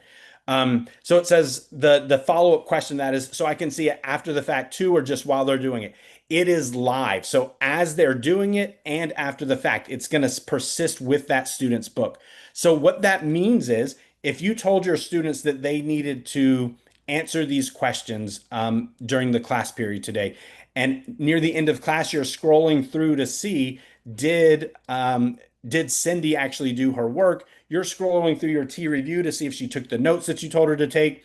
And she says, oh, I did it. I just haven't submitted it yet. There's not a submit button. This is live as the students are working. So you're going to see that in real time for them. And you're going to be able to go back and look at it later as well, because it's going to persist with them. That's something that's going to be the same whether we're talking about into literature, into reading, or for some of our into science teachers as well. Their interactive student edition, it's going to operate in the same way, where they're going to have their table of contents, their play audio. I'm going to go into an into science text course here in just a moment as well, just to show you that those resources are still the same. So yes, they're going to be to clearly answer your question. They'll be able to see what students are doing in the embedded questions in real time and afterwards. It will persist. All right, so one of the things that might come up as we're going through is, we know that when we're looking at the resources that are available, so I'm going to stay inside of this lesson 3.1 folder, and I want to add a few other things to help support my students with their reading that day. So I'm going to go back to add this resource, which is, again, is going to be using my HMH Ed linking tool. I'm going to click to open up the Ed linking tool. As they do that, it's going to load up Ed for me. So I'm going to pull up Ed, and we've been looking at those lesson specific resources, but remember, with Ed, you don't have access just to what's in that lesson. You can view resources for your whole unit, or we can even come in and look at all of our resources. So if I click at all resources and go down to where it says show me everything, this, of course, is where you're going to see the power of into reading, into literature, and into science, the sheer number of resources that are available to support teachers and students in their learning. You have 3,115 resources. Now, that's a lot for seventh grade. I don't want to look at all of those resources right now, but I do want to come through my components here, and I want to think about a few of my fluency resources. So I'm going to come through and I want to just find what are some fluency resources that I could add to this. Well, when I come in, I'm going to go and I'm going to create that LMS link and bring that piece of that resource in for me as well. So I want to add that resource there. So you'll be able to go and find the lesson resources. And of course, I know this doesn't go with the lesson we just had. I was just pulling up a fluency read, but I could bring those in and add them to my Schoology lesson. Let's pause for a second, give you a moment to kind of digest that, see if we have any other questions, and then I'm going to jump into an into science course just to show you some of the resources and how it works still for science. can you see the answers to the tutorials? I might need a little more context than just can you see the answer to the tutorials? I don't know which ones you are referring to.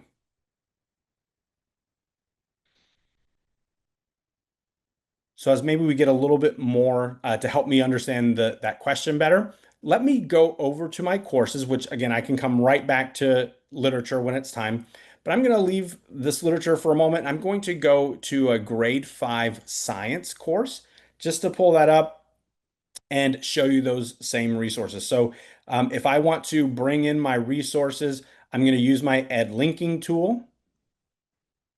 Oh, I might not have this course might not be part of my science class. Let me see. I think I have a science class in here, but one of my easier ways will be for me to go back to add materials. When they're completing them online in HMH, is there a way to see what they wrote? I'm assuming that you're talking about the work that they're doing when they do that work. Yes, you would be able to see the work that they're doing by going into and seeing them through that teacher book, or this is a good time for us to jump right into launching the full experience. I'm going to click. So from my add materials screen, which let me go to the main. This is what you would normally see when you start up, is that units tab.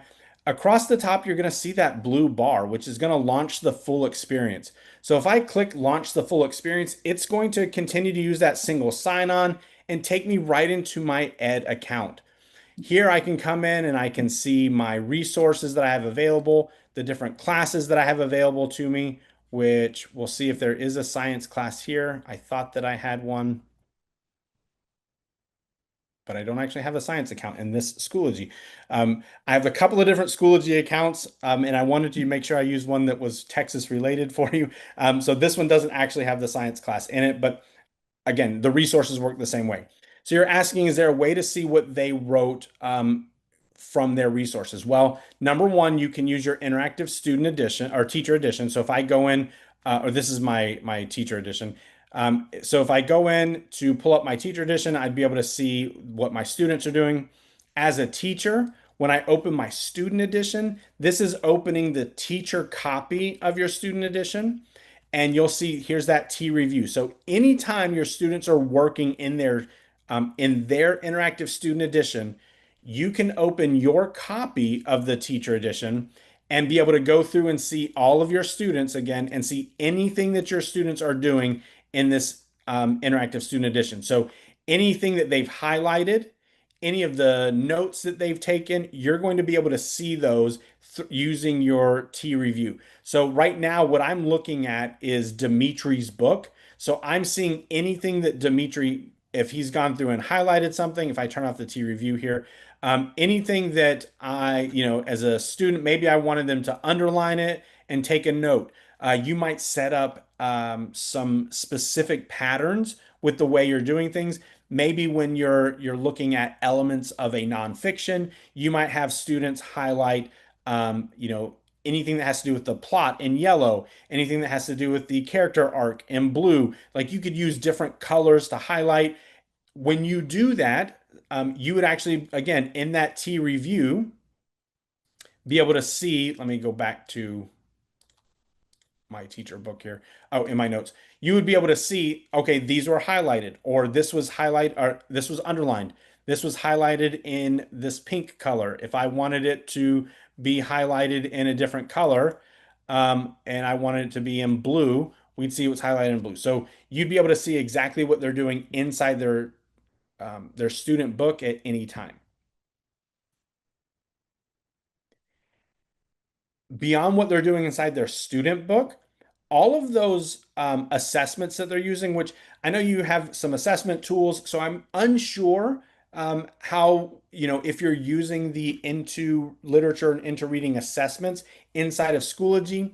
I don't know, maybe someone can kind of clarify that as they're going through, but any of the assessments that students are taking, you would be able to access those from your reports tab. So any assessments that you had, you'd actually be able to see assessment pieces right here inside their assessment report. Anything that they do inside their interactive student edition, you would be able to see from your teacher copy of the student edition as well.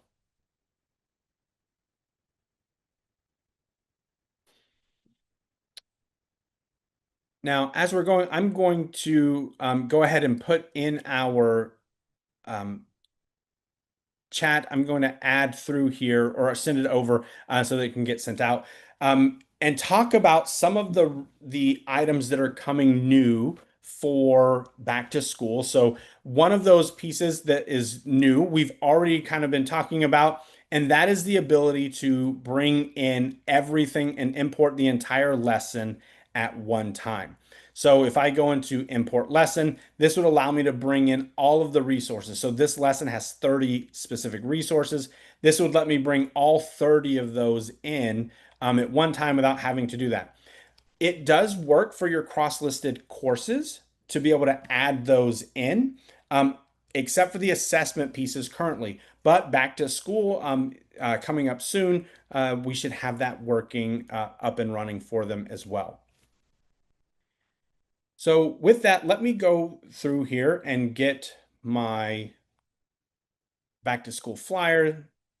I want to share these resources and kind of go over these resources with you as well. So one of the key things, the first thing that we talked about here is being able to save time by importing our full lessons all with one click. So that import lesson feature, that's the one that we've already talked about that we have available for you.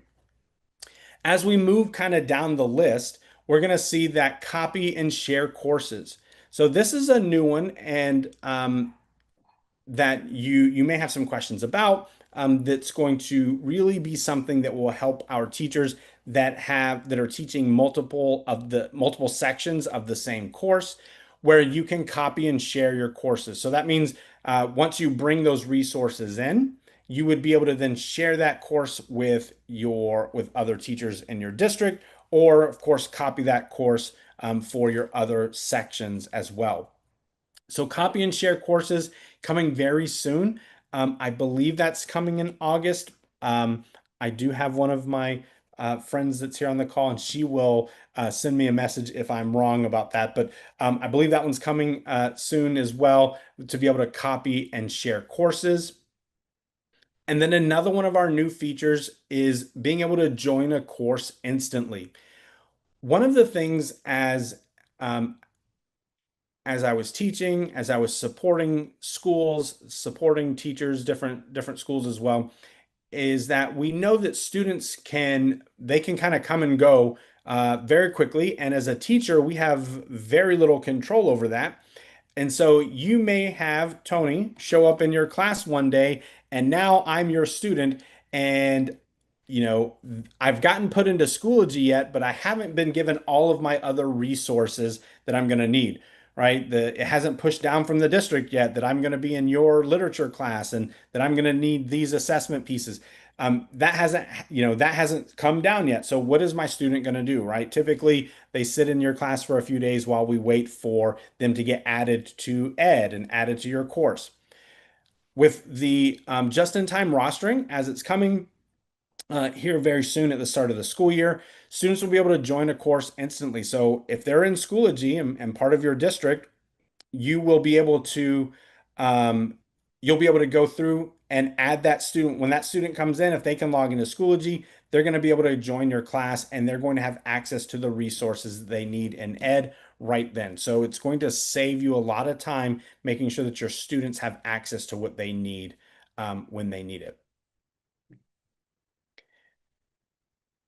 Now, I want to go back into Ed, because I think that though we're talking a lot about Schoology with HMH, I do want to make sure as we look at some of the resources. So let me go to my courses, go back to my literature course.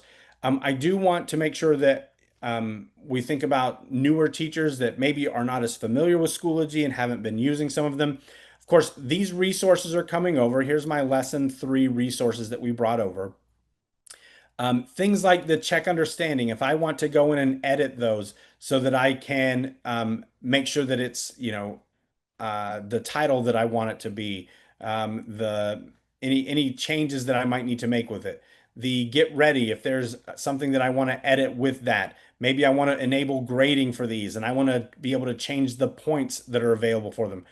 You have access and control to all of that on Schoology. So when you're utilizing that, you still have control over how your grading would appear through Schoology. Ed is just going to auto grade it and then send that back to you inside of Schoology for you. Any of the resources, again, that you want to publish or unpublish, you would be able to do that and be able to move those lessons. Oh, here's one. Will Read 180 lessons become interactive? I don't do presentations for Read 180. I will check on that, Julie, and we will get an answer for you. I do a lot of Math 180. So I do a lot of Math 180 presentations, though they both have 180 in the name. There are a lot of differences if you have used our math intervention between Math 180 and Read 180. There are interactive lessons for Math 180. I'm not 100% sure about Read 180, again, because I don't do that one. But it does still work with our LMS connection. So if you were using those, you would still be able to. As far as the interactive lessons, I'm not 100% sure for Read 180. All right. I do want to go in and open up our lesson. Oh, I've already got it pulled up for us. So, well, I'll do it one more time just so we can see how we could easily get there. If I go into adding materials and I see my HMH Ed linking tool. So if you're unsure how you're supposed to log into Ed, you probably have a single sign-on. But if you're in Schoology and you're like, I don't want to have to go look for how I get into Ed, if you use your Ed linking tool, you're going to be able to see, as long as you go back to this main screen, you're going to be able to see that you can actually launch the full experience. And when you do this, this is using your single sign-on to get you right into our Ed platform. I want to make sure that you are aware, because as we look at this back to school flyer, which I did, I sent over, so that should get sent out to you, maybe put in your chat. With this back to school flyer, I want to make sure that you do notice a couple of the other pieces that aren't maybe specific to Schoology. That's things like the state standards reporting. So when I'm looking at my standards reporting, we want to be able to make sure that the resources we're using actually do align to those standards. So I can come in and I can actually view my state standards. I can see what the standards are by grade level. I can open them up and see, 8.6 all the way down to how many resources cover 8.6.b. And I can see I have 11 specific resources that align to that standard. So finding the resources that are aligned to your standards, super easy by using that standards tool link right on the side of Ed. You can also come into your reporting tab, and if you're using NWEA map growth or you're using the assessments that come with Ed, that's going to help populate your standards report so that you would actually be able to see where your students are falling within those standards. And again, I apologize, my Schoology account just doesn't have that data in it right now. But if you're using NWEA map growth, or you're using any of the assessments that are part of into literature, into reading, into science, if we get you using into math in the future, any of those resources that are built onto the Ed platform, those will help populate your standards report. So there's a lot of great reasons for you not just to use Schoology, but to come over to that Ed side as well, to be able to see things like the reporting that's there, finding those resources in your Discover tab, and being able to have access to those. But it's not just the standards report. We also want to make sure that we're thinking about the engagement for our students. So how are we making sure that we're doing that and utilizing resources to engage students? When you're on your Ed platform, you're going to be able to see and open each of those lessons, be able to look at the components and see, I want to take a look at the student edition of this resource. I can pull it right up, see what my students are going to have, and see how engaging that is for them. Even though we're looking at this through a digital context where our students are using these online, we're still making sure that not only do they have access to be able to highlight, take notes, but that as they're going through, they're actually seeing those resources, they're able to use those. They have the option to have the glossary that's built right in that they can click on those and see it. The embedded video support that's there, the close reads that are there. So making sure that that content is engaging throughout is really important for helping support our students with any of our into products. So into reading, into literature, into science, and into math, we want to make sure that students are engaged as they're going through the learning process. And then finally, one other piece that I want to highlight for you and probably when we're thinking about our relationship between Schoology and Ed and being able to bring in all the resources that we need to with directly from Schoology, there's one reason that I would always suggest, hey, let's take a look and make sure that we do spend some time going back to that Ed platform, and that is for this on-demand professional learning. We have a lot of resources to be able to support teachers with their on-demand professional learning.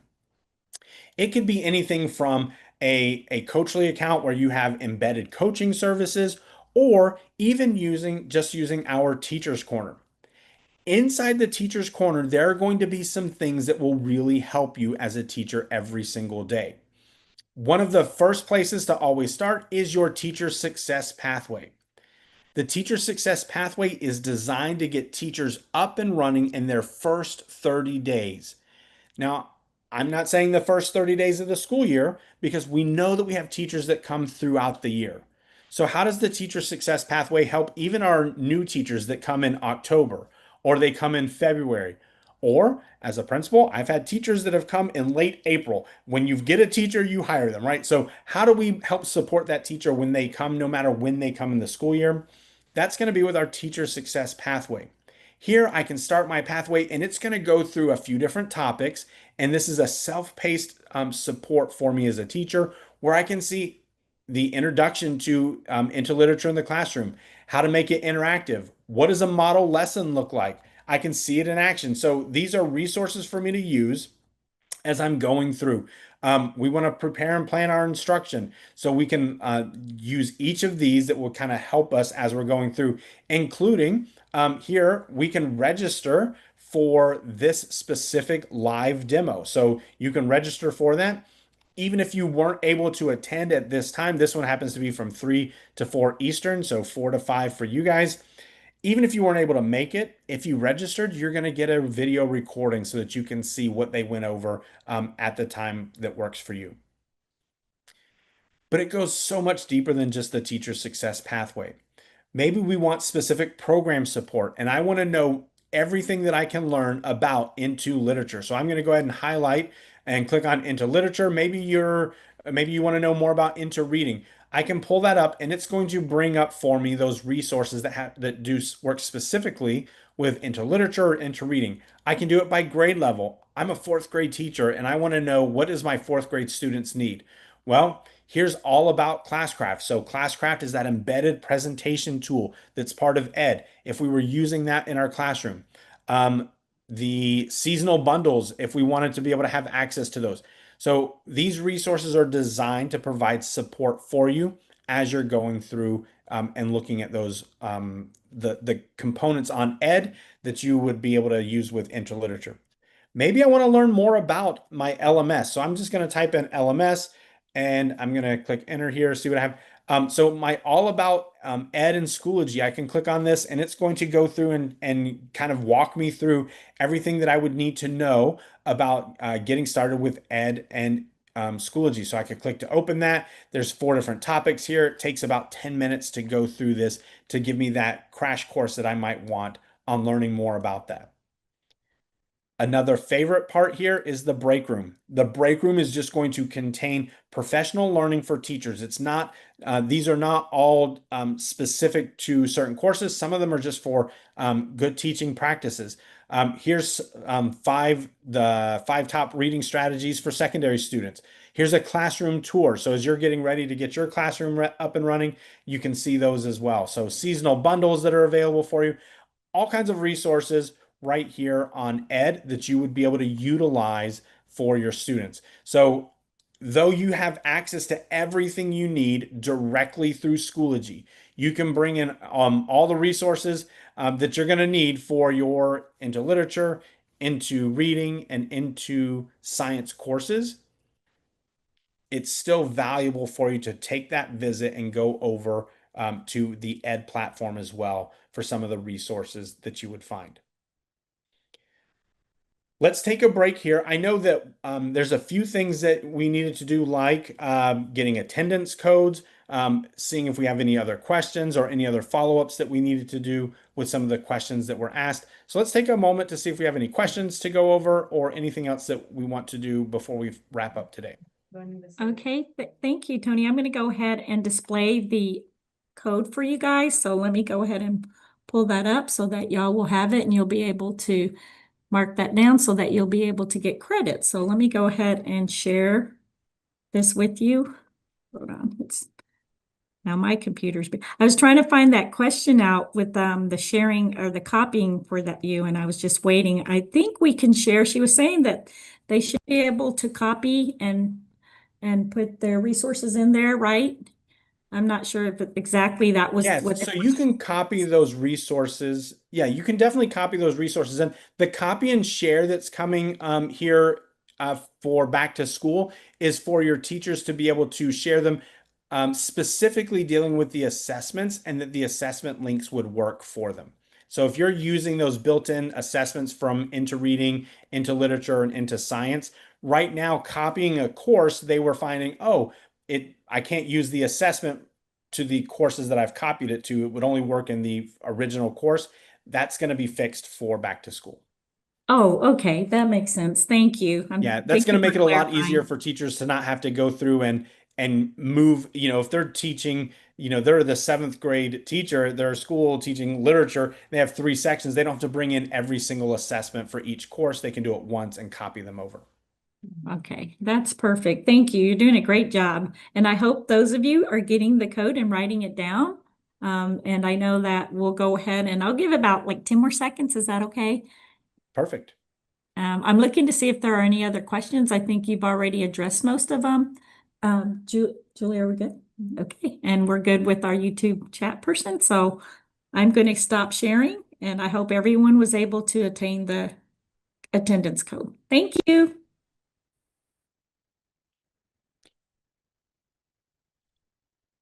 All right. Well, again, it has been wonderful to be able to share with you. I really appreciate some of the questions that were asked today. And then, of course, you may have some follow-up questions as well. Please feel free to reach out. We want to have a successful partnership with you because, at the end of the day, as we have that successful partnership, our students are the ones that are going to benefit from that. And so if you have follow-up questions, please feel free to reach out. We want to be able to support you, whether it has to do with into science, into literature, into reading, or anything that has to do with Schoology specific. We definitely want to be able to support you, get the answers for you that you need. But if we have no other questions, really, I think we've covered all of the things that we would need to make sure that your teachers are ready to be successful for the school year using Ed on Schoology and having access to all of the resources that they need. Okay. All righty. That was great. Thank you. I really appreciated everybody out there. Anybody out there? Are there any other questions? Because he did a very thorough job of kind of the new changes and everything. So I'm excited. And we did put that link out to your PDF. So you should have been able to grab that in the YouTube chat. So hopefully you received that. But other than that, I think we're good. And I'm looking to see everybody saying thank you so far. I know you can't really see the YouTube one. We're kind of working it within the Zoom. And so you've been great, doing a great job fielding those questions. Okay, everybody's saying thank you for the overview. Jessica Cabeen here to present with us this afternoon. Hi. We're so excited that you're here. I'm going to say a little bit about you, but you're welcome to cut in and let them know as well. So here's the thing. Jessica is the principal of Alternative Education Program in Austin Online Academy in Austin and Minnesota. And And previously, you led the Ellis Middle School and Woodson Kindergarten Center. You are the author of multiple books on education and leadership, and you enjoy time with your husband, Rob, and your son, Kenny, and Isaiah. And I think you have 2 dogs now. I know one's Herman.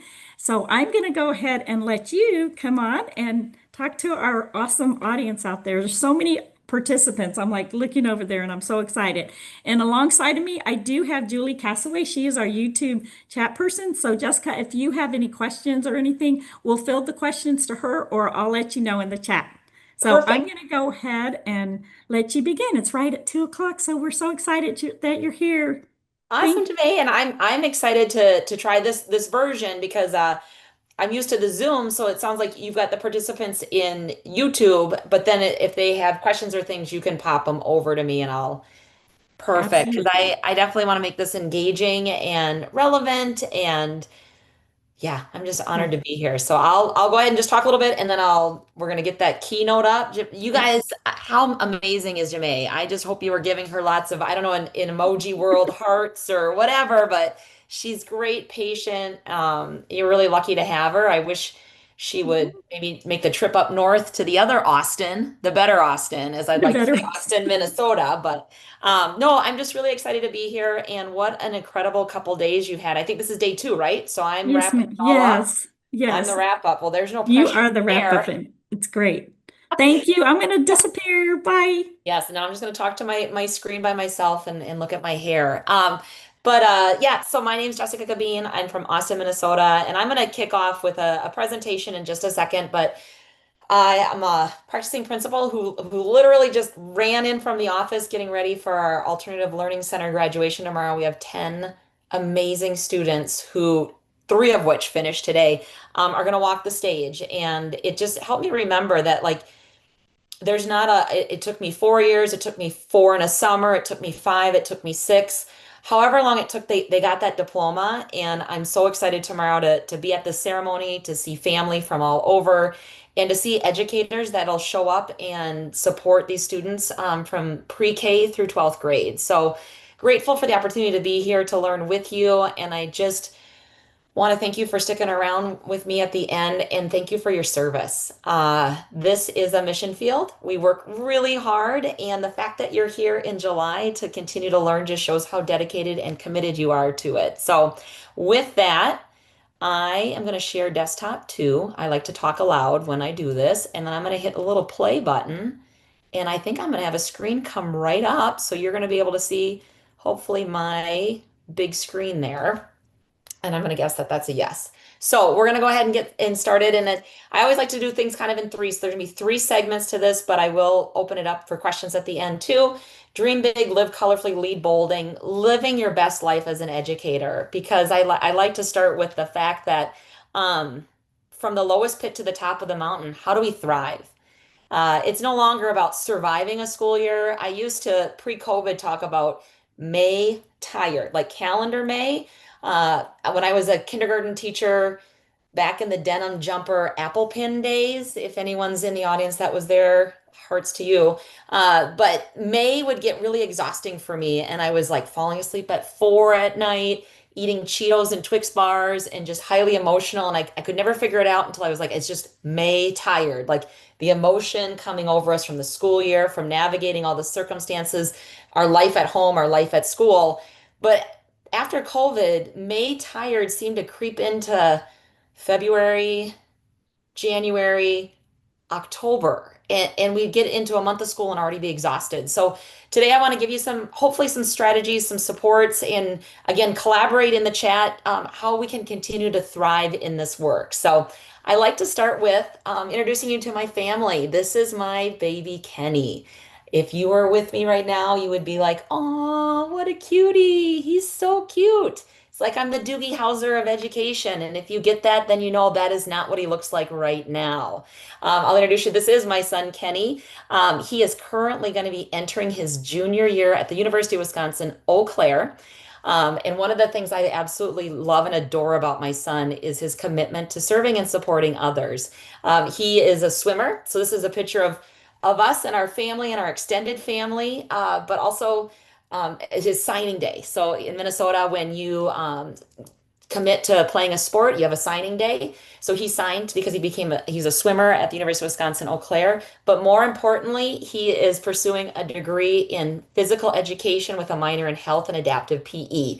And that is his friend Mal. Mal is now in the high school with me, but even to this day, when Kenny comes home from college, I'll get a call at the high school saying Kenny's here and he's going to visit Mal. And I share this story because he wants to become a teacher because of a teacher. And I tell this high school teacher all the time, I'm like, because of you, he is where he's at.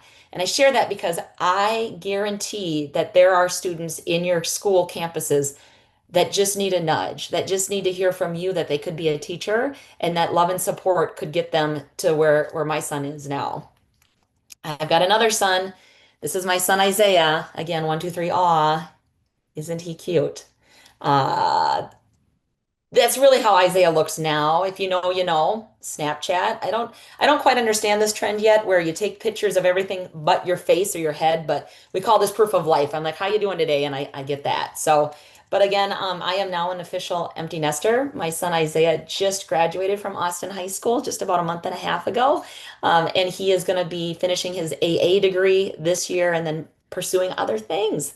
One of the things I love about Isaiah, his and my communication styles are very different. I'll share, this is just a random text between the two of us. Do you have anything going on? I don't know. I don't have a schedule. I just go with the flow. So as you can tell already, we butt heads on things.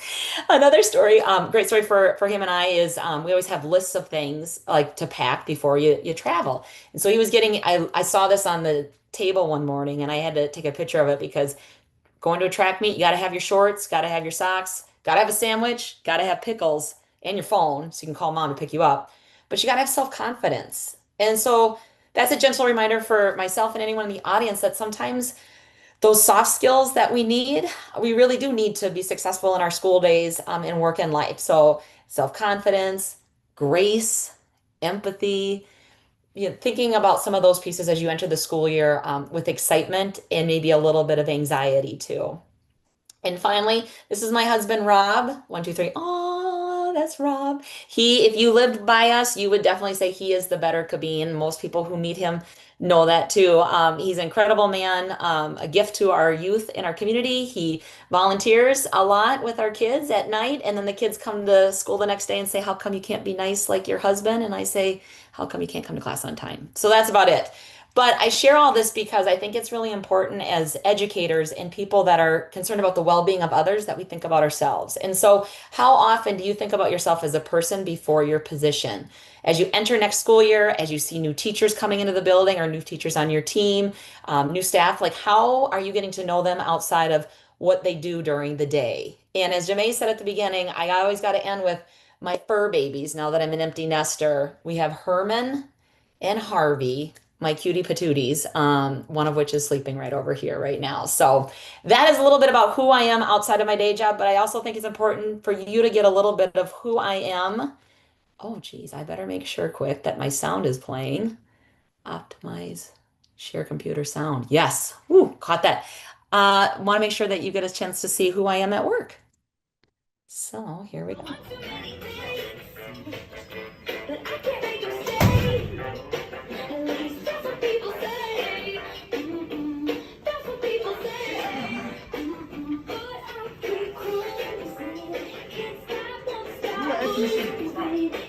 What? You're an NPC. I'm a NPC? Yes. What is an NPC? No way. You don't know what an NPC is? No, you just made that up. You totally just made that up. No. Miss Theibert, You just threw letters in the alphabet together. I have no idea what you're talking about. Miss Theibert, can you point it out? NPC is a non-playable character, and that's what you're giving right now. What do you mean I'm a non-playable character? You're just odd. I'm You do odd? odd You're things. weird. Random. Random. You're random. You're random. You're just so random. You're just like, Or who random. does this at 8 a.m. in the morning? Yeah, doesn't make Who sense. dances at 8 in the morning? Yes. That's NPC. NPC. Yes, my name is Jessica Cabeen, and I'm a non-playable character. I also want to highlight that those students were interns of mine. I had them in middle school, had them in high school, and they are all graduates and pursuing incredible things outside of high school, going into the military, 2-year, 4-year. And my good friend Mari, she is finishing up her Aveda Institute cosmetology. So she tells me she could help me with my hair, but I feel like that's probably a master's level. That being said, a little bit more about who I was when I started. I was a recovering assistant middle school principal after spending almost 10 years in the classroom as a special ed teacher. Recovering assistant middle school principal who thought I knew it all and could do it all, including 700 kids in a lunchroom. And I had an opportunity 3 years in to become the principal of the happiest place in southeastern Minnesota, otherwise known as the Woodson Kindergarten Center. I'm going to be honest, you can cringe, cry, or laugh at this one. When my superintendent said that was going to be my new position, I literally said, 400 5-year-olds? How hard could that be? Like, no idea what it was going to be like to work with 400 5-year-olds. But I spent 6 years at that happiest place in southeastern Minnesota. And I want to tell you just a little bit more about it to give you context, because you hear Austin and you think rural, small community. We are about 24,000 people. That being said, we're also the home of Spam, the fantastic canned meat product, which brings in a ton of diversity and wonderful inclusive experiences for all students. So during my time at the Kindergarten Center, we represented 400 students, over 30 different languages. Now we're up to 50 languages. We had 18 to 20 classrooms, depending on how many students we had. We had special education, gifted and talented, English language services and supports, and a lot of love. I learned a ton about building community, making connections, and really rolling out the red carpet, because for so many families, this was a big leap. Starting the K-12 system was an excitement, anxious, joy, and just bringing a lot of different experiences and enriching that. And it was a super great opportunity to be a part of that for 6 years. And because of that work, I was able to write a book about those experiences. At the time, Minnesota didn't have all-day kindergarten, so we were kind of on the front end of it. So I wanted to help other administrators not do the same thing I did when I started. So I had written a book. In 2017, I was National Distinguished Principal of the Year, but most importantly, I was featured on the cover of the magazine of Austin Daily Living. I think I still have 30 copies in the basement here if you want one. But to give perspective, 400 students per year for 6 years, plus we had preschool. I got to be like the McDonald's of Austin, Minnesota, in the sense that I'd go somewhere and somebody would know me. Just like you as educators, you walk out and your kids are like, "You're out of school? I'm not used to seeing you somewhere else." But because of that, I really formed deep relationships.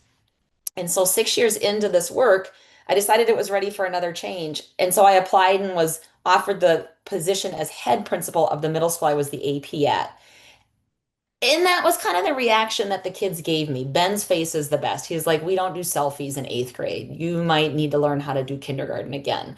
People thought I was nuts for leaving the happiest place in southeastern Minnesota where kids were running to you back to middle school where kids are running away. If you've never had that shift in your career, it's like going from sunshine and bubbles to vaping and Snapchat. It's a shift.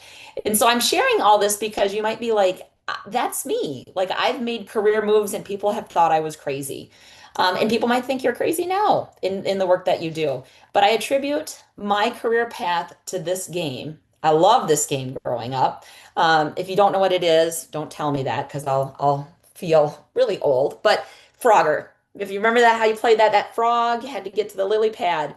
But not always was the step ahead the next logical choice. Sometimes you took a step sideways, sometimes you took a step backwards. And why I share this with you is sometimes the hops in our career, always the hops in our career will become easier when we stop carrying the weight of what other people think. There are going to be people that question what you do every single day. But in your core, if you know your why and you know the importance of your work, those voices will diminish, and you'll be able to move forward with clarity, confidence, and care that you know you have. I want to tell you, just to circle back with Mr. Ben there, Ben and I formed some pretty deep relationships that 8th grade year. We were, as much as he didn't like it, we were peanut butter and jelly. We were always together. He wasn't a fan, but I loved it. We would do videos together. I went to his basketball games. I really started to become a really great advocate for him. So 3 years ago when I had the opportunity to open an online high school and now also be part of our ALC. So I run 2 high schools at the same time. I was able to hand this young man his diploma. And so that was kind of a bucket list. And one of the other gifts of living in a smaller community when you have one high school is I got to hand the diploma to both of my own children too. So I want to just share that because I think it's important that as you get through the session today, we're going to really focus on building your capabilities in your calling. And I'm going to give you some ground rules, and I think Jemai's going to pop back up with something too. So the ground rules to this session are going to be, we're going to lean into something uncomfortable. We're going to make mistakes, and we're going to connect and engage. So if you can kind of stick with me on this, I think we're going to be able to learn some things and laugh and have fun. And I'm just going to keep going a little bit, and then Jemai will pop in. One of the things I just want to let you know too is I ground myself. Oh, here she is. I'm here. Yay! Okay.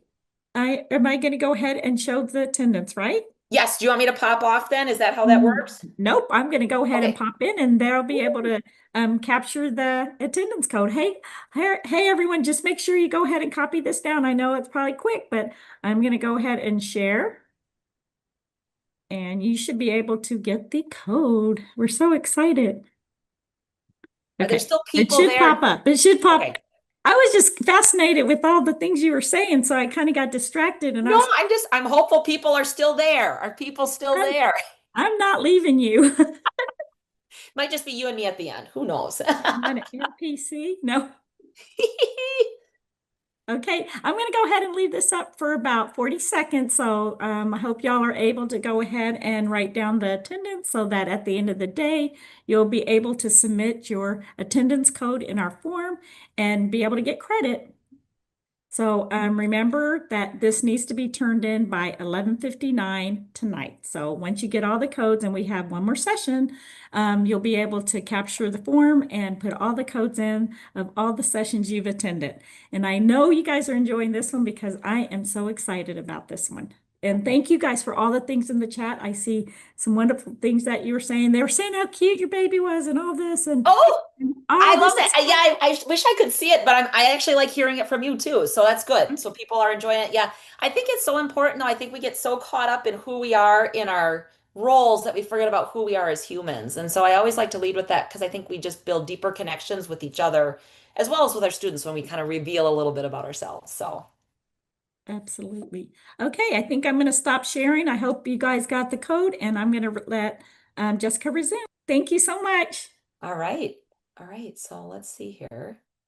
Do I hit play again? Oh, am I back up? It must be back up. You are almost there. Okay, hold on. Now it did that funny thing where it doesn't show this is what happened that last time. Oh, here we go. Got it. Back at it. Here we go. I'm going to make sure I'm showing my sound again. You guys are being really patient with this old lady here. Okay. And we're going to hit play, and I think we'll start. Yes, I think we're back up, Jemai, right? You can see me? Yes. Yes, we Awesome. see you. We see Okay, you. perfect. So I always like to lead with some grounding research as we get into this work of well-being. And so Dr. Clay Cook is a wonderful friend. I love all his work. And during COVID, I spent time in his online course on the science of stress management and promotion of well-being. And I appreciate this quote because being balanced isn't about having no stress. Actually, having some healthy stress is really important. Oh, the ground rules again. Of course. Yes. Yes, yes, yes. Hold on. We'll back up a little bit. Lean into something uncomfortable.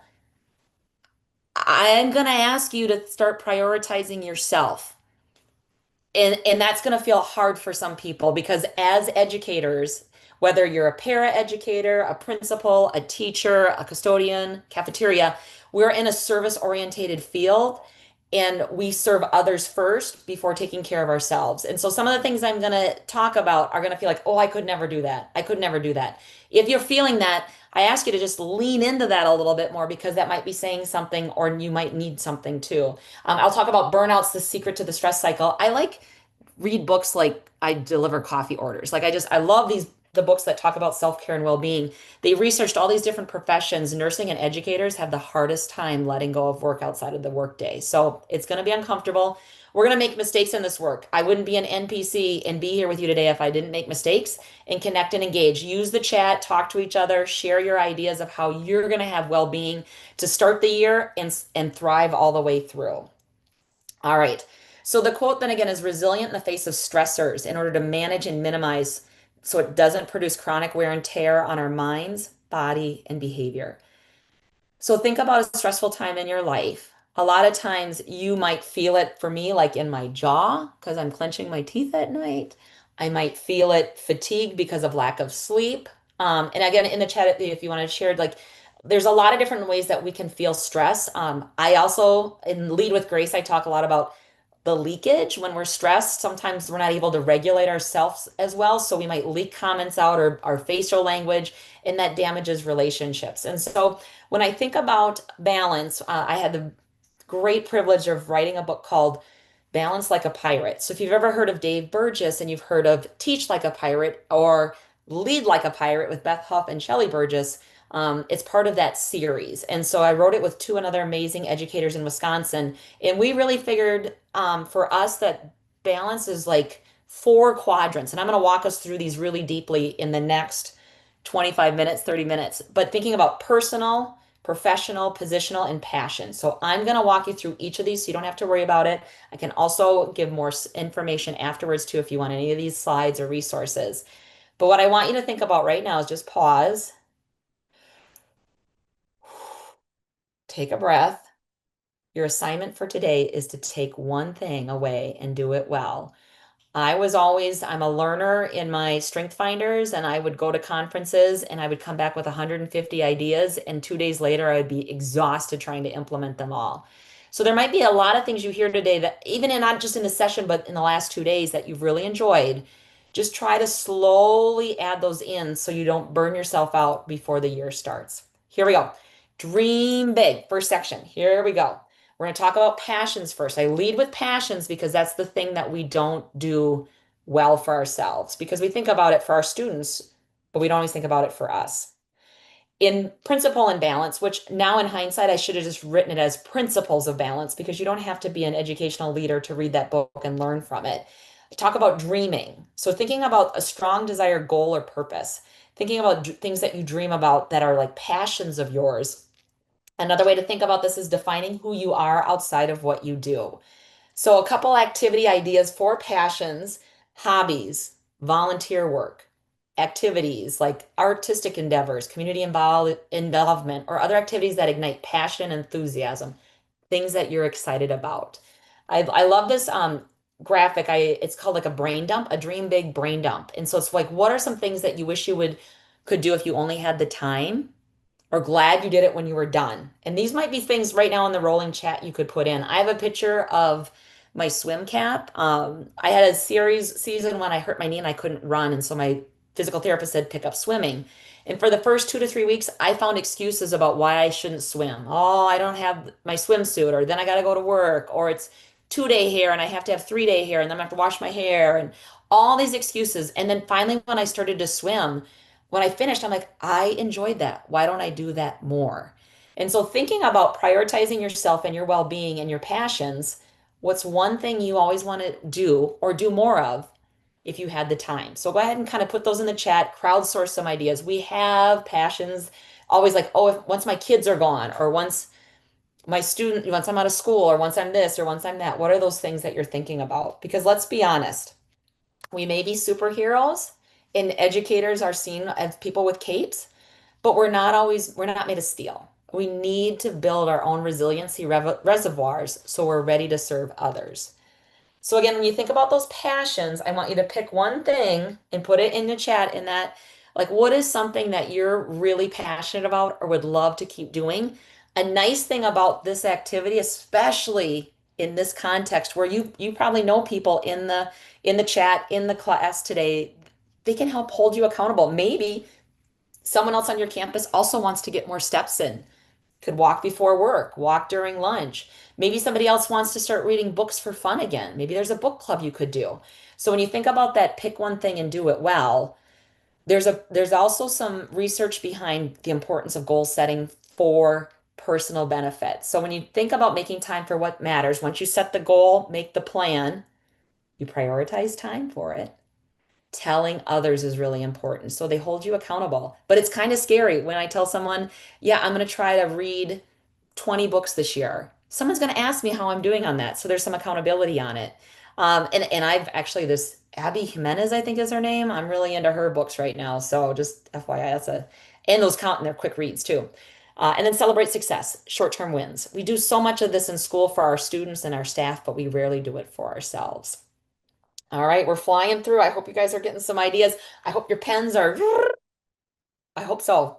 I'm hoping this is energizing you to finish off these great 2 days. Next section, and then we have one more after that. So I'm going to get you through this. It's like I've had 5 coffees today, but I haven't. Live colorfully, leading authentically while living a life.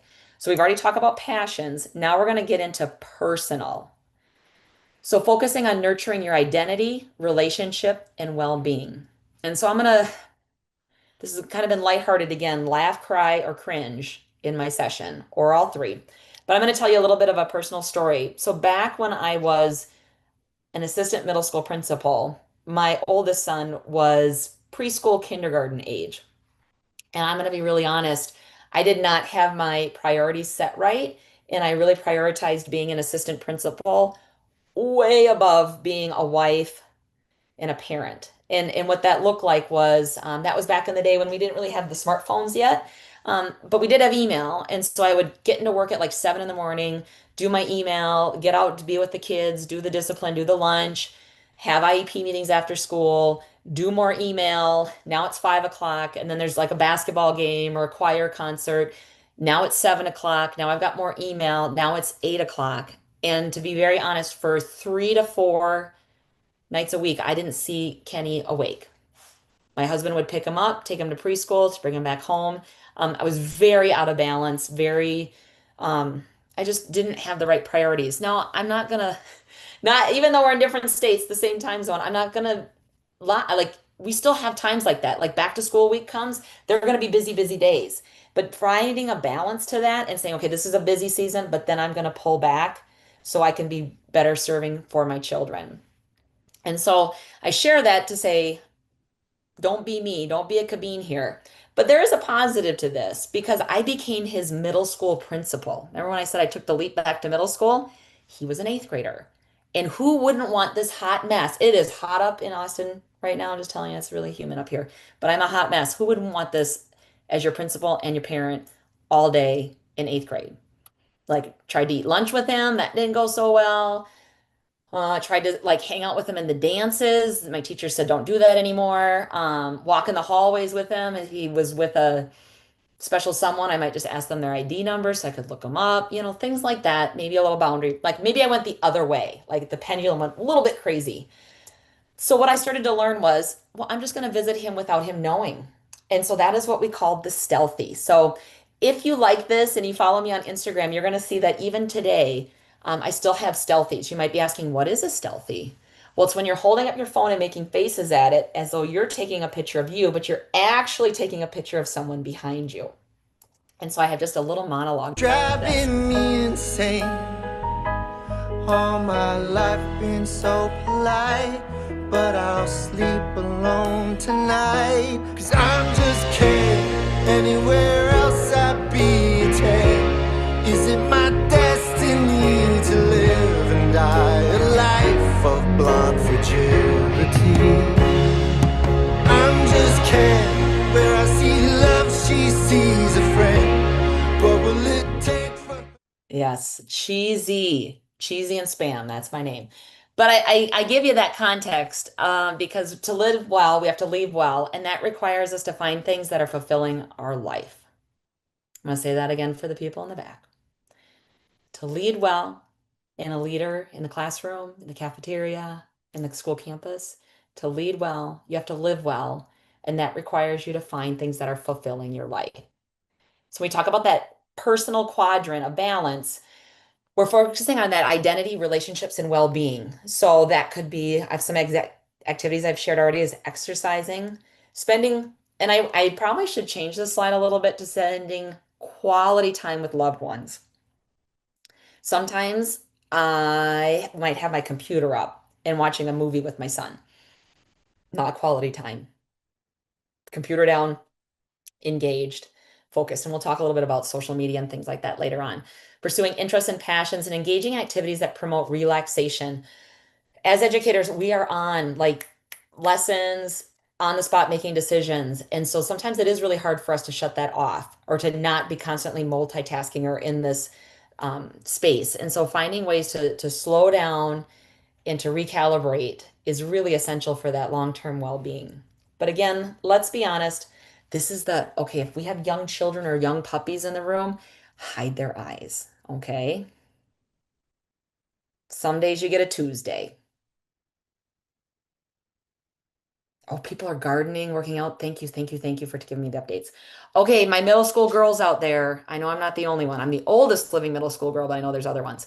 So just in case you can't see this in the back, that's an emoji of you know what, and a fan, and the emoji is hitting the fan. So that's like a Tuesday in Austin, Minnesota. So we have all these plans of like, I'm going to take care of myself, I'm going to exercise, and then my dog gets sick and I can't work out in the morning, or my child gets sick, or I get to school and I have to cover a class so I can't get the work done.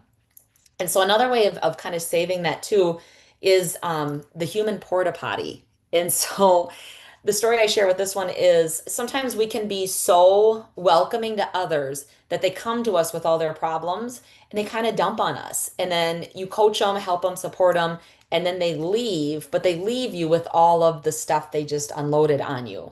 And so learning how to regulate that, because your state of your mind matters just as much as the words you speak.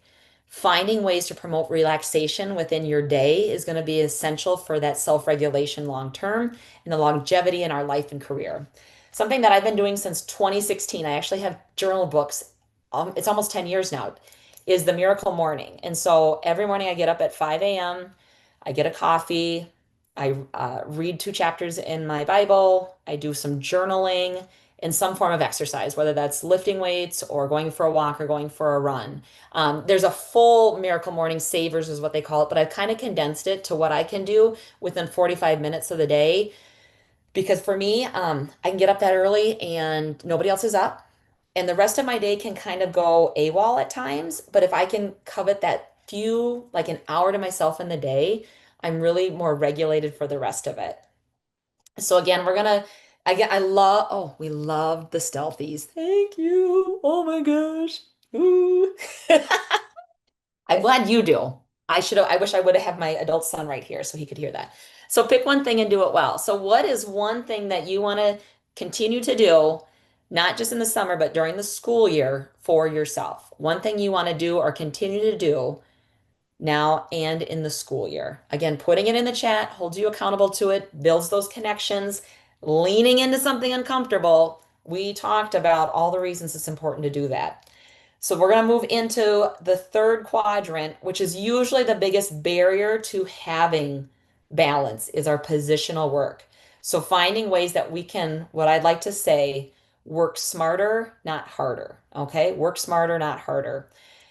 There was a book a few years ago, and it's more of a business book, but I think it does relate to education, especially around this research. And so they surveyed all these different careers, and they said, how many hours a week do you work? And spoiler alert, 50 to 65 is pretty much where the optimal was, but people who work 65 or more, they gave the analogy, it's like squeezing an orange that's already been squeezed to get more juice out of it. You're just drained, you're depleted, you just have nothing else to give. And again, that May tired in October feeling, that's that 65 hours or more. When you don't have any time to recalibrate or to rest before you return to work, that is just a big sign for burnout right there. So when I talk about positional, and again, fire hose of things, because something was going to hit for somebody, and I hope that you have meaning and worth in this as you move forward. How do you navigate those work-life boundaries? And in the next session, we're going to give some more tips in this one too, because this is the biggest barrier for educators. If we were in the same space together, I would do an activity. I'm watching the time. Oh, I got time. In which I would say on the count of 3, we can do it.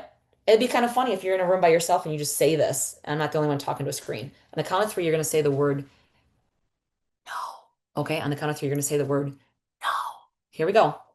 1, 2, 3, no. And I'm here. Hopefully you're here. The sky didn't fall and we can move forward with our day. No is a really hard word for educators and leaders because, again, we want to be service orientated and servant leaders. And saying no is hard, but by saying no to somebody else, you're saying yes to yourself sometimes. Okay. So I have 3 areas I like to talk about with building bandwidth and setting boundaries: margin, technology, and reframing. I'm going to start with technology to make sure I have enough. Oh yeah, I got plenty of time. We can get through this, Jermaine, no problem. I have a quick little video, little fun video, because just because technology is on 24/7 doesn't mean we have to be on it.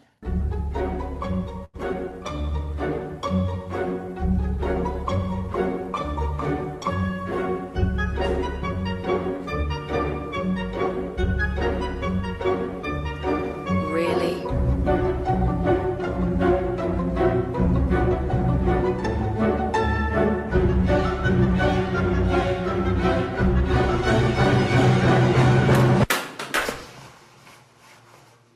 Really? Really?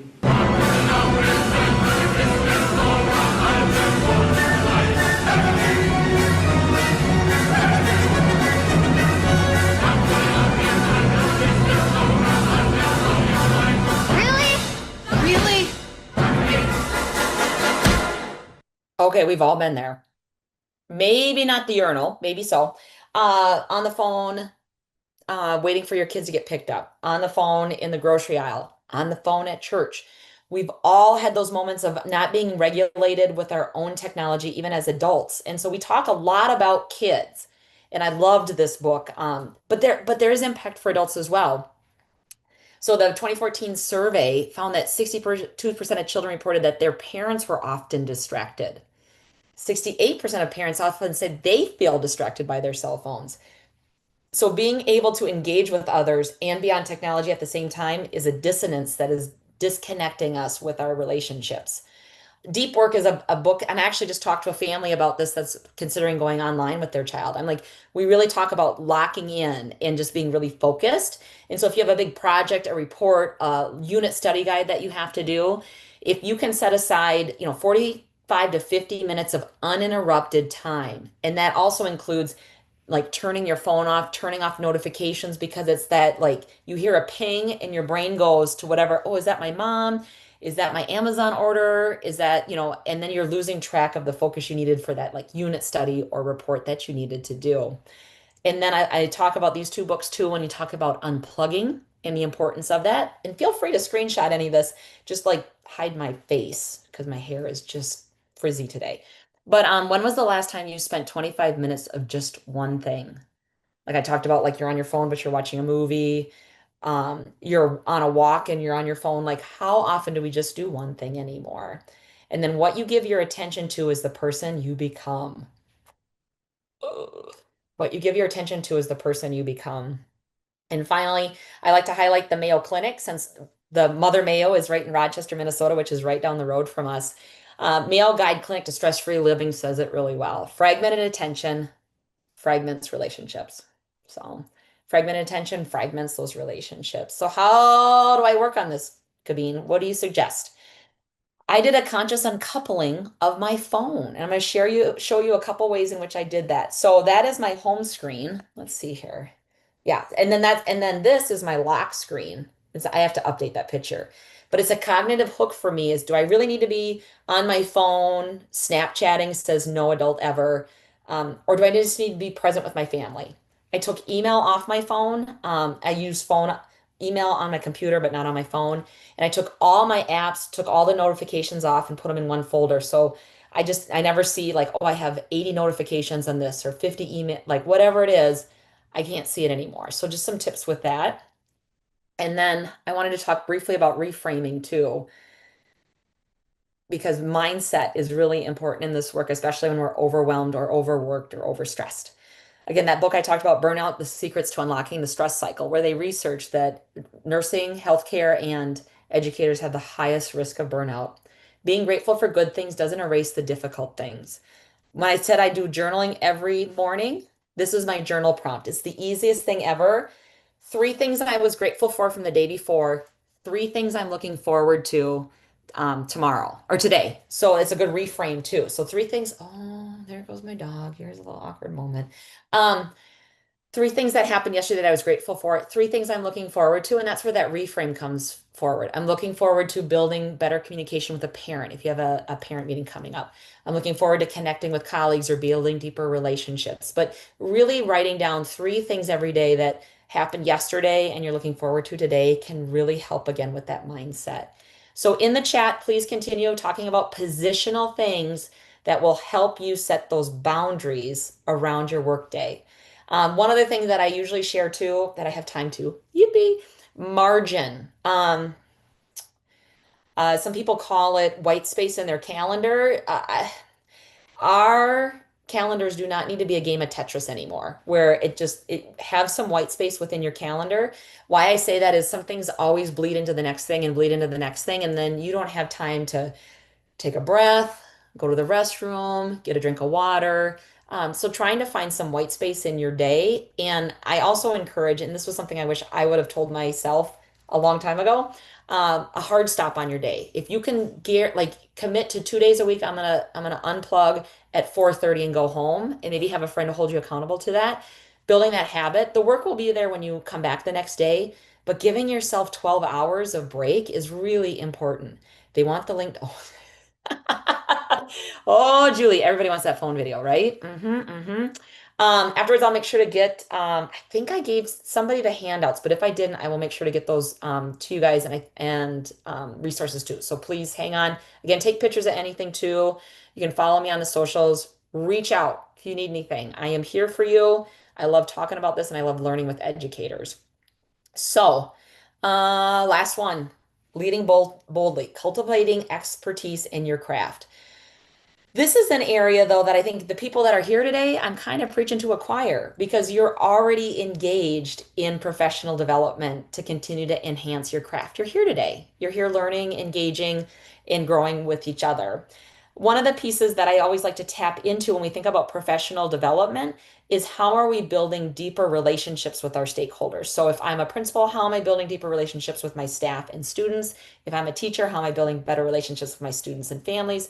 The domino of that too, because I always like to say that good intentions are nothing without strong relationships. I think I don't want to count. I'm like 3 weeks away from defending my dissertation for my doctoral program. And I've been spending years in looking at identity, relationship, and belonging in alternative ed. And it's just that trusting, caring adult, one, in their career can make such a true difference. And so one of the things I took with me from the kindergarten center up to the middle school was the ability to do home visits. We do a lot of those in pre-K to K, meeting families, helping them where they're at. But when I went to the middle school, that was kind of an unknown. And so we did something in which I worked with the feeder schools and I said, hey, give me the kids prior to this year that had that had struggled in 6th grade that are coming to 7th grade, whether it was attendance, whether it was behavior, whether it was a traumatic event in their life. We had some students whose family, like a mother passed away, a dad passed away, whatever it was.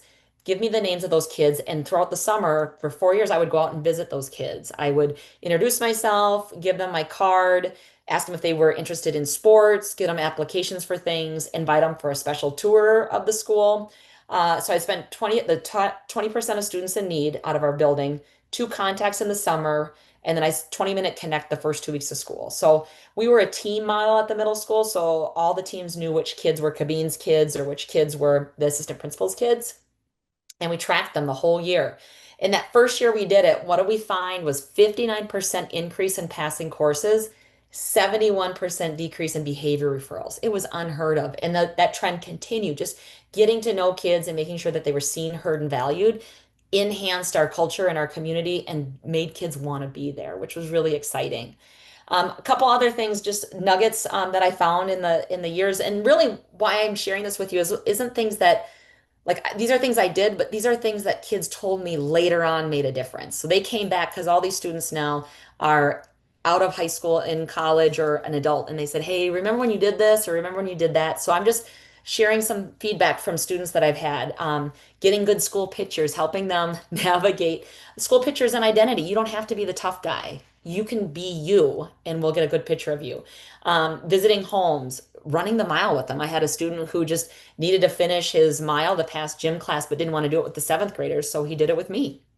He beat me, but we did it, and he passed, and he realized that there were people that were unwaveringly willing to help him be successful and have good snacks. Kids, I'm not the principal that gives them the treat if they're in trouble, but what I am the principal of is I have the snacks for kids to go to sports, because what I found was kids would go right from school to practice, and if their parents were working at the plant, they couldn't get out to get them food to get ready for practices. So I always had like granola bars, water, things like that. And then in the high school now we work with our activities director to make sure that kids have full nutrition as they transition from school to after school activities.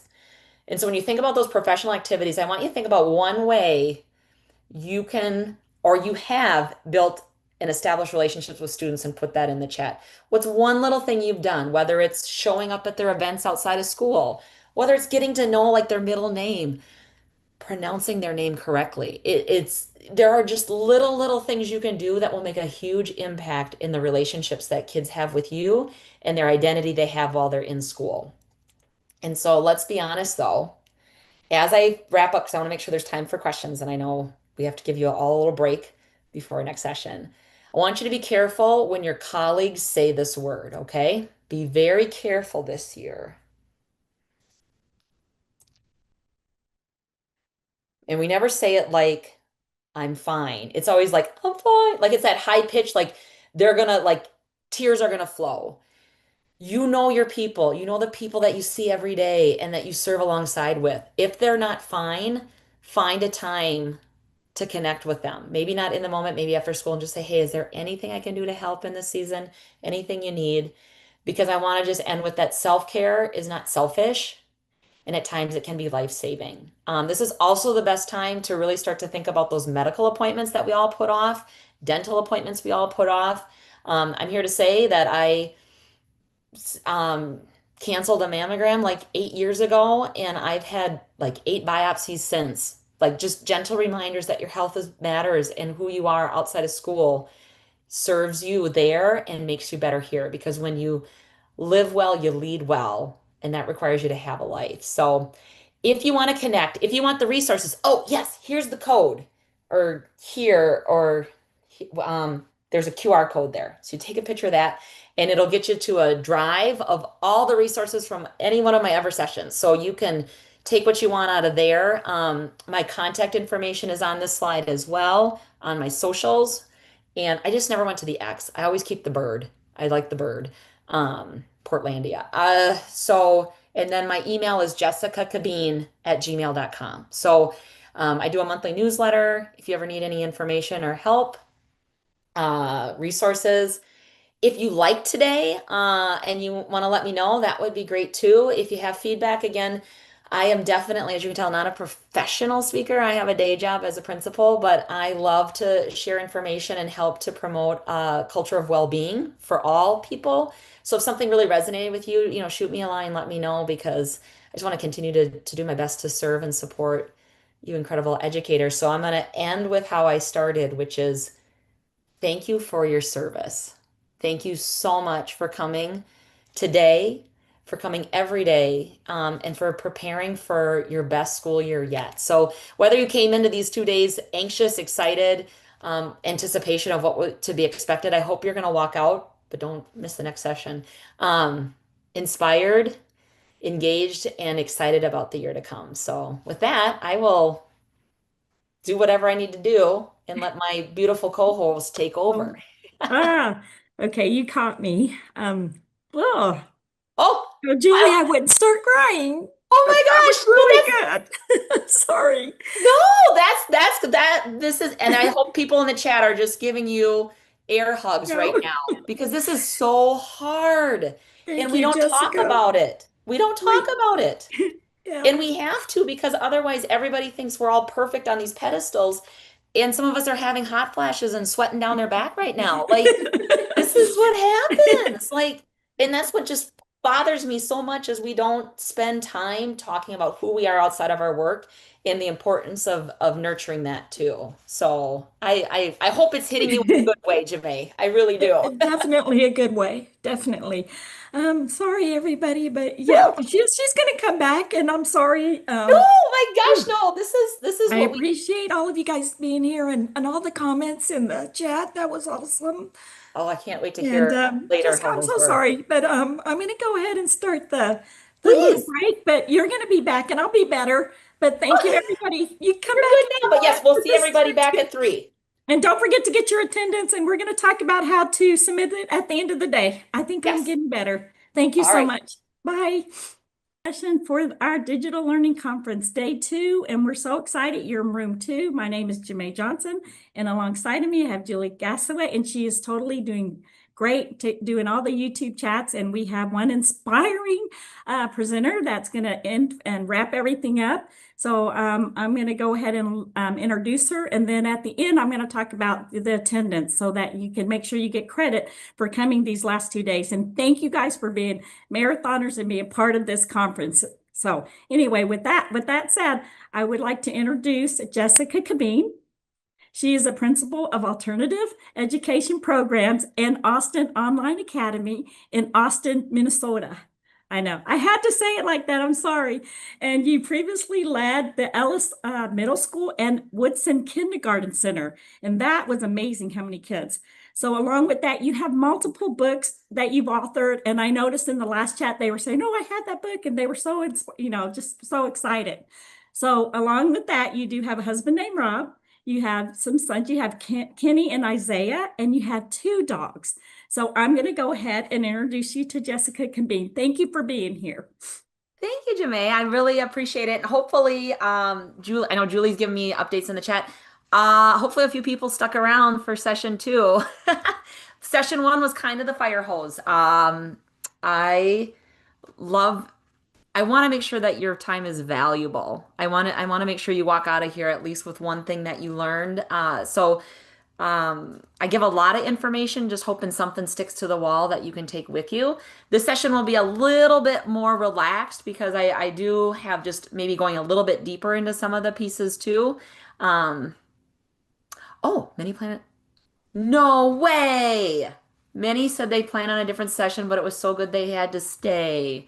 Oh, Julie and Janae, I don't know if this is possible, but I will gift 3 to 4 copies of my book to participants. So if you just want to pick 3 to 4 people at the end of this session and get me their addresses or give them my email, and then I want your addresses and I will send you a signed copy of my book. So 3 to 4 people, pick them, just give them my email and just say free book, and I will get that out to you because that makes my heart so happy because I stress about these things because I just want to do so well for others.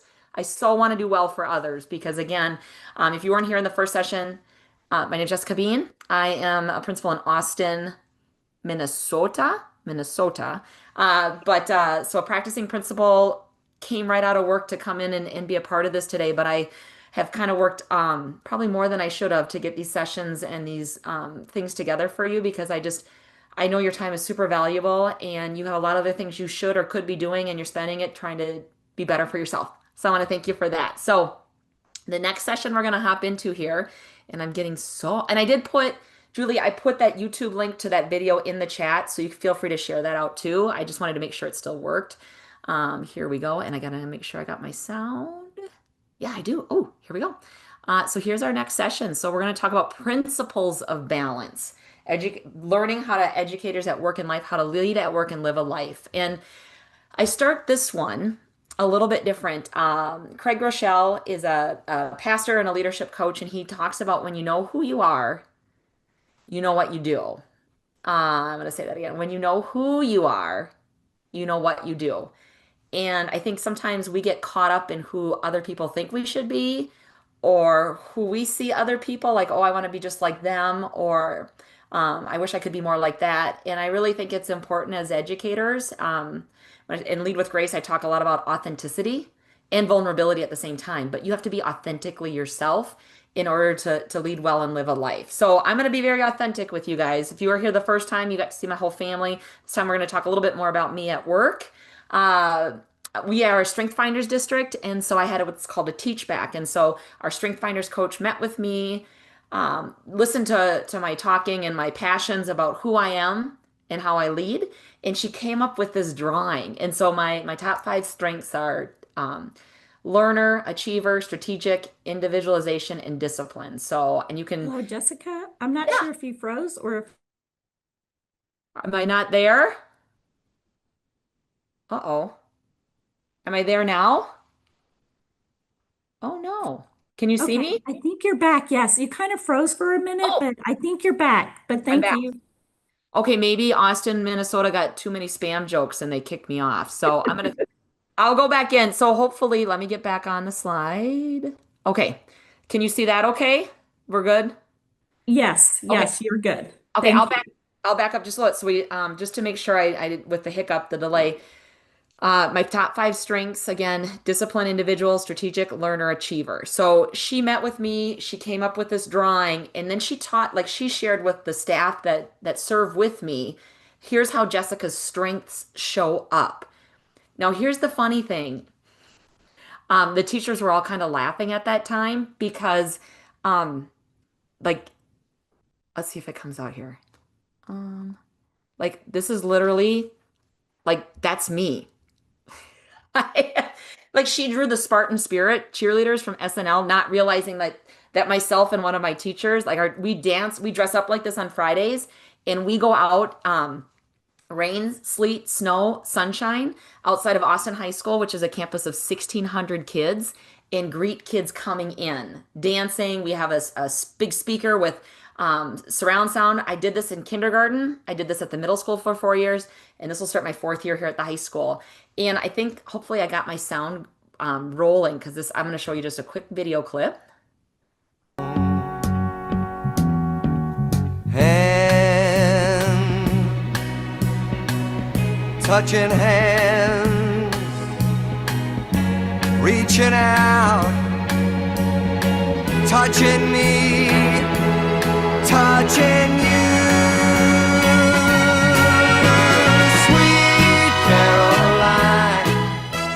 We do these videos for the secretary too. So like literally that's who I am and how I serve. But I want you in the chat on the YouTube, on the YouTube. I'm making verbs and adverbs here. Write one word or phrase that defines who you are as a leader. And again, everyone in this room is a leader. Everyone in this room is leading in the classroom, the campus, the cafeteria, a para educator. We're all leaders. One word or phrase that defines you. Another way I say it is what would students say about you? Would they, what would they say your biggest gifts are? I just want you to put that in the chat right now, because foundationally, that's going to help us with the work moving forward this session. When you know who you are, you know what you do. And so maybe Julie, later you can throw a couple of them over my way just to see, but I'm always curious what people, and it's fun to see what kids say about you too. School mom comes up a lot. Kids will say, "You're my school mom." And because you have my mom's cell phone. If I'm not doing what I need to do, you call my mom. And school mom, passionate, dedicated, flexible. Yes. Fun, engaging. I'm going to guess if I could like get through the screen and sit in your living room or wherever you are. That's a little creepy, but follow me here. Warm demanders. I bet a number of you are warm demanders. High expectation, care, comfort, and giving them another chance. Like if you're here today and you like this session, you are my people. Warm demanders. So we're gonna just start this with a little bit. I like to do this activity that gets us grounded in some of the current research and context of where we're at in education right now. So you can write in the chat here, "That's me," if this bullet point resonates with you. So are you someone who works 60 and a half hours a week with shifting responsibilities? Here in the last session, we talked about like you come to work with a plan and then you're sub covering or things like that. So if that's you, in the chat, write "That's me." How about this one? You're feeling burned out, overwhelmed, or even questioning your ability to make an impact in the classroom or on your campus. And if you don't have to write it in there, but you can if you want. But I think it's important to know that you're not alone. That's really the goal of this, is that everything I'm saying here, I can say that's me too. I can say at multiple points in my career and in a school year, feeling burnt out, overwhelmed, or even questioning, like, am I really making a difference in this work? Struggling to find time for what matters most, like lesson planning, connecting with students, or creating an equitable learning environment. Sometimes you can get that guilt of, I missed that opportunity. Or when we talked about that multitasking, like I could have been more present. And so feeling that guilt of not being able to be fully there. Okay. Yep. So I'm not alone. It's not just in Austin, Minnesota. And then finally, having less time for what matters most. Curriculum, equity, vision. I could also say, if you were in the last session, passions, personal life, self-care, soul care. So the grounding message in this session really is about principles of balance. The idea of doing it all has to be done. I'll say it for the people in the back. The idea of doing it all has to be done. We can't continue at the pace that we're continuing and be self-care, thriving adults and leading at work and living a life. And that's really where that motivation is. So those lucky winners, what else have I got? Oh, I'm just opening free drawers. I've got little stickers too that also go with that. So if you want to find another 5, so we have 3 for the book, let's add 5 more for the free stickers that can go on your laptop. As just a gentle reminder to leading at work and living a life is important. Okay. I'm just giving away all this stuff. What else is in my drawer? Okay. Anyway, focus. Here we go. Balance. I always like to do word walls with my books. Balance. Thinking about the ability to move or remain in a position without losing control or falling. I can tell you Monday this week was not balanced. Dysregulated, nervous about graduation. My first ALC graduation is tomorrow. I'm really nervous about giving a speech and really trying to foundationally express how happy I am that they finished this journey. But balance is hard. And when we think about balance, the other piece that's a barrier to balance is stress. And we talked about in the last session that we're always going to have stress in our life, that having stress helps us get things done. But having too much stress has chronic wear and tear in our bodies that could hurt our minds, our physical, our emotional states. And I always like to go with Maslow's definition of burnout. There's a lot of them out there, and I don't want it to be a buzzword, but I really want to call to action that burnout to me, I define it based on Maslow's work is a response to excessive stress at work, which is characterized by emotional exhaustion.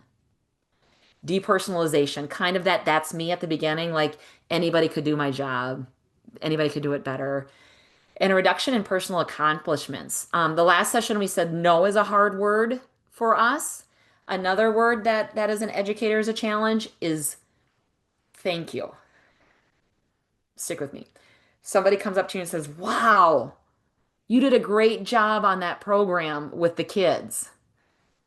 You might respond, thank you, but I didn't really do anything. I might have stayed this weekend. I might have put extra time in, but it was really we diminish our own personal accomplishments and work and worth in what we do by not just accepting the thank you. And so if you have a piece of paper or something, you have 2 words, you have 2 homework for me. Use the word no. You can say Cabeen said no. Throw me under the bus and back up on it. And thank you, period. Not thank you, but not thank you as everybody else. Thank you, period. Accept a compliment. Help increase that value of your own work and decrease the triggers of burnout. Secondary trauma is something I just want to touch base on too. I know we spent a lot of time on this as well, but I also think it's important we think about it when it impacts our students, but it can impact our staff and it can impact ourselves. I am a mom of an adoptive child that had a lot of trauma, and I really feel for anyone in this space with me right now that has adopted, foster, miscarriage, ambiguous loss. It's one thing to work with students during your work day that have struggles with mental health. It's another thing to pull into the garage and put that hat on as a parent, as a caregiver. There's a lot of challenges with that, and self-care is really essential to making sure that you're taking care of yourself with that. So a couple new ground rules in this session, and I promise you I will get you out on time. Also because I have to go back to work too, but I will get you out on time. But I want to go through our ground rules again. These are a little bit different. Principles of balance is a process not a product. You're not going to get out of this session unless, I'm sorry if you thought I'm going to have a 50-minute session with Cabeen and I am going to be balanced for the rest of my life. Not going to happen. Every season you're going to have to readjust, but I'm going to give you some words and some activities that will help you recalibrate in every season that you're working through balance. We are people before our positions. You have to remember who you are outside of what you do. That is essential in any of this work, to stay grounded in who you are outside of what you do. And then I want you to think about seeking the plateau. And I'm going to give you a little visual here. I write this in the book too. I was on a campus visit with my oldest son, and they call this the Eau Claire Hill. And I think it's like 3 miles up, straight up, both ways. I'm exaggerating a little bit, but it was a hot summer day and all these kids are trucking up it. And I am like, get me the defibrillator. And I looked up and we still had a long way to go. And thank goodness the tour guide could like read the room, and they paused us right at this point. And it's going to move. Yes. And we just stopped instead of trying to power through and get to the top of the hill all sweaty and out of breath. We stopped and I'm like, oh my gosh, and I went to the school. I'm like, I've never really spent the time to pause and actually see how beautiful this is. Not only did I get to see the scenery and be present, but I was able to rest for a minute so I could go the rest of the way without just tipping over. So thinking about this process, not just in like climbing up a hill, but at work, especially as you start to get back to workshop week. And I just spent like 2 hours with the instructional coach yesterday. Like, make sure I'm pumping the brakes. Like, this is not a fire hose. We want to slowly come back into our school routine, just like we would with our kids. We don't want to fire hose our students on the first day. I don't want to do that the first week of back to school. So thinking about as you're working, pausing instead of pushing through. Sometimes you might just want to stop and come back the next day, rest and recalibrate before you climb again, and then stop from others' thoughts and opinions keeping you in the weeds. The cheap seats, I always call them the keyboard warriors on Facebook too, that think that they can do your job better. I think it's hilarious. Sidebar. I hit social media because the middle school principal always hit social media like 6 years ago, and on Facebook, and people started to make comments. And then I was like, you think I'm in Austin, Texas? I'm like, okay, I'm grateful that you have a opinion about what I'm doing, but let's get geography right first. Like, this is the other Austin. But sidebar on that one. It is easy to get caught up in people's opinions instead of really focusing on who matters and what matters and who you are outside of what you do. So again, finally, today isn't about adding more to your plate. It's about reclaiming what matters and aligning the work. So we're really going to think about, what do you do? How do you do it well? And how do we put boundaries around that time? So the first thing I want you to do is think about this question. I put this prompt up here. What if listening to your inner bandwidth helped you set boundaries that protect your time, energy, and joy at work and life? So inner bandwidth help you set boundaries that protect your time, energy, and joy at work and life. How often, I don't know if I'm the only one that like has time, energy, and joy at work, and then I come home at life and I'm cashed. I'm just binge watching Sullivan's Crossing at night instead of playing a card game with my husband or something. So how often do we maybe have it for one aspect of life, but not the other? So in Principles of Balance, we talk a little bit about what's called bandwidth, which is the emotional or mental capacity necessary to do or consider doing something. Another way I like to say that is when you say yes to everything, you do nothing well. So knowing your bandwidth, and that's going to change in season. So back to school week, my bandwidth's I have put more boundaries because I only have so much time and I have to help. Now that I'm an empty nester this year, though, it'll be different. But like, usually I was also getting my kids ready for school and first days of school while I was preparing too. So knowing your guardrails around that. And then I like to talk about guideposts, which are indications or signs. And for me, those are warning signs like, hey, danger, you're starting to get dysregulated. You're starting your guardrails. The bumpers are wearing out. So what are some signs that you might want to look for to help you recalibrate? Increased frustration. Like sometimes like you just like the dishes aren't done at home and you go nuclear. That's increased frustration. Lack of sleep. I've heard it called the Sunday scaries, or just getting up and thinking about work. Decision fatigue. That one. hits me always on Friday nights in September when I've been making multiple decisions all day, every day. And then I am heading home and my husband's like, what's for dinner? And I just like have a middle school meltdown. Like, I don't know. Let's just go to Quick Trip and get some chicken. So those are like some of the things to be watching for and being warning. And then those physical symptoms, like getting sick more often, tired, whatever that is, like these are the signs for you to protect your guardrail, which is usually that danger, I want to protect you. And so the QR code I had at the first one should have all these in the Principles of Balance folder as well. But this is something if you are starting to get dysregulated, if you're starting to show signs of burnout, what does it look like, feel like, and what if people around you might notice? When I was at the kindergarten center, we used the zones of regulation. So you have the different colors like green, yellow, red, blue. My secretary had full authority, and actually I ended up taking it to the middle school and the secretary there to change my color because staff would say, you have the green button on your door, but your body language and your like agitation is not green. And so they would change my color. So noticing when I'm not regulated or when I seem a little off and being accepting of like, ooh, maybe I better just breathe. And why I'm very transparent and vulnerable around that is now I'm in a smaller campus, but when I was at the kindergarten center, it was 400 5-year-olds and then a lot of adults with that. The middle school, it was 800 to 1,000 kids. They might only see me once that week. And is that really how I want them to see me?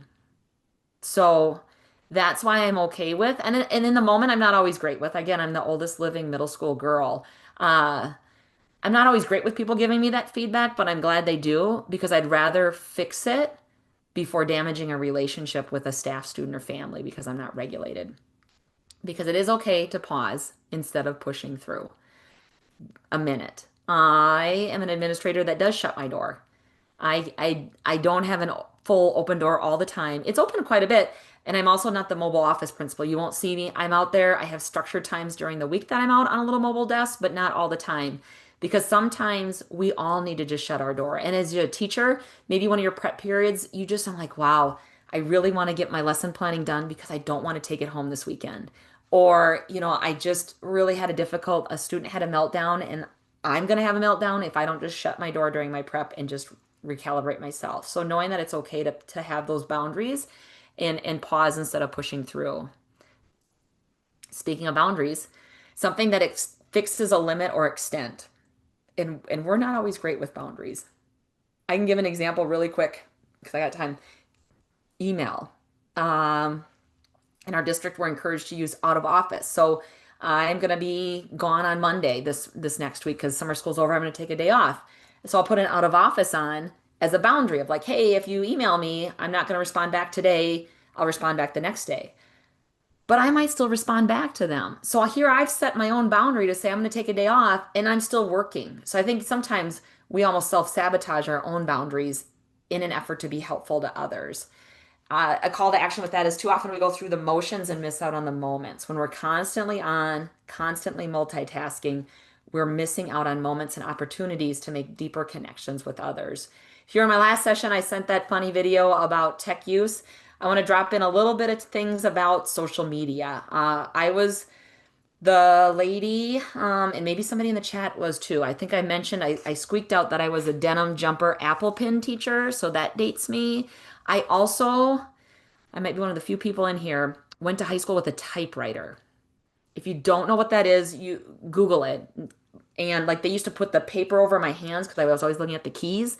So, okay, somebody did. Thank you. Okay. So I didn't really get social media till my late 20s, 30s, and I'm navigating it poorly, just like the teens are.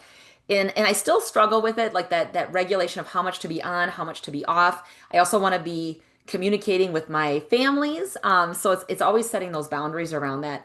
And one of the things that's come up with when I have a newsletter and I talk to people online of like, what are we struggling with? It's more about now, not our own regulation of putting boundaries on how much we're on it, but who's in it with us. I'm really good at like shutting it off at night. I even put like some timers on it so I'm not like just grazing on it. But it's not just the time I'm on it, but who's on it with me. So who's in my feed, who's making comments, who's in my algorithm that maybe is not giving me joy. It might be more frustration or anger. And so I call it filter, follow, feed. 3 things. Filter. So hide from your sites who's on your sites. Mute, unfollow, delete. So if there's somebody that's maybe opinion, political, whatever beliefs is different than yours and it's causing you stress and not providing joy, just mute them, or unfollow them or unfriend, whatever. There's different things you can do. But don't lose your joy, and don't let someone else take it from you. Follow. On the opposite end, who are you following? Who's lifting you up? Who inspires you? Who do you enjoy engaging with?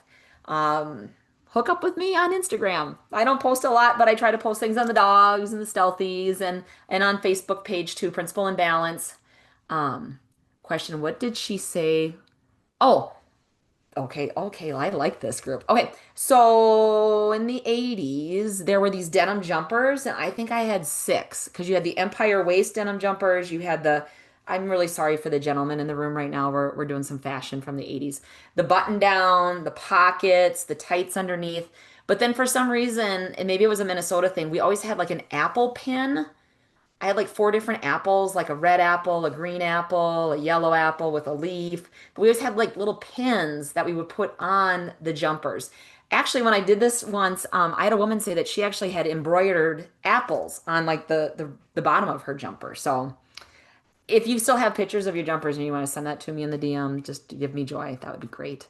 But then back to follow. So think about who lifts you up. Like even my podcast, I like to refresh my podcast to say, who's inspiring me? Who am I loving to listen to? How can I hear more of that to just really build me up in my day? And then finally, feed. How can I pour into others by what I post?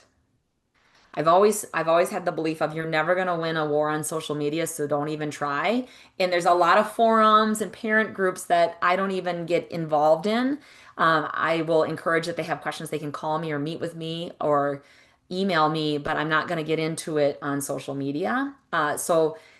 But how can I pour into others? I'm constantly trying to pour into others about like how I'm maintaining wellness or what I'm trying to read or lean into, or in my school feed, like what are the exciting things going on? So thinking about, oh yeah, no Apple product advice.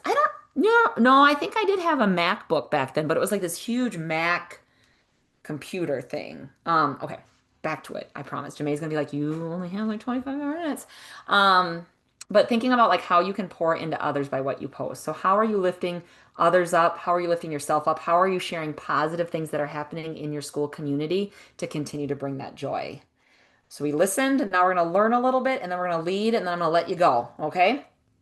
So when we think about leading, what if learning a new strategy to manage your time and energy gave you the clarity to pursue what mattered most with confidence and calm?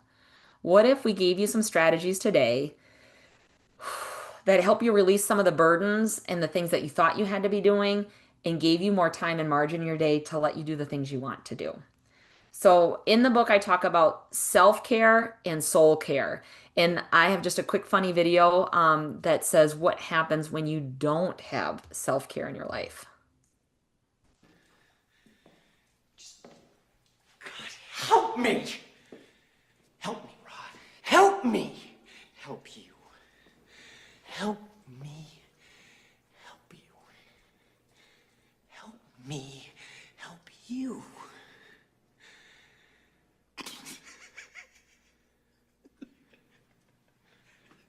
Sorry. You are hanging on by a very thin thread. And I dig that about you. Anyone? Now, you might not have had the Jerry Maguire moment like in the men's bathroom, but have you ever, like I said earlier, you come home and you see the dishes not done and you just lose your mind? Or, you kind of leak out some of that emotion on somebody else because you weren't regulated.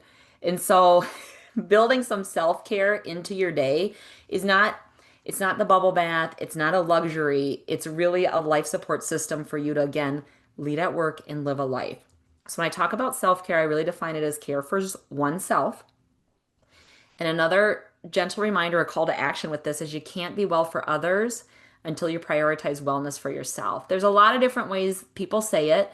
If you're on a plane, it's the oxygen mask on yourself before others. Recently, I listened to a podcast in which a retired military professional explained it like balls in the air.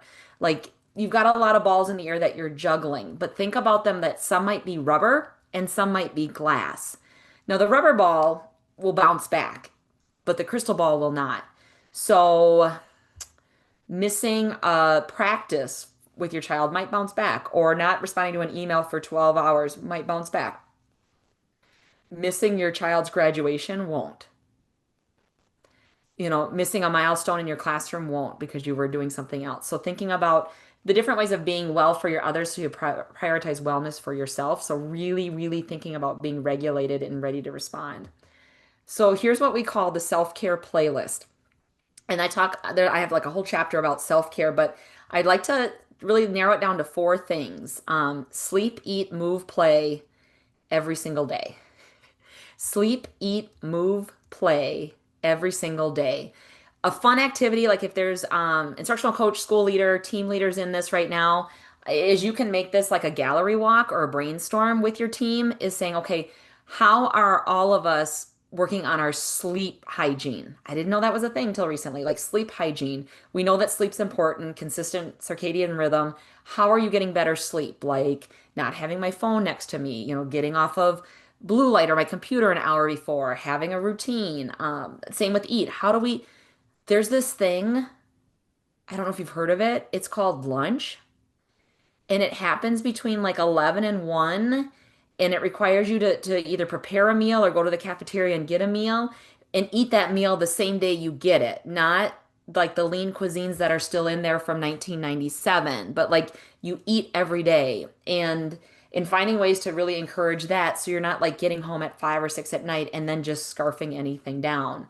So like brainstorming that, movement, getting steps in, getting fresh air, and play. How are you having fun every day? How are you bringing joy into your life? So thinking about those 4 things, and in the chat, you guys just start dumping some things in there and crowdsource. How are you doing some of those things? How are you incorporating? I think the biggest thing as you transition back into the school year is that sleep and eat. Sometimes in the summer, our sleep routine's off a little bit. Maybe we stay up a little later, sleep in a little more. Like, how are you going to adjust that maybe earlier than the school year starts? And then how are you going to ensure that you are getting the nutrition that you need to sustain a whole workday and to lead a healthier life? So those are the 4 areas that I really like to stress on when we talk about self-care. And we're going to have something else in a little bit. So one of the challenges that I would give to you today is thinking about what would you commit to working on? Like what if we lean into something uncomfortable that we talked about at the very beginning session? If you looked at those 4 words right now, which one is the hardest for you? Which one do you think is the hardest for you right now? Is it the sleep routine? Is it being consistent with eating healthier? Is it, even as a virtual, my first 3 years up into high school, I was a virtual principal. I had a standing desk, and then I had a timer that every, 50 minutes I would get up and move a little bit just because sitting too long was going to hurt my back and all those other things. Or play. How are you having fun? Even 5 minutes of fun a day. It's incredible what that does to your cognitive load and your resilient factors. So we're going to jump into like what I kind of talked about, like what are some strategies so I can do some of this, Jess? So what do you need to manage in order to lead? My first strategy, especially if I'm starting to be anxious about the school year starting. Like, oh, do I have that? Like, it seems like it always hits me at like 4 in the morning. Like all of a sudden it'll be like, oh, I should get the teacher evals set up. And now again, it's July. We don't start till August 20th, I think. Yes, 20th. But like weird things just pop in my head in the middle of the night. And then I'm worried. Then it's just stuck in my head and I can't get it out. And I'm thinking about other things too. So one of the things that I would encourage, if you're like me, where you get a lot in your head and it causes you a lot of like nervousness, is I call it the brain dump. So I just get a piece of paper out. I need to write it all down because if I'm on technology again, I might be multitasking. So everything that's in my head right now, I put it out. So this is great because you're getting ready for school. So thinking about all the things to get ready for school, you could do that. It's also great like before a break. So like before Thanksgiving break or winter break, what are all the things you think you have to get done before you leave? Write it all down. And then I have like 4 columns on the bottom there. Due, like, hey, timesheets are due on Thursday this week, so I got to get those signed. Like, that's not something I can wait on. What can I delegate? What are things that maybe I could work with my team on to help get done? Rotations, supervisions, things like that. Defer. Do I really need to have the end of the year party planned on September 5th? Or could I schedule it out? And so instead of keeping it in your head, you can schedule it out later and say, okay, come October, we're going to revisit what we're going to do at the end of the year. And then sometimes we just have to delete it. Maybe you had this really, I had all these great ideas for this ALC graduation tomorrow, and I ended up just really paring it back and getting feedback from the kids to just do what they wanted to do and just delete the rest. Like, we don't need to have all these other things to make this a meaningful moment for kids. But sometimes we think we have to do more and more and more, and maybe all we do is do consistently well. Here's another thing I got for you. How many of you feel like you get easily distracted when working on a task? How many of you, that's me, feel like you get easily distracted when working on a task? You have this to-do list, and then someone says, hey, you got a minute? Or, hey, can you come check this out? Or, ooh, look I see the snack cart going by. And then you get back and you're like, it's me. Hi, I'm the problem, it's me. Yeah, that's me.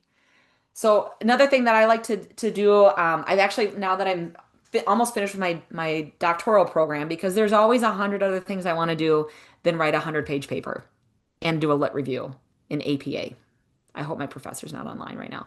But anyway, so like when I have to do something I don't necessarily want to do, but I need to do, I'll do the Pomodoro technique. I hope some of you have heard of it. And if not, it is a game changer for me. But it's there, you can get timers on YouTube. So it's 25 minutes of deep work followed by a 5-minute break, or 50 minutes of deep work followed by a 10-minute break. And so I have a YouTube timer that then like just plays like a background music for me that's pretty consistent, and then all of a sudden gives like a ping, and that's my break. But when you're in the focus time, your notifications are off. It's that deep work time. You put your phone away and you're just focused on that one task. It's incredible how much work you can get done when you just do one thing. I'm going to say this again. How much work you can get done when you just do one thing. When you're not like trying to navigate 8 different Post-it notes, email, in like our student information system. Like when you're doing like, oh, I'm going to schedule, I'm going to check email, I'm going to watch this webinar, I'm going to pick up the phone. If you just do one thing, you actually get a lot more done than when you're trying to do multiple things at the same time. So I'm going to, oh yeah, I did give you that one. Okay, good. The last one I want to talk about is structuring your day. And so one thing that I did last year, because I just found so many people like interested in the ideal week, is I built a course out online, an asynchronous course where people can really walk through the 4 stages of building an ideal week. And we call it the master schedule. And so it's structuring your day to reclaim your time. So you assign specific tasks to your calendar, protect your time, and batch tasks. And so I got a couple minutes. I'll give you a freebie from the class. And so what I always do is like in the first session, I talked about my miracle morning. So I would schedule that in from 5 to 6:30 every morning, just block it out. If I had my kids, when they were in school, like their track meets or their swim meets, I blocked that off on my calendar so nobody else filled anything else in on it. And then what I would batch is, and again, my role is a principal right now, so I'm going to speak from that lens, but getting the weekly newsletter out, I always put that on Thursdays from 10 to 11. So that's when I would just sit and batch the whole thing out, not graze on the newsletter all week, but I might put topics in that calendar appointment all week. And then on Thursdays, batch the newsletter out. A teacher, this could work with like unit lesson planning. Maybe you, every other week on your prep, you're going to batch out the next 2 weeks of lesson planning, writing your newsletter to families. Maybe it's like rotating stations around, looking at common learning objectives, things like that, but like blocking out time on your calendar. The more you write down, the more you protect and the more you hold yourself accountable to it. Because it's one thing to say, oh, I'm going to go for a walk today, and then it's 8 o'clock at night and I didn't do it. It's another thing to say, I'm going to shut my computer off, and after dinner tonight, I'm going to go for a 40-minute walk. And so just scheduling that out has been really essential to kind of making sure you're holding yourself accountable to these skills. And then finally, lead. We're going to talk about leading. And I also like, if you notice on the bottom, I put some things behind underneath it because you're getting a aspiring doctoral student. I use all this framework along with the Cotter 8 stages of change. And so leading is removing obstacles, creating short-term wins, accelerating the learning, and anchoring change in culture. And while Cotter wrote this for educational change, I think it's good for educators who are trying to change too. Okay? So what if you led from a place of balance that allowed your colleagues, students, and community to thrive because you're thriving too? Because I think we all want the regular fun, right? We all want to help support our colleagues, our students, and community to thrive. But we don't always equate that if we're thriving, they'll thrive too. Again, you live a life and you lead at work. They work together. And if you walk out of this knowing that, then I've given myself an A for the day. That it's just, you just really need to take care of yourself before you can take care of others. When we get back to that why of the work, in the book, I really talk about it being a calling, that strong inner impulse towards a particular course of action. So what are you called to do? And we do this activity. I've done it with our team, especially like mid-year when it is hard. Like, I don't know why I got back into this work because all I seem to be doing is reminding so-and-so to continue to turn his work in, or just those pieces. And so it's some questions about like why you do what you do. Like, why did you get into this work in the first place? Or maybe it's changed since you've started your career, almost 28 years ago. Who benefits from your calling? Like who, if you could take a minute and maybe in the chat, why do you do what you do? Why do you come to work every day? What do you look forward to in the chat? Like why? And I think it could just inspire some joy and collective community for everyone in the session today is, I got into education because I enjoy making kids smile. Or, like for me, it's like I really right now enjoy watching students who maybe wouldn't have seen themselves as successful students see themselves in a different way, like cleaning off the mirror that they've been reflecting in themselves and let them see a brighter version of themselves. So who benefits from your calling? Like I love it. This morning, I started my day at the elementary summer school and then I ended it at the high school. And those little first graders were going bowling. And you would have thought they were going to the Super Bowl. They were like, half of them hadn't ever gone to the bowling alley. I'm sure hoping they all wore socks. And if they didn't, I'm sure their teachers had extra pairs. But like, they were so excited to go bowling with their teachers. Like, think about why are kids excited to see you? Like, what do you bring to them that makes them excited to see you? Because when you're committed to your calling, your purpose becomes clear. So when it's almost like, I'm forgetting who said it. Now I feel bad. But when you know your why, you know your way. So, I love this. Thanks, Julie. To be advocates, make others happy. Oh, I love that. The joy kids have inspiring others. In the first session, I talked about how my oldest son is going to be a teacher because of a teacher. Every single one of you has inspired a student to think bigger than themselves, making aha moments, making an impact. Every single one of you has inspired a student to think bigger than who they thought they were themselves. So, all my students, thank you for putting those in the chat, enjoying the challenge. Oh, I enjoy the challenge too. So we think about purpose. It's the feeling to do or achieve something. So what is your purpose in this work? And then once you know your purpose, then it's a good time to really reset your goals around that.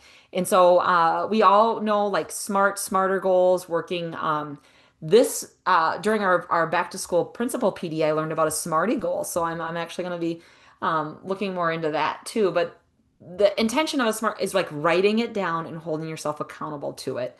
So when you think about this, I like to do goals. And when we do the Master Your Schedule course,